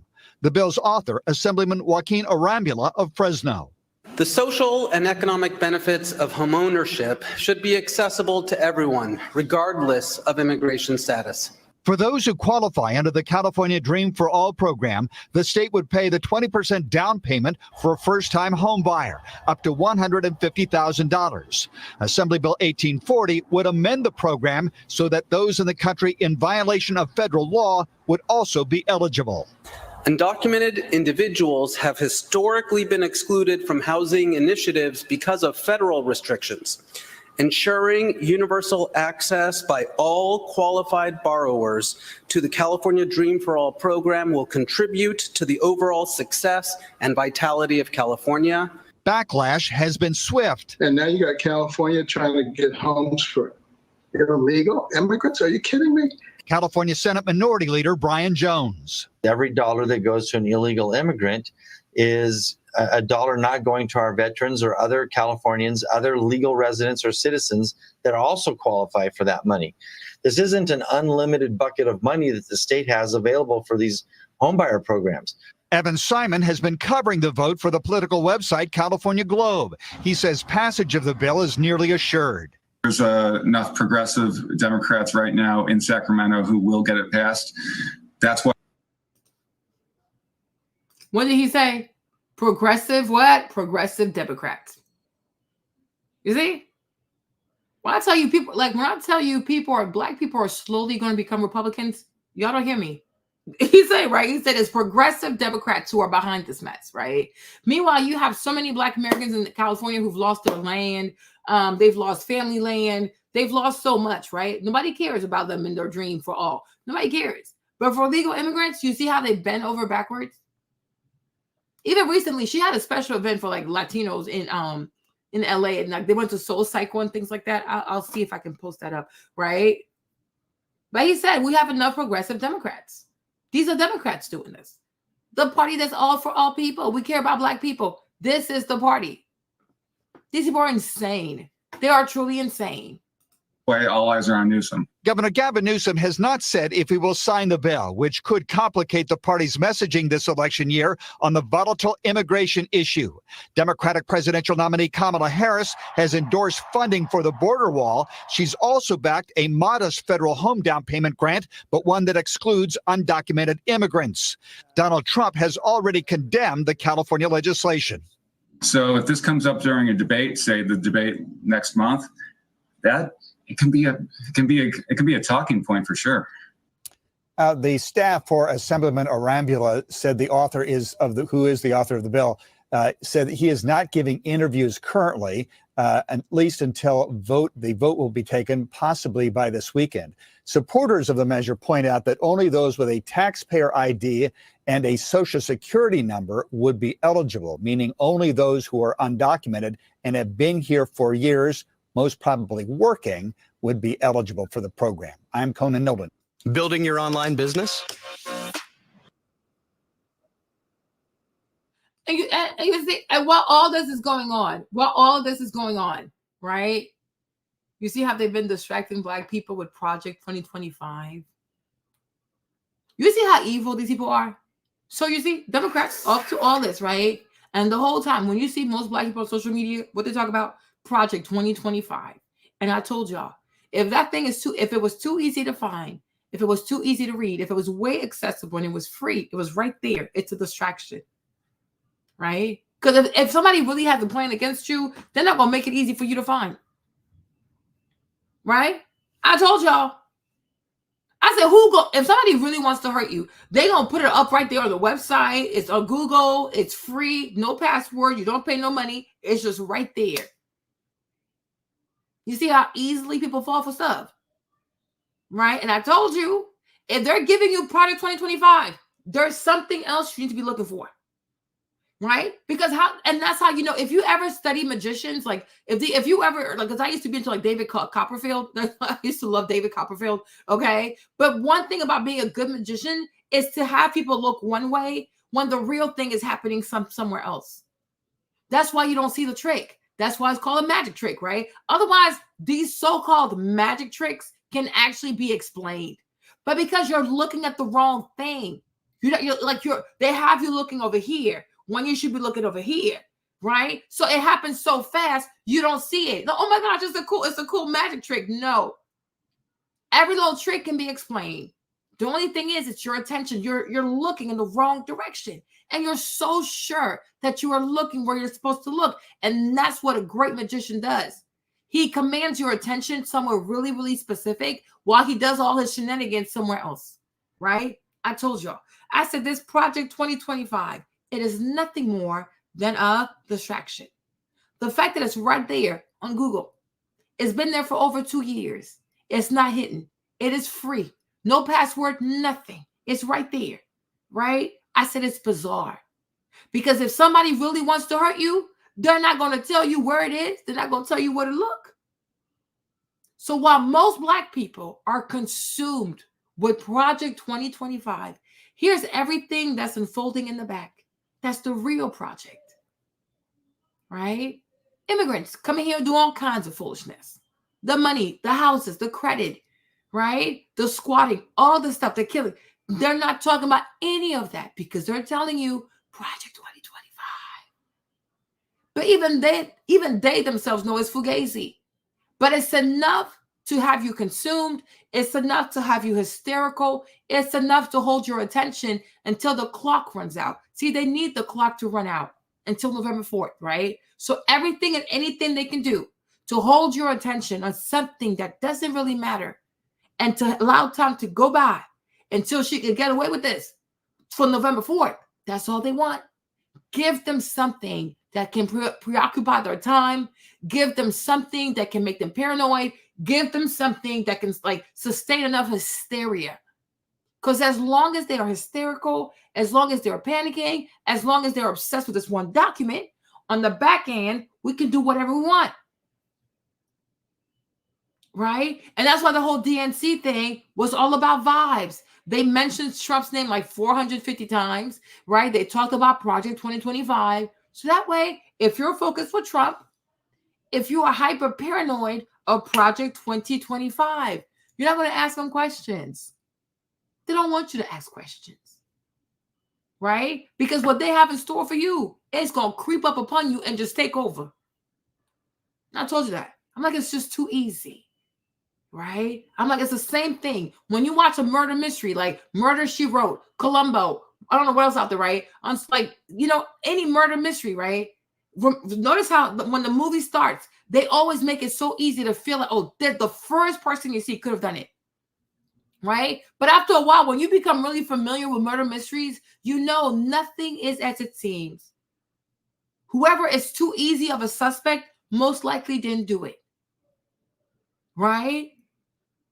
Because they have you so focused on this one person that could be the one to do it, right? So you forget all the other people.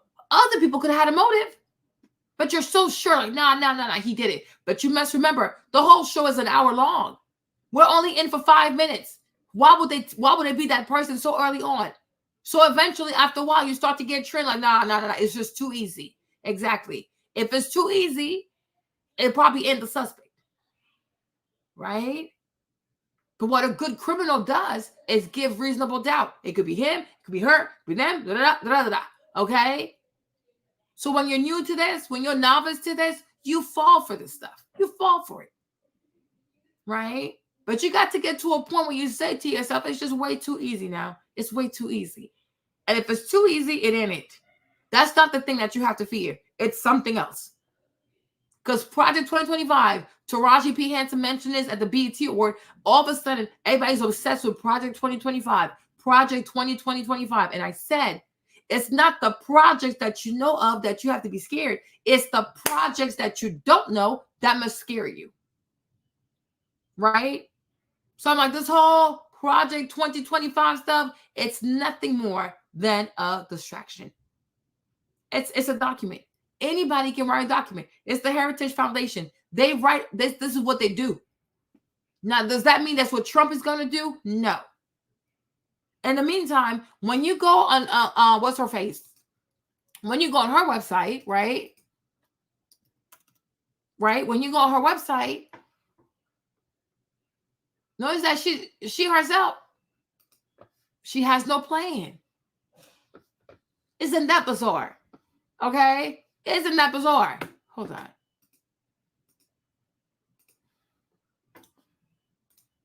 We go to her website. She's asking for money in exchange for what? Isn't that bizarre?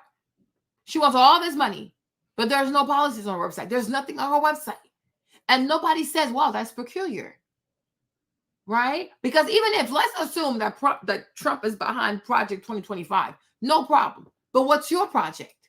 Why don't you want me to know what you're up to or what you intend to do?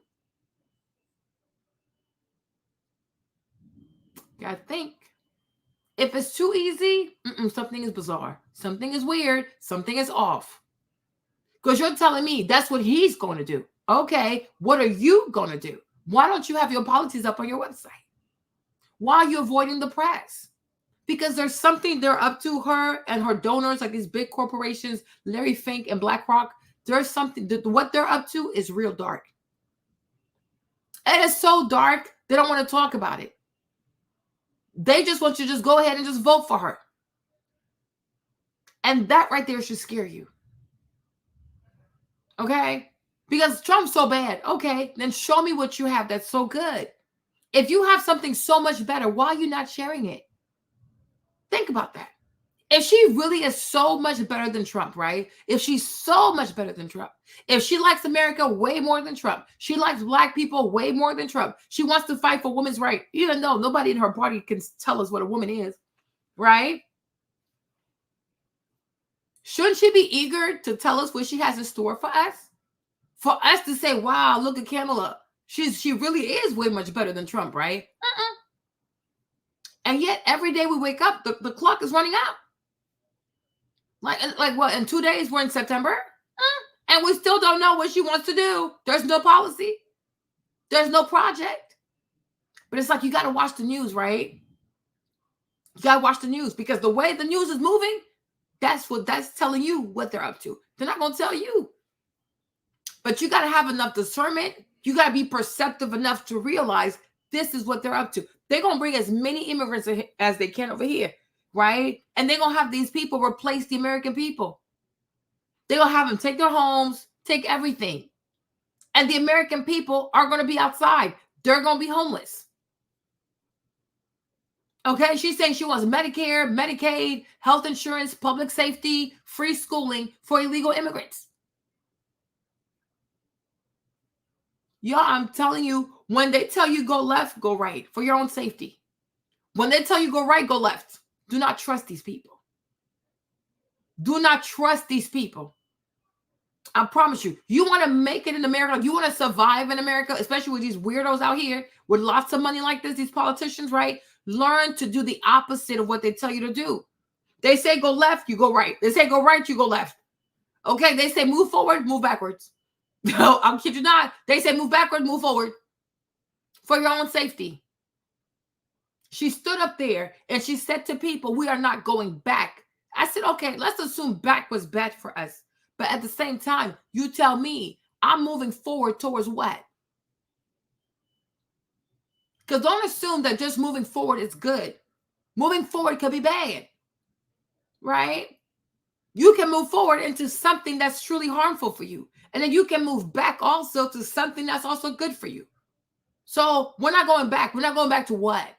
Ask her. What exactly is it that we're not going back to?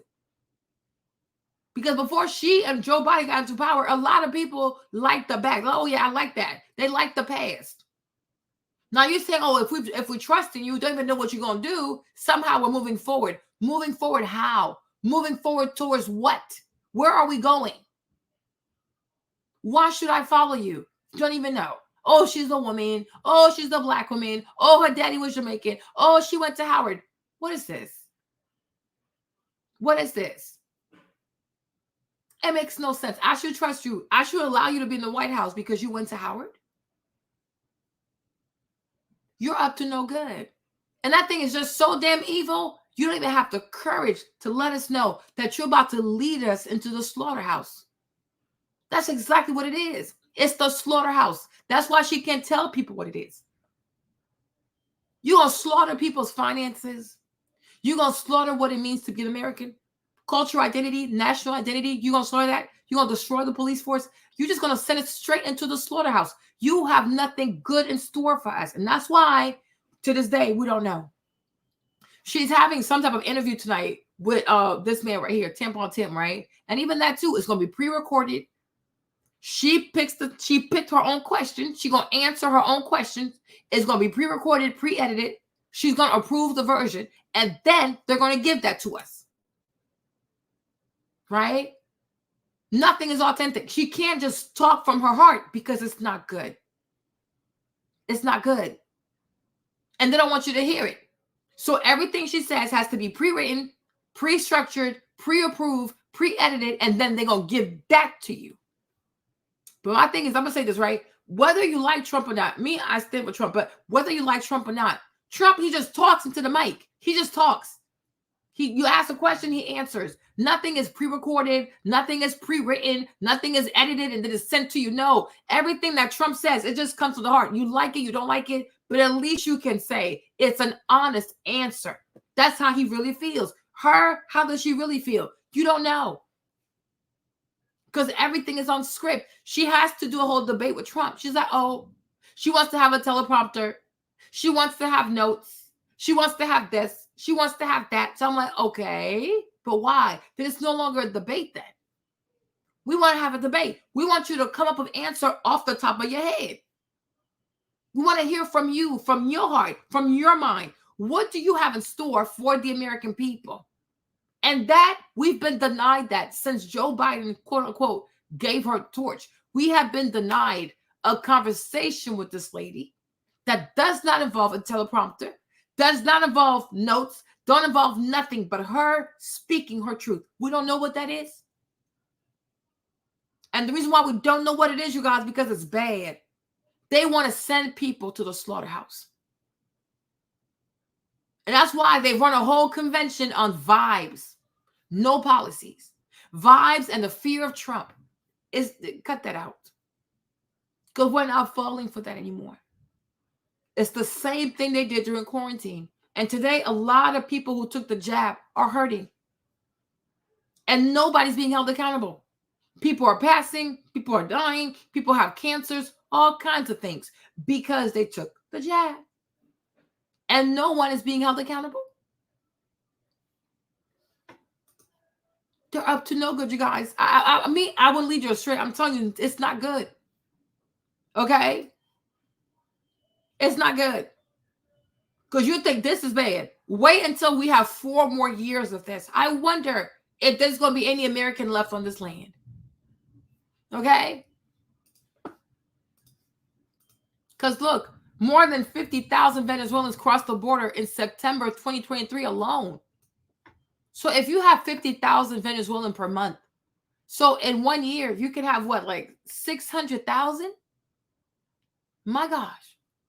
Okay? According to data from the U.S. Customs and Border Protection, followed by another 85,000, my goodness, arrested at the border in October and November. These figures dwarf the 2022 high of nearly 34,000 a single month. So in 2022, you have 34,000 Venezuelan coming per month. Now you have 50,000 Venezuelan coming in per month. And they're telling you that you must fear Project 2025. And you see, a lot of these people who are coming are people who are running away from the crimes they have committed back home, only to come here. And you would think, at least if you're running away from a crime back home, you don't come over here and try to be a better person. No, they kill over there and they're coming here to kill some more. And the sad part is the only time we can actually arrest them is after they killed someone, because we have no database. We have no data. Like ICE is not connected to a database. FBI is not connected to a database, right? There is no database with all these prisons, all these countries in Latin America for the American government to protect the American people. So you can commit all kinds of heinous crimes. You can eat babies and come here. And you'll be like, oh no, he's just here for a better life. Yeah, right. Yeah, right. Killing 12-year-olds. And then dumping their bodies in water to quote unquote get rid of DNA. They got rid of nothing. You freaking animal, you're a freaking beast. Okay? So I told you, I said this whole Project 2025, it is nothing more than a distraction. It's too easy. It is just too easy. When something is way too easy, don't trust it. That ain't it. Right? That's not it. Because if someone means you harm, I promise you, they're going to do everything in their power to hide it from you. Because if you know, where is the element of surprise? Right? They're crazy. They are really crazy. Hold on. What was that at? I forgot. Let's watch this for a little bit. Hold on. Most dangerous countries in the world. El Salvador. El Salvador has been known as the murder capital of the world. Just to get an idea, in 2015, the murder rate in El Salvador was higher than any country on earth and more than 20 times higher than the US.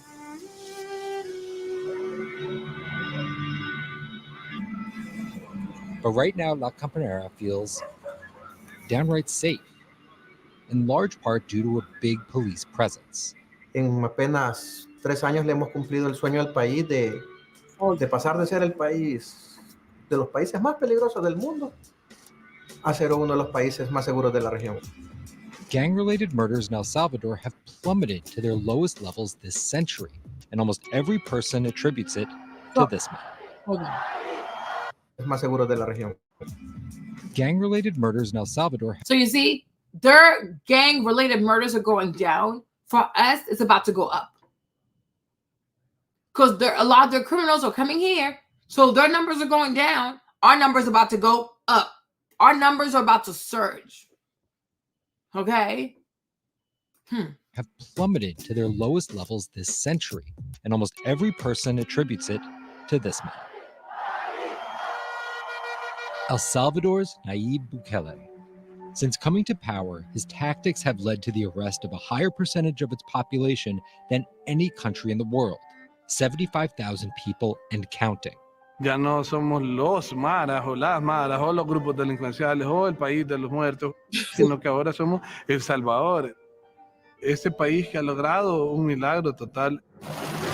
Most citizens in El Salvador love Bukele, with his approval rating reaching as high as 92%, and the envy of almost every other Latin American leader, who are now starting to emulate his policies. Creo que ya está generando mucha esperanza.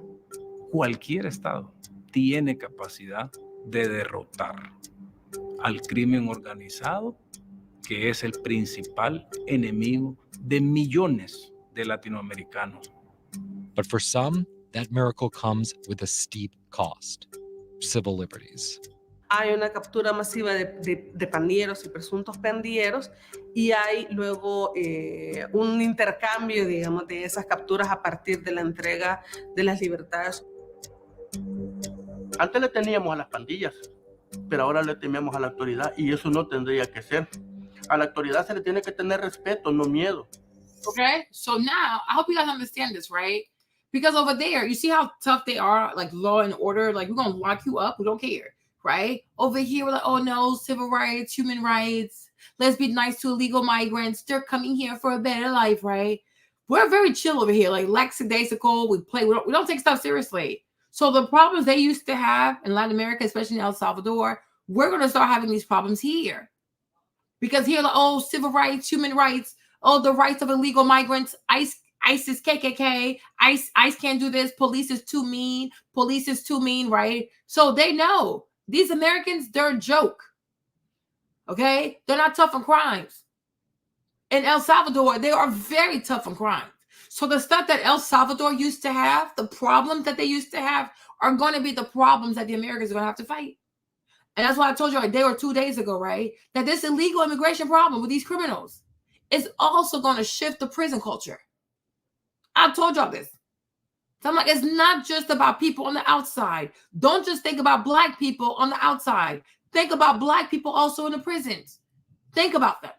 Because these illegal people are going to go to jail or prison. They're going to go in there. And they're really, really crazy. It's a different breed. And their level of savagery, their level of cruelty, they're going to shift prison culture drastically. I'm telling you, drastically. Like these white people in there, these Black people in there, they have no idea what's coming. MS-13 ain't no joke. Okay, these people tattoo their heads, their eyes, their faces, their necks, their back, their hands, their feet. I mean, they're possessed. It's a cult. It's a dark cult. Okay, they're like that weird Santeria crap. Like they're really diabolical. So it's like you put these people in the prison, they are going to shift prison culture. And I'm being honest, I don't think that the Black people in prison can fight these people. They cannot. It's a different breed of criminals, you guys. I'm telling you, they use machetes on people. They eat babies, okay? It's a different breed. You start having thousands and thousands of them in these prisons. It's over. It is a wrap. So even Black people who are incarcerated, they will have to capitulate to these Latin criminals. It is real. And a lot of Black people in prison are going to start dying. They will be killed. Don't believe me? You'll see. All of us are going to be affected by this. All of us. Whether you're on the outside, you're locked up on the inside, everybody is going to feel the wrath of these crazy illegals. Like, you're going to feel it. And you're going to see all this like, oh my gosh, you got to love all people. Yeah, right. You have to keep yourself safe. And you can't play with crimes. You can't play with criminals. You can never make other people feel as though, hey, what we can't do in our own country, we can get away with that in America. No, because here too, we'll lock your ass up. Okay, but here you have lawyers, you go to court, you have appeals, right? And to a lot of people too, American prisons compared to prison in their country, it's like a luxury hotel. We have nicer prisons than what they have in El Salvador. So even that too, it's an upgrade. It's an upgrade. Like, this is madness. Hold on. The future of El Salvador and Latin America is at a tipping point. Does freedom have to be the price to pay for safety?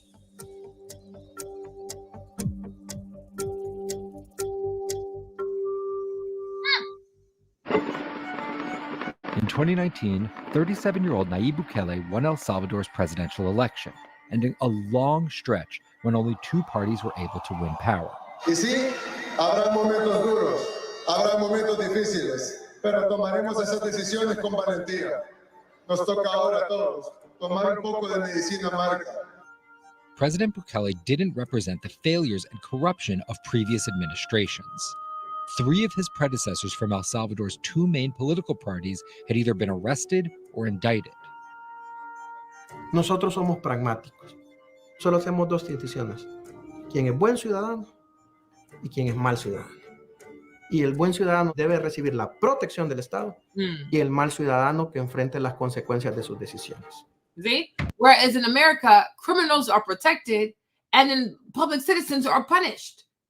Like, criminals have more rights than people who don't break the law. It is crazy. We do everything backwards over here because we prioritize those who break the law versus those who follow the law. It is insane. It's insane. It's insane. It really is insane. Then, one weekend changed everything. El sábado se convirtió en el día más violento de la historia de El Salvador. Y en marzo del año pasado tuvimos algo que nunca habíamos vivido. Between March 24th and 27th, 2022, 87 people were murdered in El Salvador, allegedly by gangs. Querían demostrarle al presidente Nayib Bukele que ellos tenían el control. Nosotros decidimos que ya había llegado, que ya no podíamos seguir más.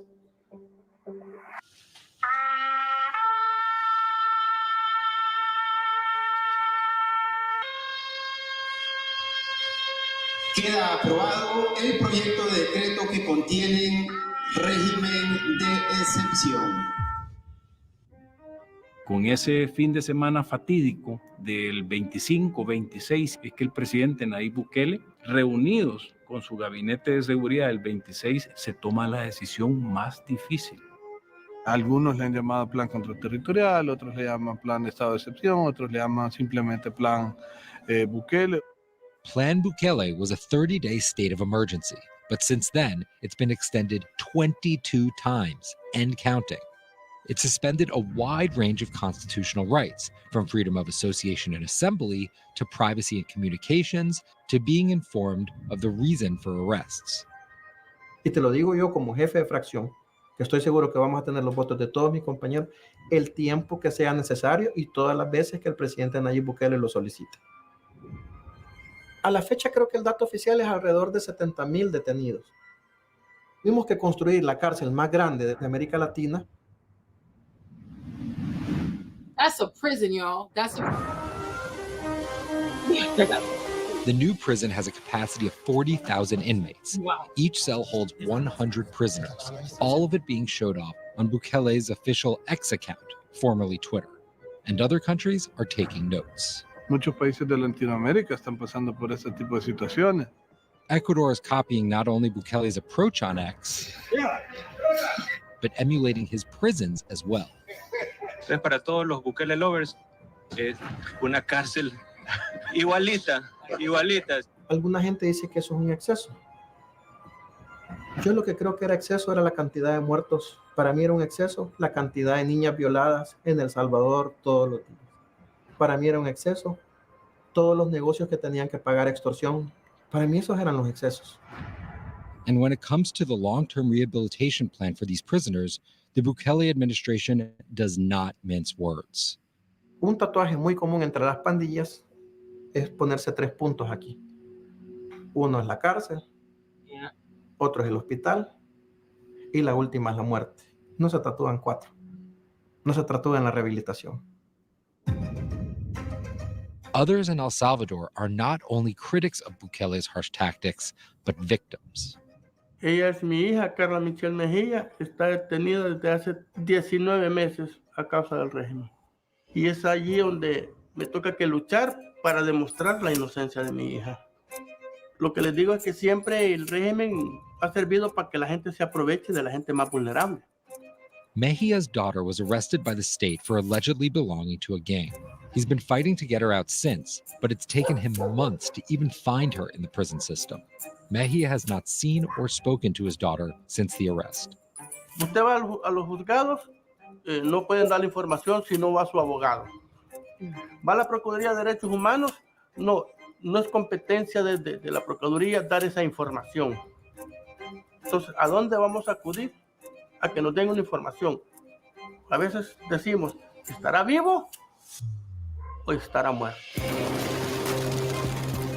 Al tiempo que lleva el régimen, de tantos fallecidos que han habido, no se han pronunciado, pero ni por tan solo un fallecido del régimen. Mejia's story isn't unique in El Salvador, and that's how nonprofits like Morvir were born.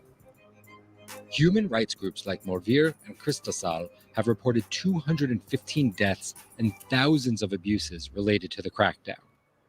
Otro caso bien complicado es cuando llega el cadáver y militarizan el lugar de la vela.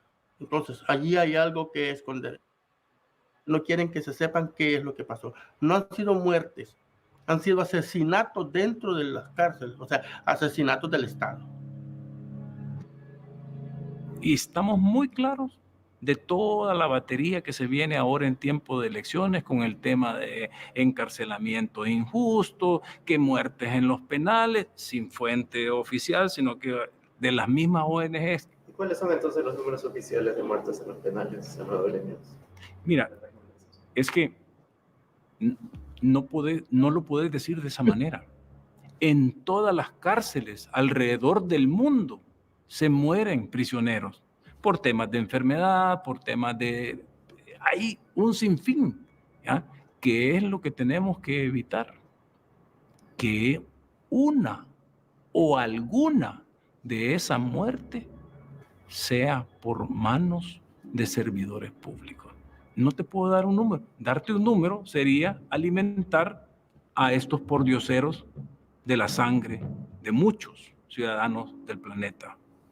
Pero también dar un número daría transparencia. No, eso no es transparencia. Eso es alimentar a estos mendigos. Por eso nace Movir, para apoyar a la gente más desprotegida. Porque los familiares de las víctimas detenidas no hallaban una solución ni una luz que las iluminara a dónde ir. No estamos defendiendo delincuentes. Vamos a defender toda aquella persona que también sepamos y demostremos de que son inocentes. Ahora, como Crisosal, sí hemos recibido hasta 3,600 personas que han sido vulneradas en sus derechos. Cristasal released a report in 2022 in which it denounced that inmates in El Salvador had died from torture, beatings, strangulation, or lack of medical attention during the state of exception. El hacinamiento de los centros penitenciarios, aunado con la falta de condiciones mínimas de higiene, alimentación, acceso a medicamento, todas estas condiciones hacen que los centros de... But the thing, like I do believe that when you do stuff like the way he did it, like turn to like a police state, because it's like almost like a military state, right? I do believe that you will have human rights violation. I do believe that you will have slip-ups. You'll have innocent people get cut up, right? But it's like when you compare it to the level of violence that used to exist in El Salvador, he had to do what he had to do. Like no one wanted to go to El Salvador. It was the number one, like it had the number one rate for murders in the world. Today, it's like one of the safest countries in the world, right? So it's just like, you know what I'm saying? And then she's like, oh, like some people don't get to eat and they don't have good hygiene and things like that, which I understand. But it's like when they were committing crimes also, they didn't feel bad about the people they were hurting, right? So because when you detain someone, you know, like when you're outside and you're a criminal, right? You're big and bad. You do what you want. You bully people. You grape people. You sexually assault people. You do all kinds of stuff, right? Nobody can stop you because the majority of civilians are unprotected. They're unarmed. They're unprotected. They're not safe, right? So you do whatever you want to people, right? But when you finally get detained and you're locked up, you know, prison, it wears on people, right? So when you go to prison, right, it wears on you. You become older. You arch over, your voice gets lower, you age and stuff like that. So people look at you, oh my gosh, I feel so bad for him, right? Because you're seeing a defeated body. You're seeing a defeated soul. But it's like you can't forget also the wickedness that was in this person. See, all these guys, they look sad right now because they don't eat a lot. They're not outside. They don't have their guns, okay? They're completely stripped like they belong to the state. And so it's like, yeah, it worries on them. But I'm like, I'm not going to forget that you were a bad person. You probably destroyed children. You probably ate children. But now you're locked up. You're like, they look so innocent. They're like this, asking for the medication. Okay? Yeah, sure. But then you're going to go look and see what he did. You're like, oh my gosh, you killed all these people. Because a lot of these murderers, they don't feel bad for their victims. But when it comes to all these human rights violation people, these not-for-profits, right, they care so much about the well-being of real bona fide criminals, then they feel even sorry for the people who were slain by these people. Do they reach out to the families and say sorry, like, oh my gosh, we feel so bad you lost your daughter? Feel so bad you lost your son? No. Their missions are we got to make sure that these are convicted criminals are well treated behind bars. I mean, to some extent, yes. But at the same time, it's like, yeah, because prison wears on people. Because if you let this man back outside, he gonna do it all over again. He's not gonna care. And I really believe that some people cannot be rehabilitated, especially if you eat babies or if you had sexual assault with a child, you're done. Like no. Like non-violence offenses, like, yeah, I can rehabilitate you, but some people, no, it's too dark. Their crimes are too dark. Penitenciarios básicamente se convierten en unos centros de tortura sistemática de personas capturadas. Many NGOs claim that El Salvadorans live in just as much fear today as they did before the state of emergency. En cualquier momento puede venir una persona, sobre todo agentes de seguridad del Estado, particularmente policías, a poder realizar alguna detención sobre la base de nada más su voluntad o las llamadas anónimas. La seguridad no debería de ser una moneda de cambio a cambio de las libertades constitucionales de las y los salvadoreños.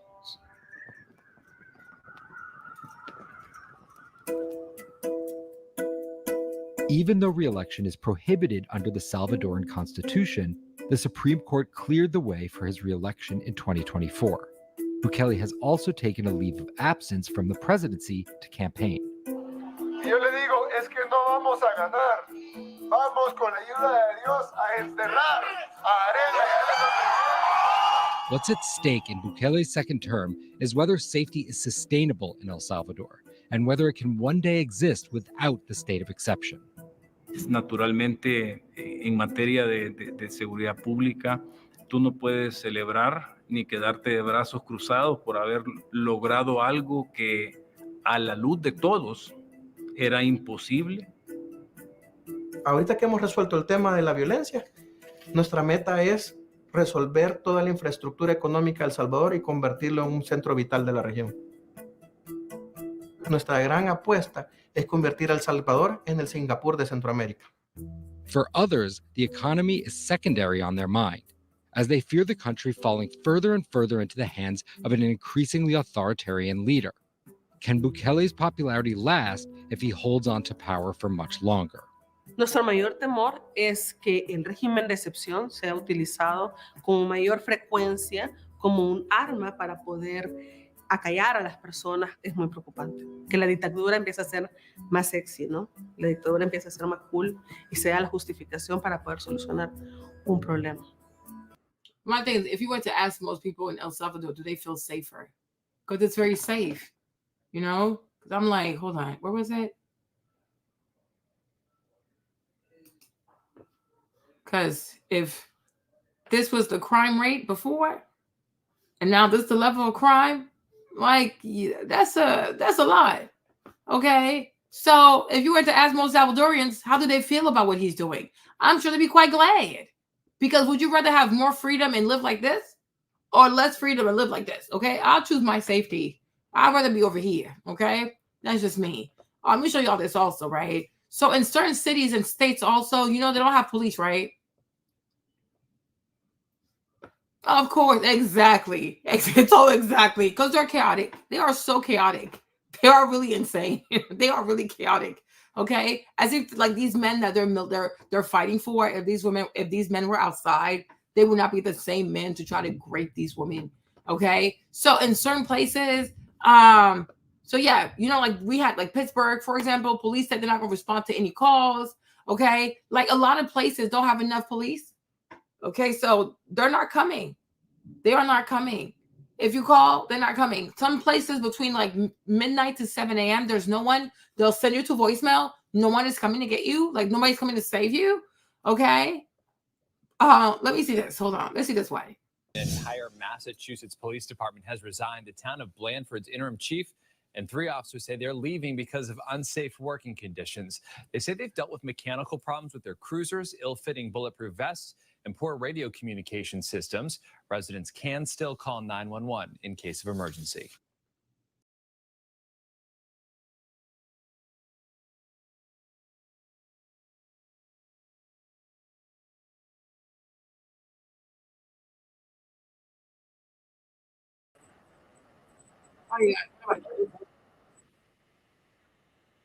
State police stepping in.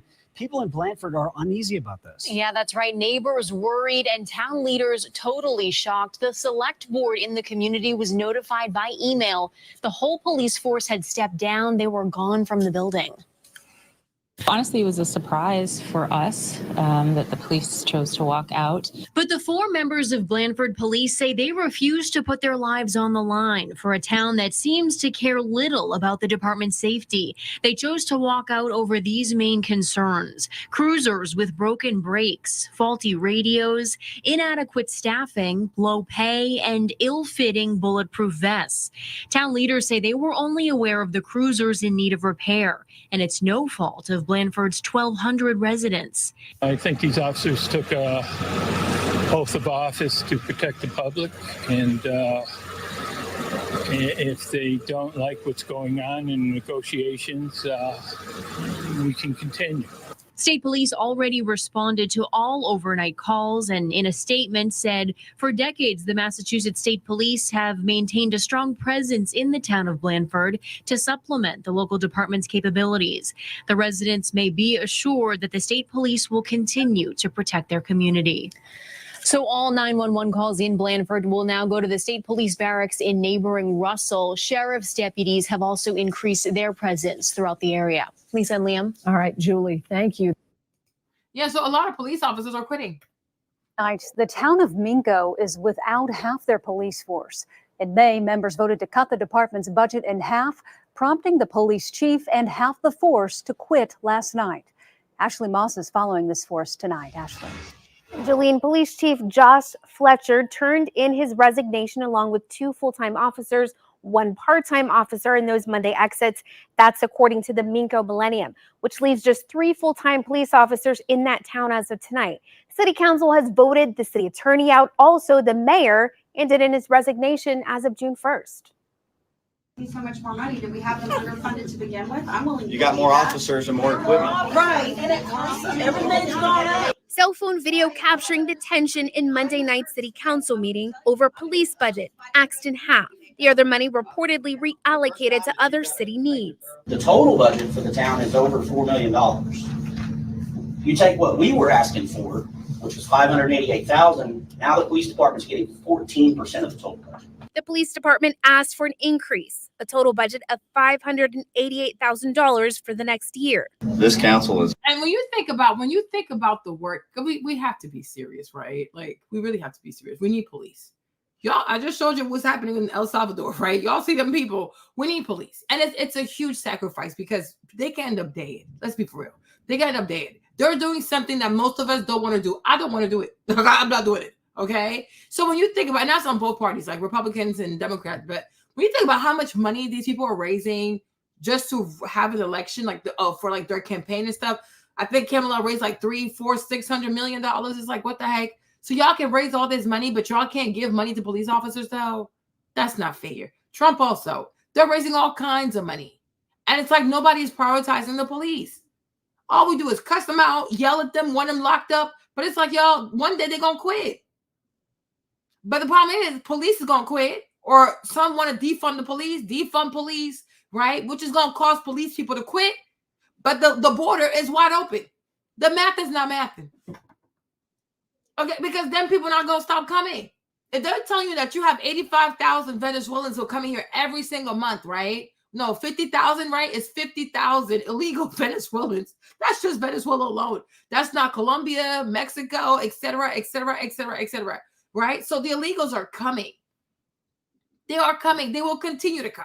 Meanwhile, we're saying defund the police, lock up the police, do this to the police, blah, blah, blah, blah, blah, blah, blah, blah.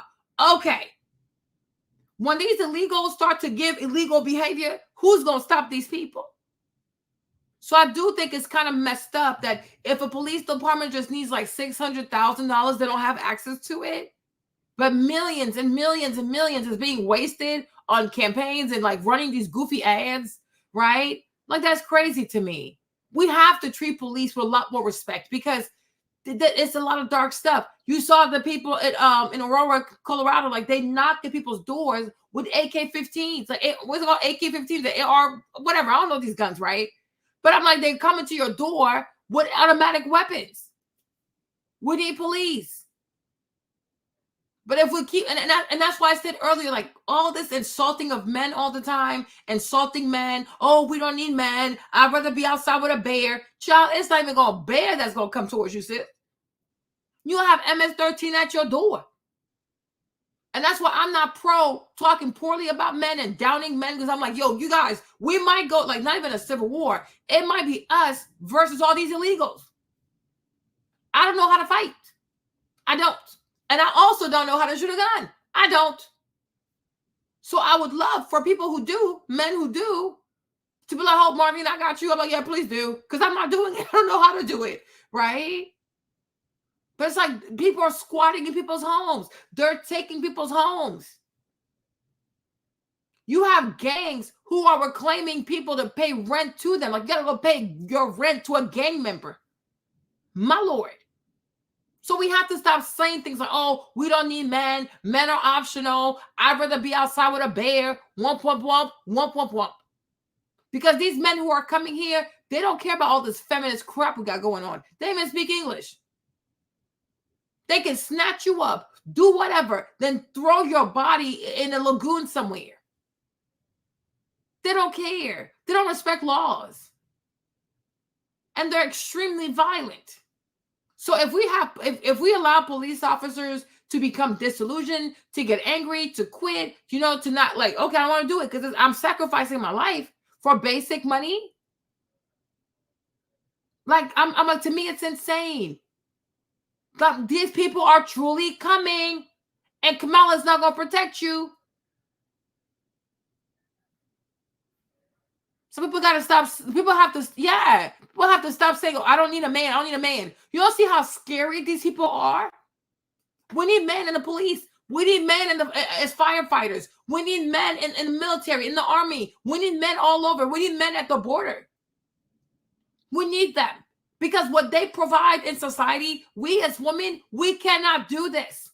We can't do it. And even if we could, I don't think you want to do it. Because then, who's going to be at home with your babies? We have to stop downing men it's not cute anymore. We have to stop. It gets on my nerves. Because you're talking bad about American men, but these foreign men who are coming here illegally, they don't care about this goofy stuff, this whole feminist stuff. They'll smack the dog crap out of you. They don't care. They'll rob you in broad daylight. They beat on people. They do not care. And so if you prompt your American man to stop caring about protecting the American woman, oh my gosh, bad things going to happen to us. Because the majority of us, let's be truthful, right? Besides this right here, running our mouth, right? We don't know how to fight. We don't know how to shoot guns. We don't even know how to protect ourselves. We don't know. We take men for granted. We take our men for granted. Like, we have to stop doing this. Because we need police, and we might even need more police officers. We might. Because they're crazy. Like me, it scares me. It's about defunding the police. No, it's not. Oh, it is. No, you are. It's business. It's the math doesn't work. This is a cut that did not need to be made. At least not 50% anyway. A few minutes later, the now former chief slides his letter of resignation across the table.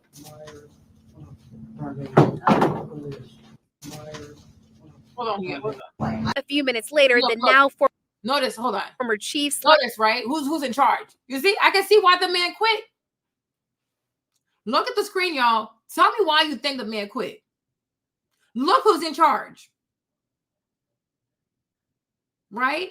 Look who's in charge. Write in the comment section why you think that man quit. Look who's in charge.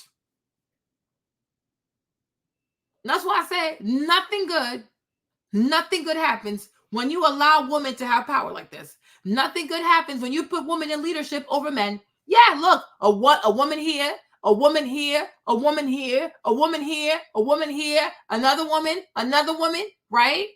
The Gertrudes, exactly. But now that these guys have stepped down, are they gonna do it? No, they're not doing it. You see? These feminists. Because when you know what, like, especially this skinny one, can she fight this one? No. And this one, she gonna stop eating to go fight? No, she not. Okay? While there's a whole robbery, she might be stuffing her face in all kinds of donuts. I'm not trying to be funny, but it's real. Right? You know you're not gonna do it. You know you can't do it. So if this man says he wants more money to do it, pay the man his money because you're not gonna do it. No. Well, I don't know why we should pay you all this much. It's okay, no problem. He resigned. He resigned. And this is why I'm like, the older I get, I'm like, you know what? This is why you don't put women in leadership position for the most part. And this is why you don't put women over men for the most part, especially when it comes to serious stuff, because they don't know how to compromise, don't know how to talk to people, don't know how to say to the man, you know what, man, I appreciate you. I see the value that you bring. Thank you for risking your life. Even if you don't have the money, be nice to him. Okay, can we do this right now? And then maybe next month, I'll give you more money. How about that? Because what he brings, you don't bring. Right? But I'm like, oh, see, I can see why he quit. I can see why he quit.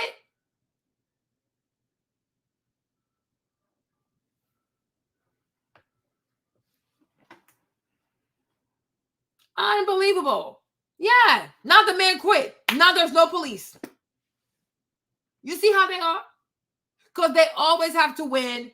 They don't know how to compromise. They don't know how to say sorry. They don't know how to give men their just due. Don't know how to give men their proper credit. Now the man quit. And now here you are.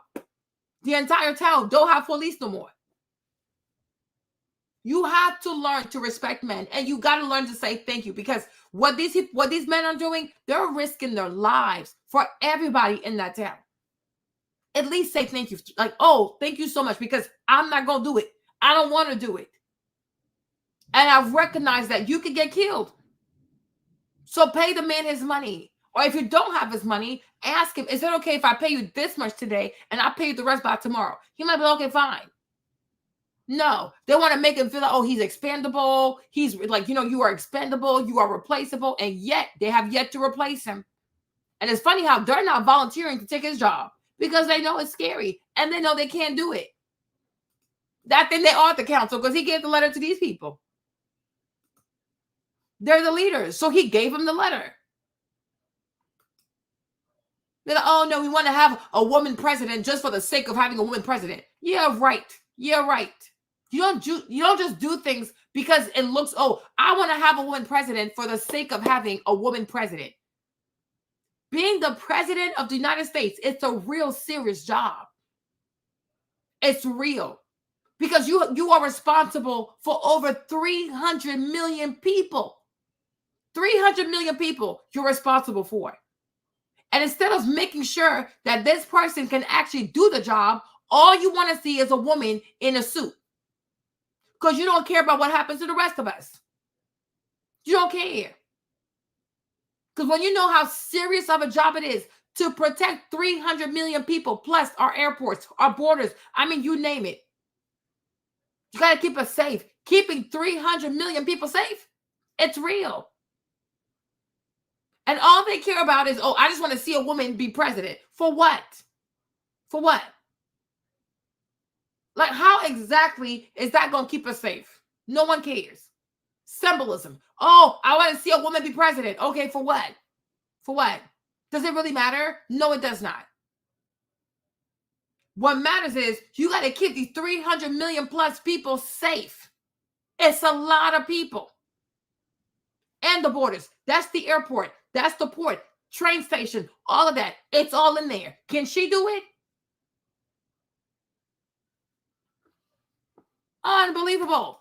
Slides his letter of resignation across the table. Good for him. I'm done.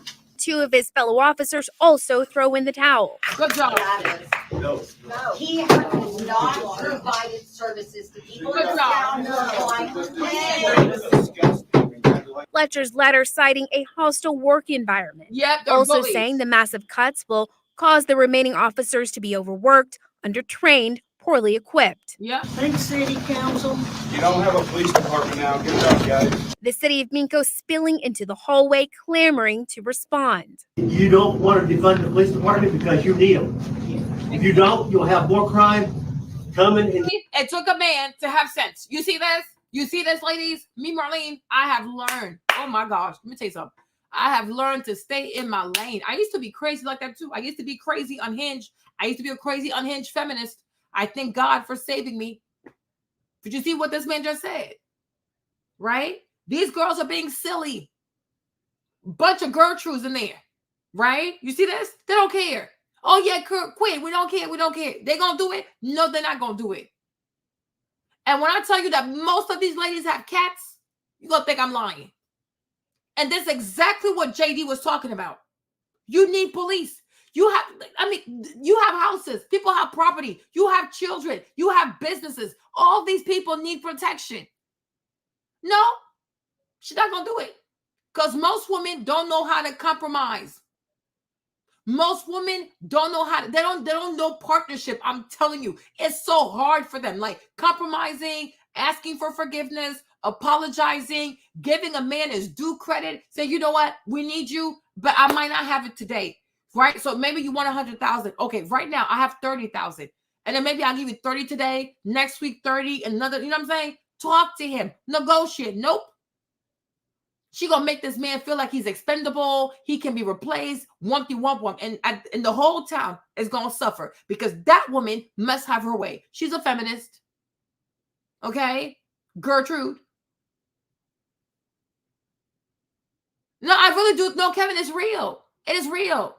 Because you have to learn to stay in your lane. Because when you're in your lane, that's how you're gonna thrive. Men are so needed.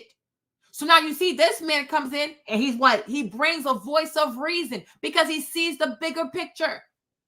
Most women are too into their feelings to see the bigger picture. And now the entire town does not have police. So now what about when the criminals find out that, oh, guess what? The police officer resigned. Is she going to get out of bed and protect people? No, she's not. No, she ain't going to do it. So all they want to do is cause chaos.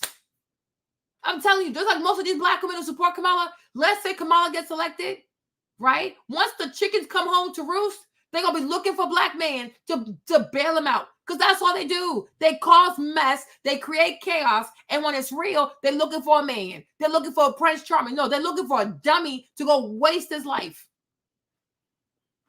Because they're all chaotic. You see, white, black, they're all chaotic. That's what feminism does to people. It makes women extremely chaotic.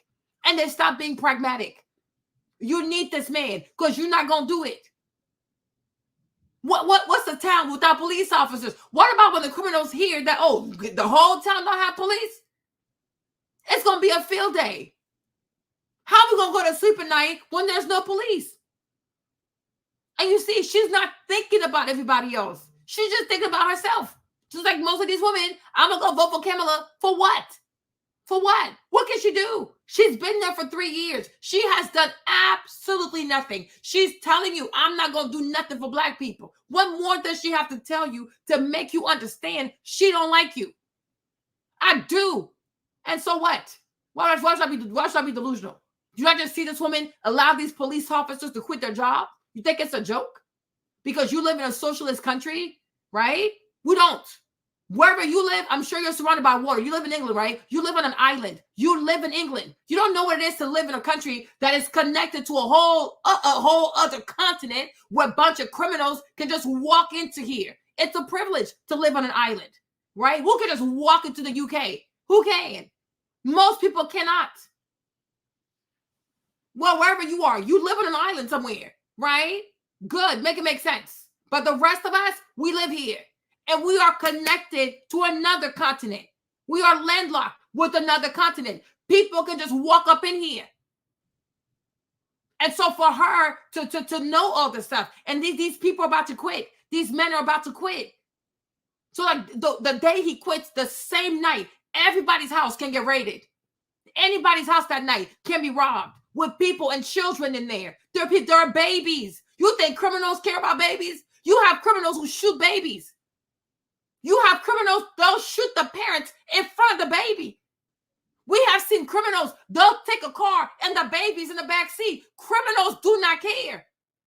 So she's not a criminal. She's part of city council. Her job is to make sure people in the town are safe. Why are you doing this? Why are you so prideful? Why are you so prideful? Why must you have the last word? Let this man have his way. Because you're not going to do it. At least let him have his way until you can find a replacement. But you have no replacement. So why are you going into an ego war with this man when you have no plan? And now tonight, everybody has to be scared. Like, make it make sense. And it's not fair to people. And the thing about most feminists, they only care about them being seen, being represented, and they never care about everybody else. You got to look at the bigger picture. It's not just you. It's all of us. We all live here. It's like being on a boat somewhere. It's like being in the Titanic. Okay, we're all in this boat. If it goes down, we're all going down with it. We live here. My gosh, make it make sense. It's insanity. Police department because you Spilling into the hallway, clamoring to respond. don't want to defund the police department because you need them. If you don't, you'll have more crime coming into this town. The blow-up comes after the exits of the city's attorney, who was shown the door, and the mayor, who resigned as of June 1st. I want the same thing y'all want. I want protection. No, you Now, we did contact the city council, the now former police chief, and are waiting to hear back. You might want to see that agenda and some of those numbers. We'll post it for you on K4.com. This is utter madness. So the people, Cox Business is here to set you up. The town of Minko is without half their police force. In May, members voted to cut the department's budget in half. So a lot of these police officers, like, I mean, it's all across the country. Like, these people are just quitting. They are quitting. A lot of cities do not have enough police.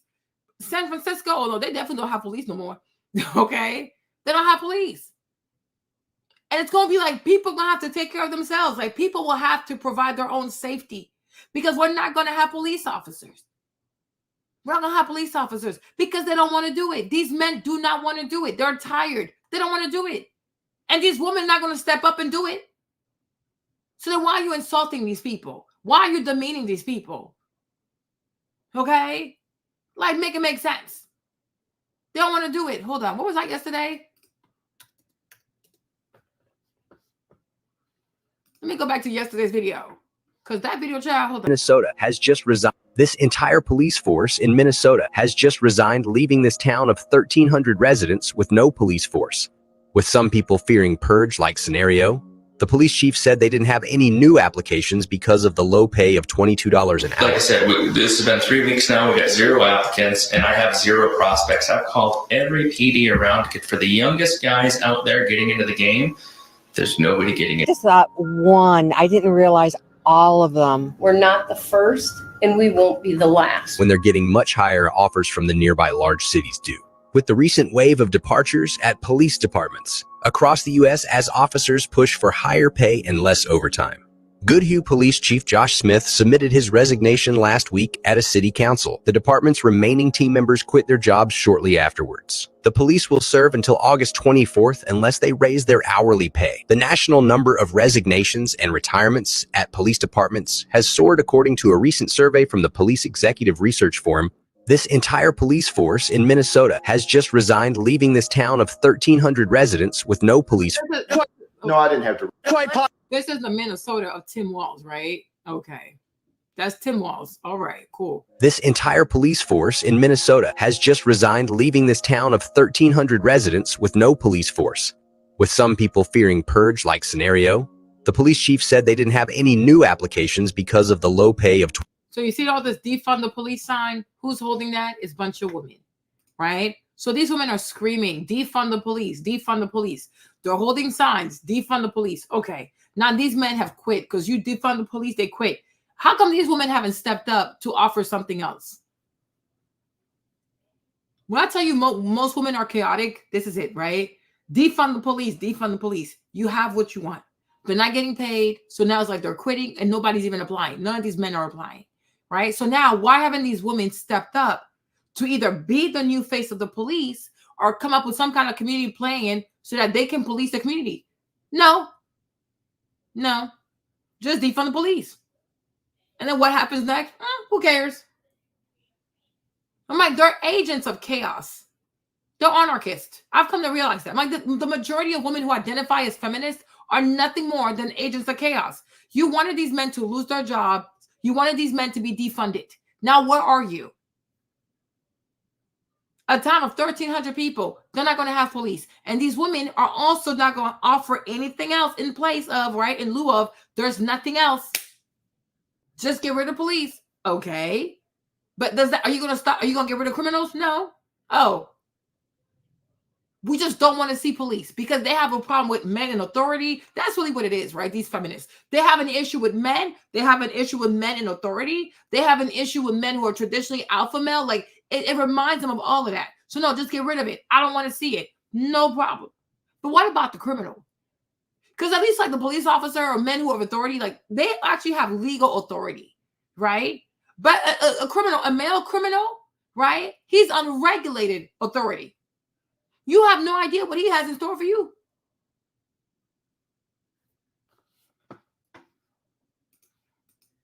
Of $22 an hour. Like I said, this has been 3 weeks now. We got 0 applicants, and I have 0 prospects. I've called every PD around for the youngest guys out there getting into the game.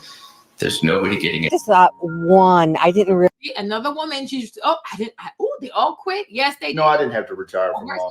Quite possibly the dumbest fucking thing. Oh my goodness. Right? This entire police force offers from the nearby large cities. We won't be the last. Hold on. Let me show you this. Hold on. So she's surprised. No, I didn't have to retire. Oh, this thing stopped doing this. Entire police force offers from the nearby when they're getting much higher offers from. And we won't be. Okay. Once again, what do you see? Quite possibly the dumbest. Oh, I hit what my mouth does. This entire police. Guys, it's so annoying. Oh my gosh, this is my mouth. This entire police force in wave of departures is due with the recent wave of getting much higher offers. Sorry, I apologize. First, and we will. Okay, let me get out of here. My bad. Sorry, you guys. It's my mouse. Okay, but you see, it's a lot of ladies holding these signs, right? Defund the police. Defund the police. Defund the police. All right, where are these ladies now? They're nowhere to be found. So you have your wish. These men are quitting. They're not signing up. I guess they're gonna quit this month, right? And after that, there's no more police for 1,300 people. No more police. And police, like, they don't just do crimes. They also help with the schools and stuff. Like before, like when school starts, after school, they help with the flow of traffic, whatever, right? Domestic abuse, domestic disputes. Like police, they do a lot of stuff, right? So you scream, defund the police, defund the police. Okay. Now, if the police is gone, what do you have in lieu of police? Nothing. Are they going to do it? No. They're going to hire, are they going to go train the people they want to have them do it? No.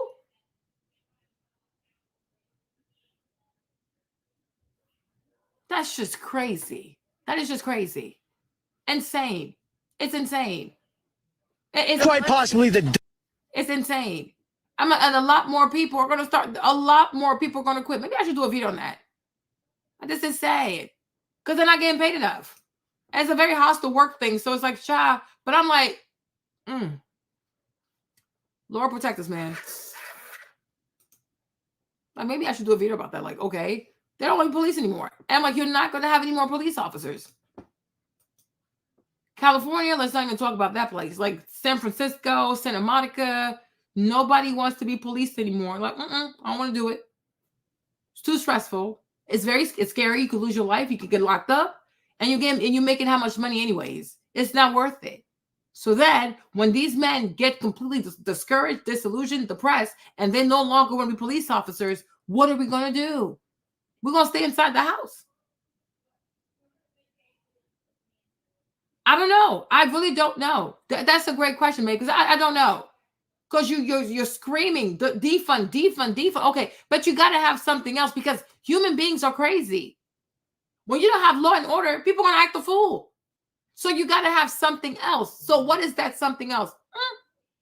It's just void. You can't just leave that void. You can't leave that void.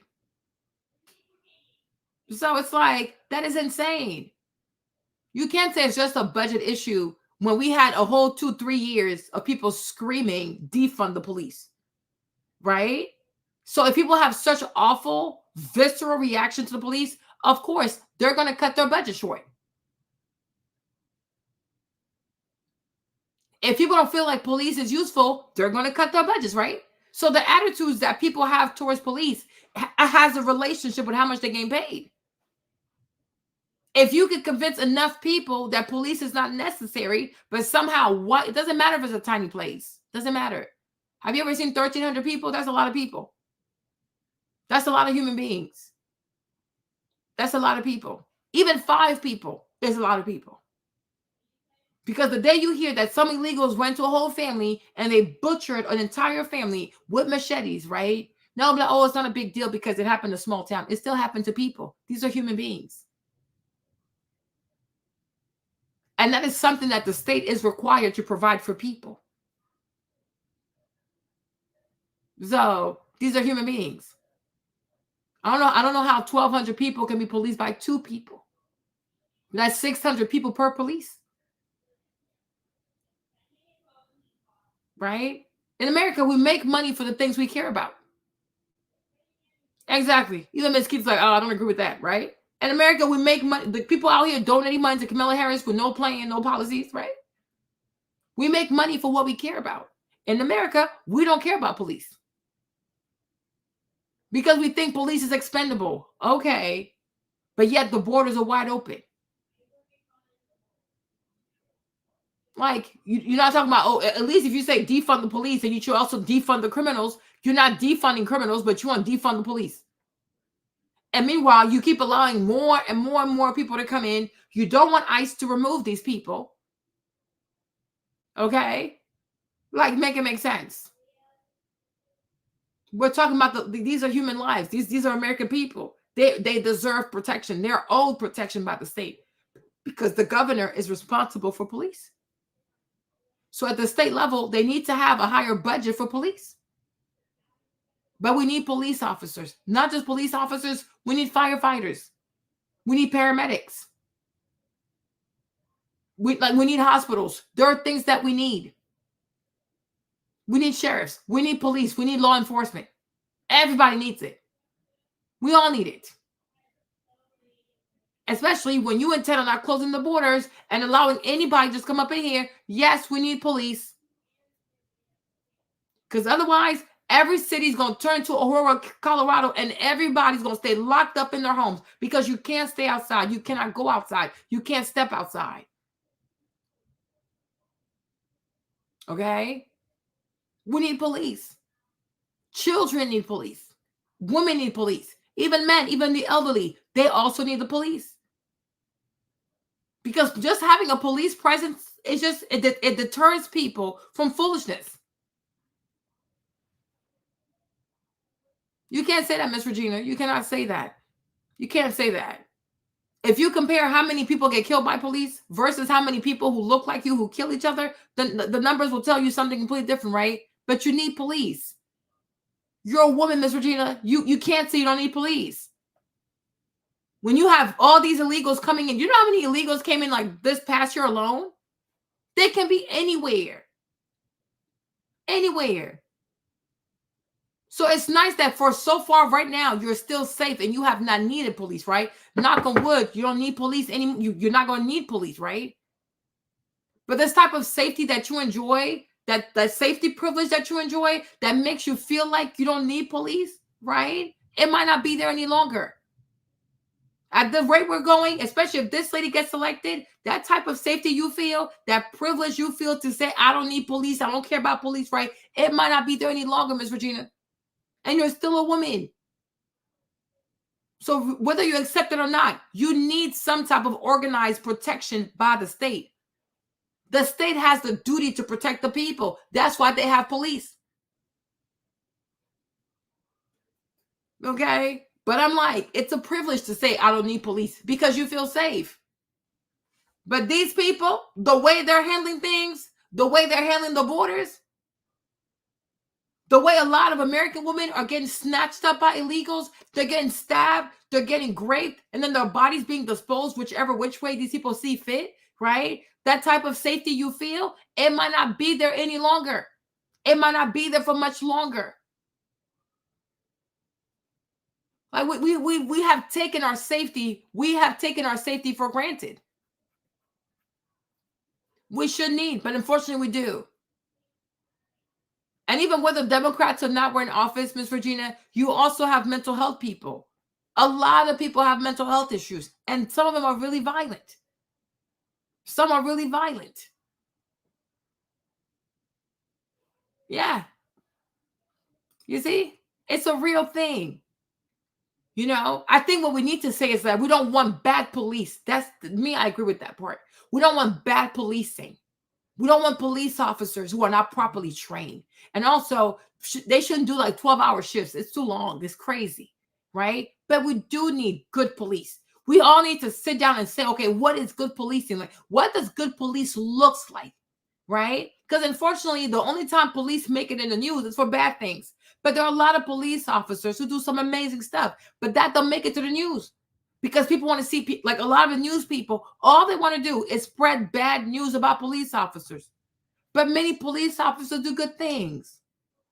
Many police officers, they save lives. They protect children. They protect mothers. They protect the elderly.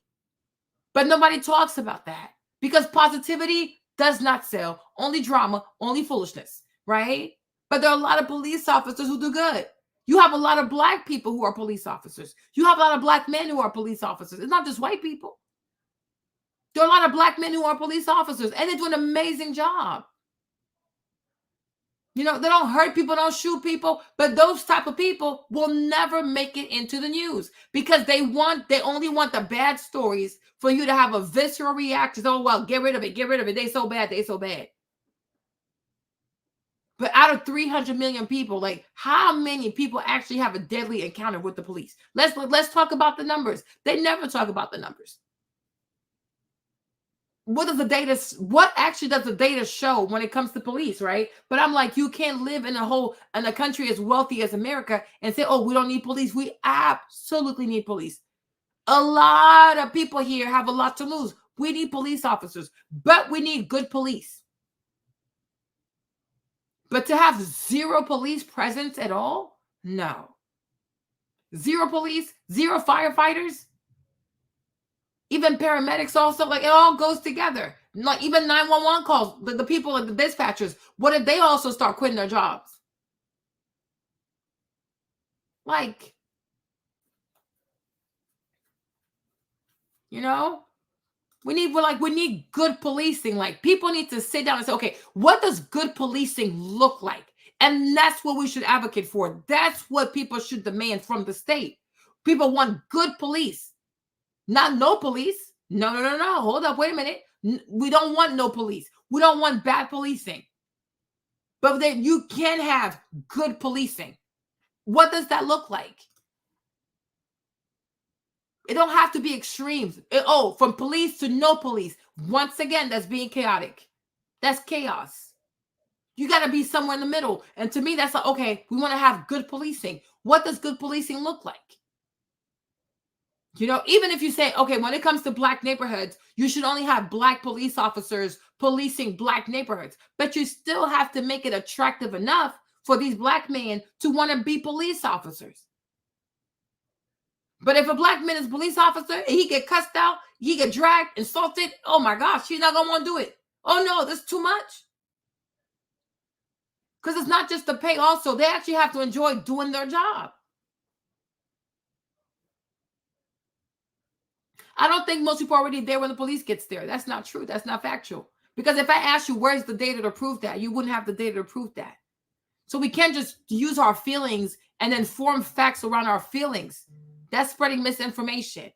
You got to have the data that proves that, but by the time police gets there, people are dead. Otherwise, it's just you based off your feelings. Because most of social media will have you thinking that all police does is shoot black people. And that is not accurate. Because otherwise, we'll all be dead by now. That is not accurate, right? You got to have the data to say these things. Like, where is the data that proves that by the time police gets there, most people already dead? You know? And I've heard that on social media a lot. And I'm like, what? It makes no sense.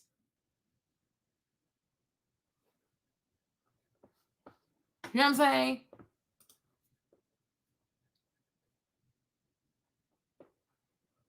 Yeah. I mean, we need these people. Okay? A woman is having a baby on the side of the road. She needs help. You can't just say, oh, no police. Like, what? You have police officers who have delivered babies.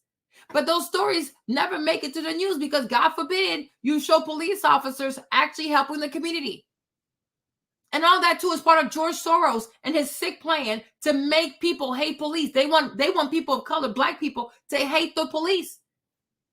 So we'll have no police and more crimes. And the thing you have to understand also, Miss Regina, when you have more crimes in a city, you have more crimes in the neighborhood, what happens? It brings down the home values. So that's why if you allow black neighborhoods to go unpoliced at all, you bring down the value of these homes. And then that makes way for what? Gentrification. So if you want black people to have wealth, especially through homes like home ownership, et cetera, we must have police. Because when you have a well-policed neighborhood, the prices of homes just go up. It goes up. It goes up. It actually even attracts better buyers. But when there's no police, just like Baltimore, when you have no police, you have crime. Crime goes up. Because you cannot defund criminals, okay? You can defund the police. But criminals are not going to stop operating. And once the criminals know that there's no more police, they'll do even more stuff because they know now, oh, I can get away with it. There's no more police. So now even the people who didn't think about being criminals, now that they know that there's no police, oh, I want to try it too. And that's why you have Baltimore. And when you have no police, crime goes up. And when crime goes up, the values of properties goes down. And when the value of these houses go down, it makes way for what? It makes way for gentrification. Because eventually these people, these developers, mostly white people, gonna buy over the entire neighborhood and just start from scratch. And we must think about avoiding gentrification. But one of the main ways that you avoid having your neighborhood be gentrified is by making sure that you have law and order. Because law and order only allows your home property to go up. You want your home properties to go up. You want them to go up in value, not go down in value because you want to make money. That's why the stuff that mostly happens in predominantly black neighborhoods does not happen in predominantly white neighborhoods. And that's why most white people, their homes are worth more than the black people's home because they have law and order. They have police. They have police.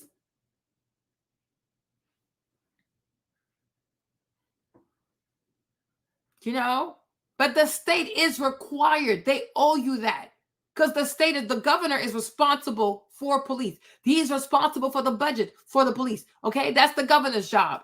Like you are owed protection. The governor owes you that. So when you say, oh yeah, I don't want police, you're making his life way too easy. Nah.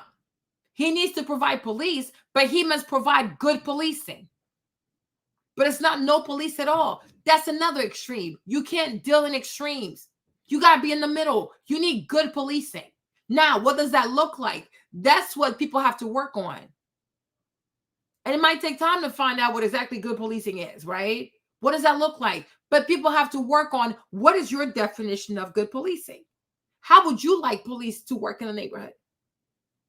You know, and leaders, community leaders, mayors, they all have to come together with the community, with the police chief, and talk about what does good policing look like for the people. So that we have a neighborhood, or we have a city, or we have a town that everybody can be proud of, that is safe, you know, that does the right thing. Let's talk about it, right? Let's sit down and talk about it. What is good policing? But we cannot say no police. You need police. We all need police.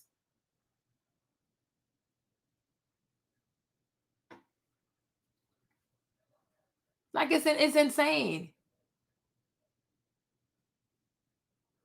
I mean, that's what's going to happen. And then the whole fact that they don't want people to have their guns anymore, suspicious, right? Because they don't want people who can legally have guns to have guns, right? Oh, turn in your guns, don't have an automatic rifle. But I'm like, criminals have access to everything. So are you going to limit what criminals have access to? No. So then why do you want to regulate what the regular person has access to? If you're allowed to have a gun and you can have a legal one and you have a license, you should be able to have whatever gun you want to have. Especially when you have a president, a vice president who don't care about bringing all kinds of illegals up in here. Because they have like AK, like what? They have AKs, they have ARs. Right? No. You know, years ago, I'm like, oh yeah, it's right. Why people want to have these weapons? Now I'm like, nah, people need to have their weapons. Because if a criminal knows that, okay, I have an AK-15. Is that really AK, right? Okay, I got an AK-15, and this homeowner also has an AK-15. They're less likely to try your gangster because they know you can match their energy. But if a criminal has an AK-14 and all you have is a pistol, yeah, you're not gonna make it. You're not gonna make it, right? So whatever kind of guns, whatever out there that these criminals have access to, I think Americans should also be able to have access to the same weapons legally. Because that's insane. But you're not going to let these criminals we're not about to let these criminals have access to all kinds of weapons. Yeah. Because I'm like, that make sense, right? Criminals can have all types of weapons. But you, as a citizen, as a law-abiding citizen, the government wants to regulate the type of weapons you have access to? No. Make sure you worry about these criminals first. Don't worry about me. Okay? Law-abiding citizens who don't have a record, who can apply for a gun license, who can carry, whatever, like license to carry whatever, right? They should be able to have the same access to weapons that criminals also have access to. Because I need this criminal to know, whatever you bring to my house, just know I got the same type of smoke. AK, AR, whatever. I got it too. And I promise you, they're not going to do it. There's a reason why most shooters go into schools. Because those are kids. They're vulnerable. They don't have guns. They can't protect themselves, right? You will never see a mass shooter do that crap at a police station. Why? Because there, people can match his energy. So he's not going to go there. Right? People pick on people they know can't protect themselves. So when you can't protect yourself, you give the criminal a huge advantage.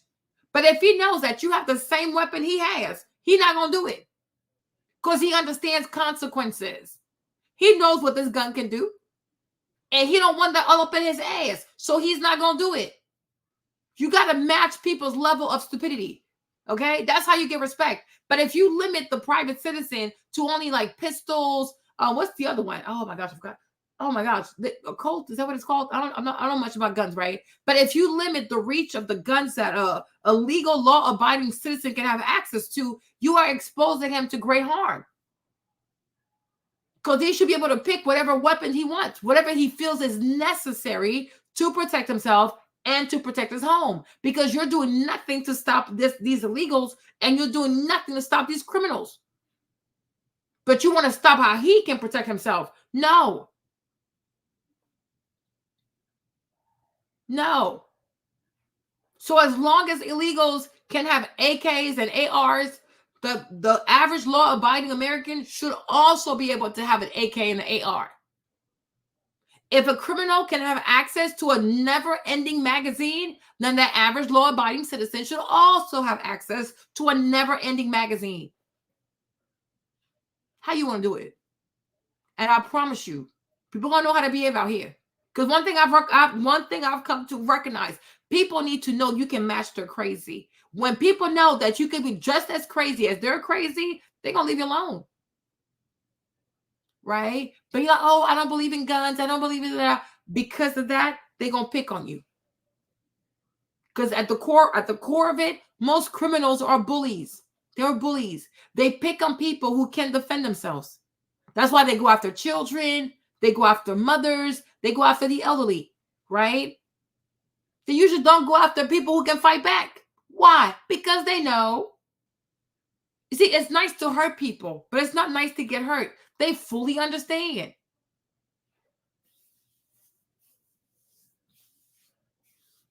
So me, I'm like, no. So for that also, I support Trump. People, law-abiding American citizens should be able to buy whatever gun they want. They should be able to have access to whatever magazine they choose to have access to. Because the criminal has the same access. So they should also be able to have whatever gun they want with whatever type of magazine they want. Okay, and if you notice, really, the only people who truly are opposed to law-abiding citizens having guns, like whatever, is mostly women. Because they don't know the cost of protection. But you can't handcuff a man when he's trying to protect his family. No. If a criminal has an AK-15, an AR, AK-15 or whatever, the man also needs to be able to have an AK-15 to protect his home. Yes. It's the same thing. Like sometimes, because I have boys, but a lot of times, like when a dad wants to raise the boys, the mom be like, oh my gosh, you're being too mean. Oh my, AR-15, okay, and the AK-47, thank you, right? A mom be like, oh, you're being too mean. You're yelling too much. Like, we like to cause interference sometimes. Because, oh my gosh, that's so mean. That's so mean, right? That's what we do. Oh my gosh, guns are bad. Guns are so bad. Oh my gosh. Guns are bad in the hands of the wrong person, right? But if a man comes out here, you tell your husband not to have a gun, right? But one day you and your husband go out to eat to the restaurant. Then you leave the restaurant like 9 o'clock at night, 9 p.m., whatever. Y'all walking peacefully. Then a man comes up to y'all with a gun. What can your husband do? You told him not to have a gun, right? At that moment, you're going to wish you told your husband, go learn how to shoot somebody real quick. Right? Because people think that I absolutely have. I'm no longer like in Goofy land. No, I'm very pragmatic now. Because there's just way too many illegal immigrants for us to play dum-dum. This is no longer the America we used to know. This America right here is seriously unsafe. And you have a government that is telling you that, oh, you as an American, you don't matter. Illegals matter more than you. So what's understood ain't got to be explained, right? Democrats have made their choice. They are choosing illegal immigrations. That's what they've chosen. They have chosen to prioritize illegal immigrants over the American people. I get that, and I accept it. This is what it is, because I guess I don't know, unless I'm going to vote for Trump, but you know what I'm saying? I accept that, right? And if they win, I also have to accept that, right? When you live in a country where illegal immigrants can have $13,000 in food stamps, and the average American has nothing to eat, when you live in a nation where they are prioritizing houses for illegals and our veterans are sleeping outside, yes, I have to wake up. This is no longer the America I used to know. It's a new thing now. It's a new experiment. So you have to adjust. You have to evolve. You have to adjust to the times. Okay, so I'm adjusting. Once upon a time, I would have been against the guns, right? But today I'm like, when I see that you have 50,000 Venezuelans who are coming here, and it's not just Venezuela in Latin America, you have so many other countries in Latin America.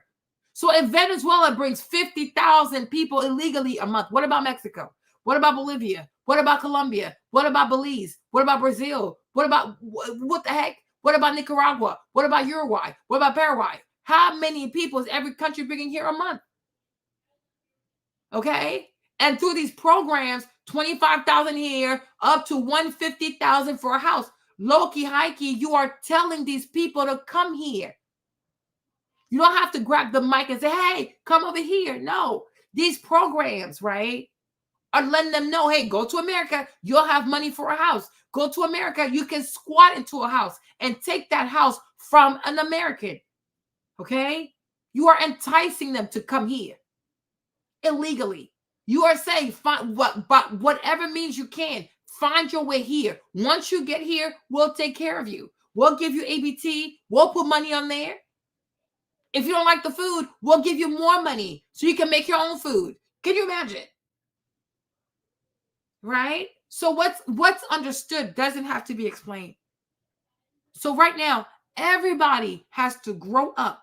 Everybody has to sober up and recognize that this America is a whole different America. We're in a whole new place.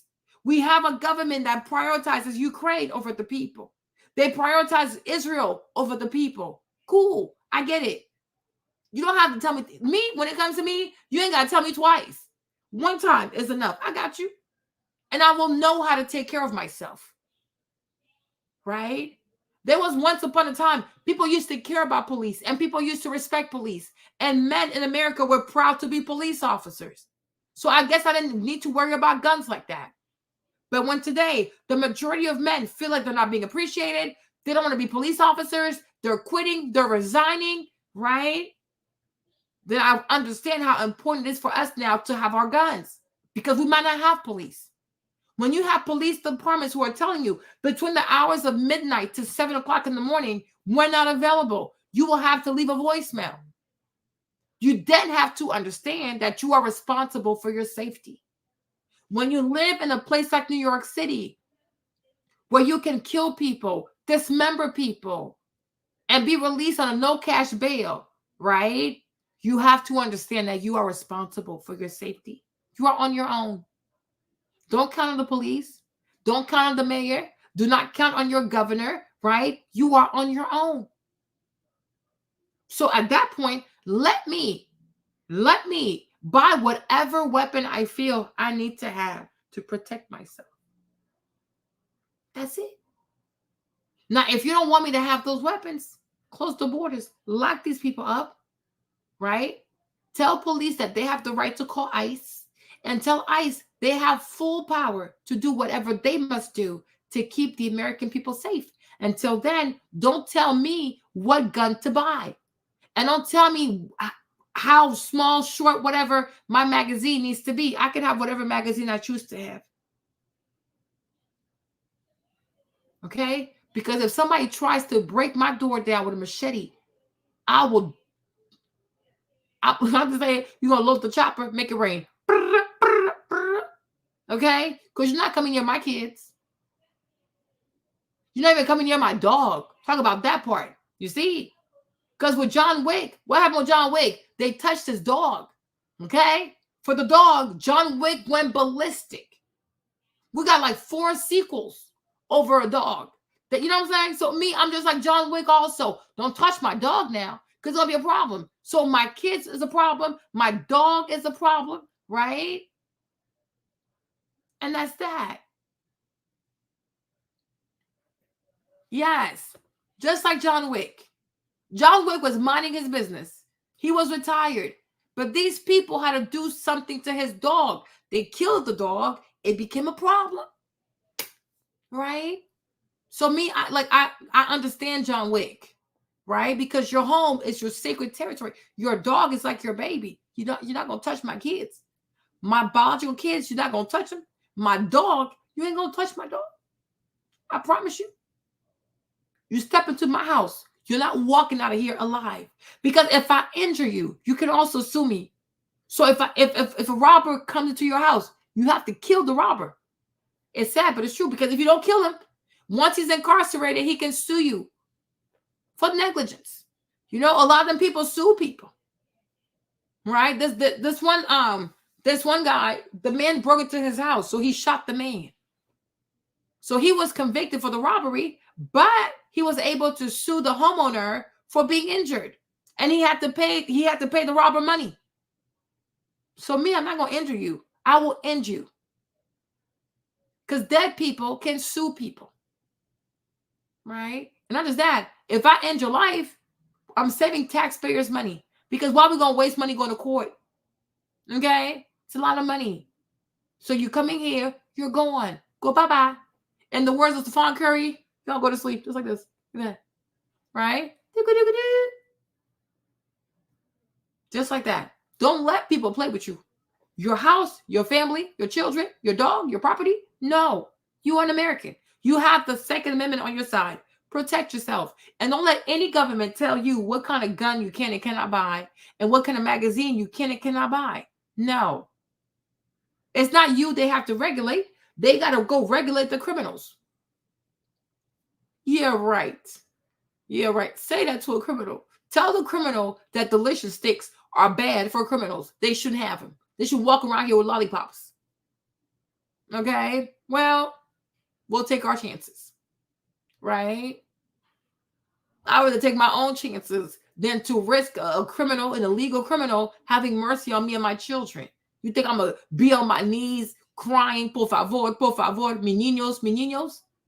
You are crazy. You are seriously crazy. I'm going to get on my knees. A criminal coming to my house. Do you see me? You see me on my knees crying, por favor, hombre, mi niños, mi niños. I don't think so.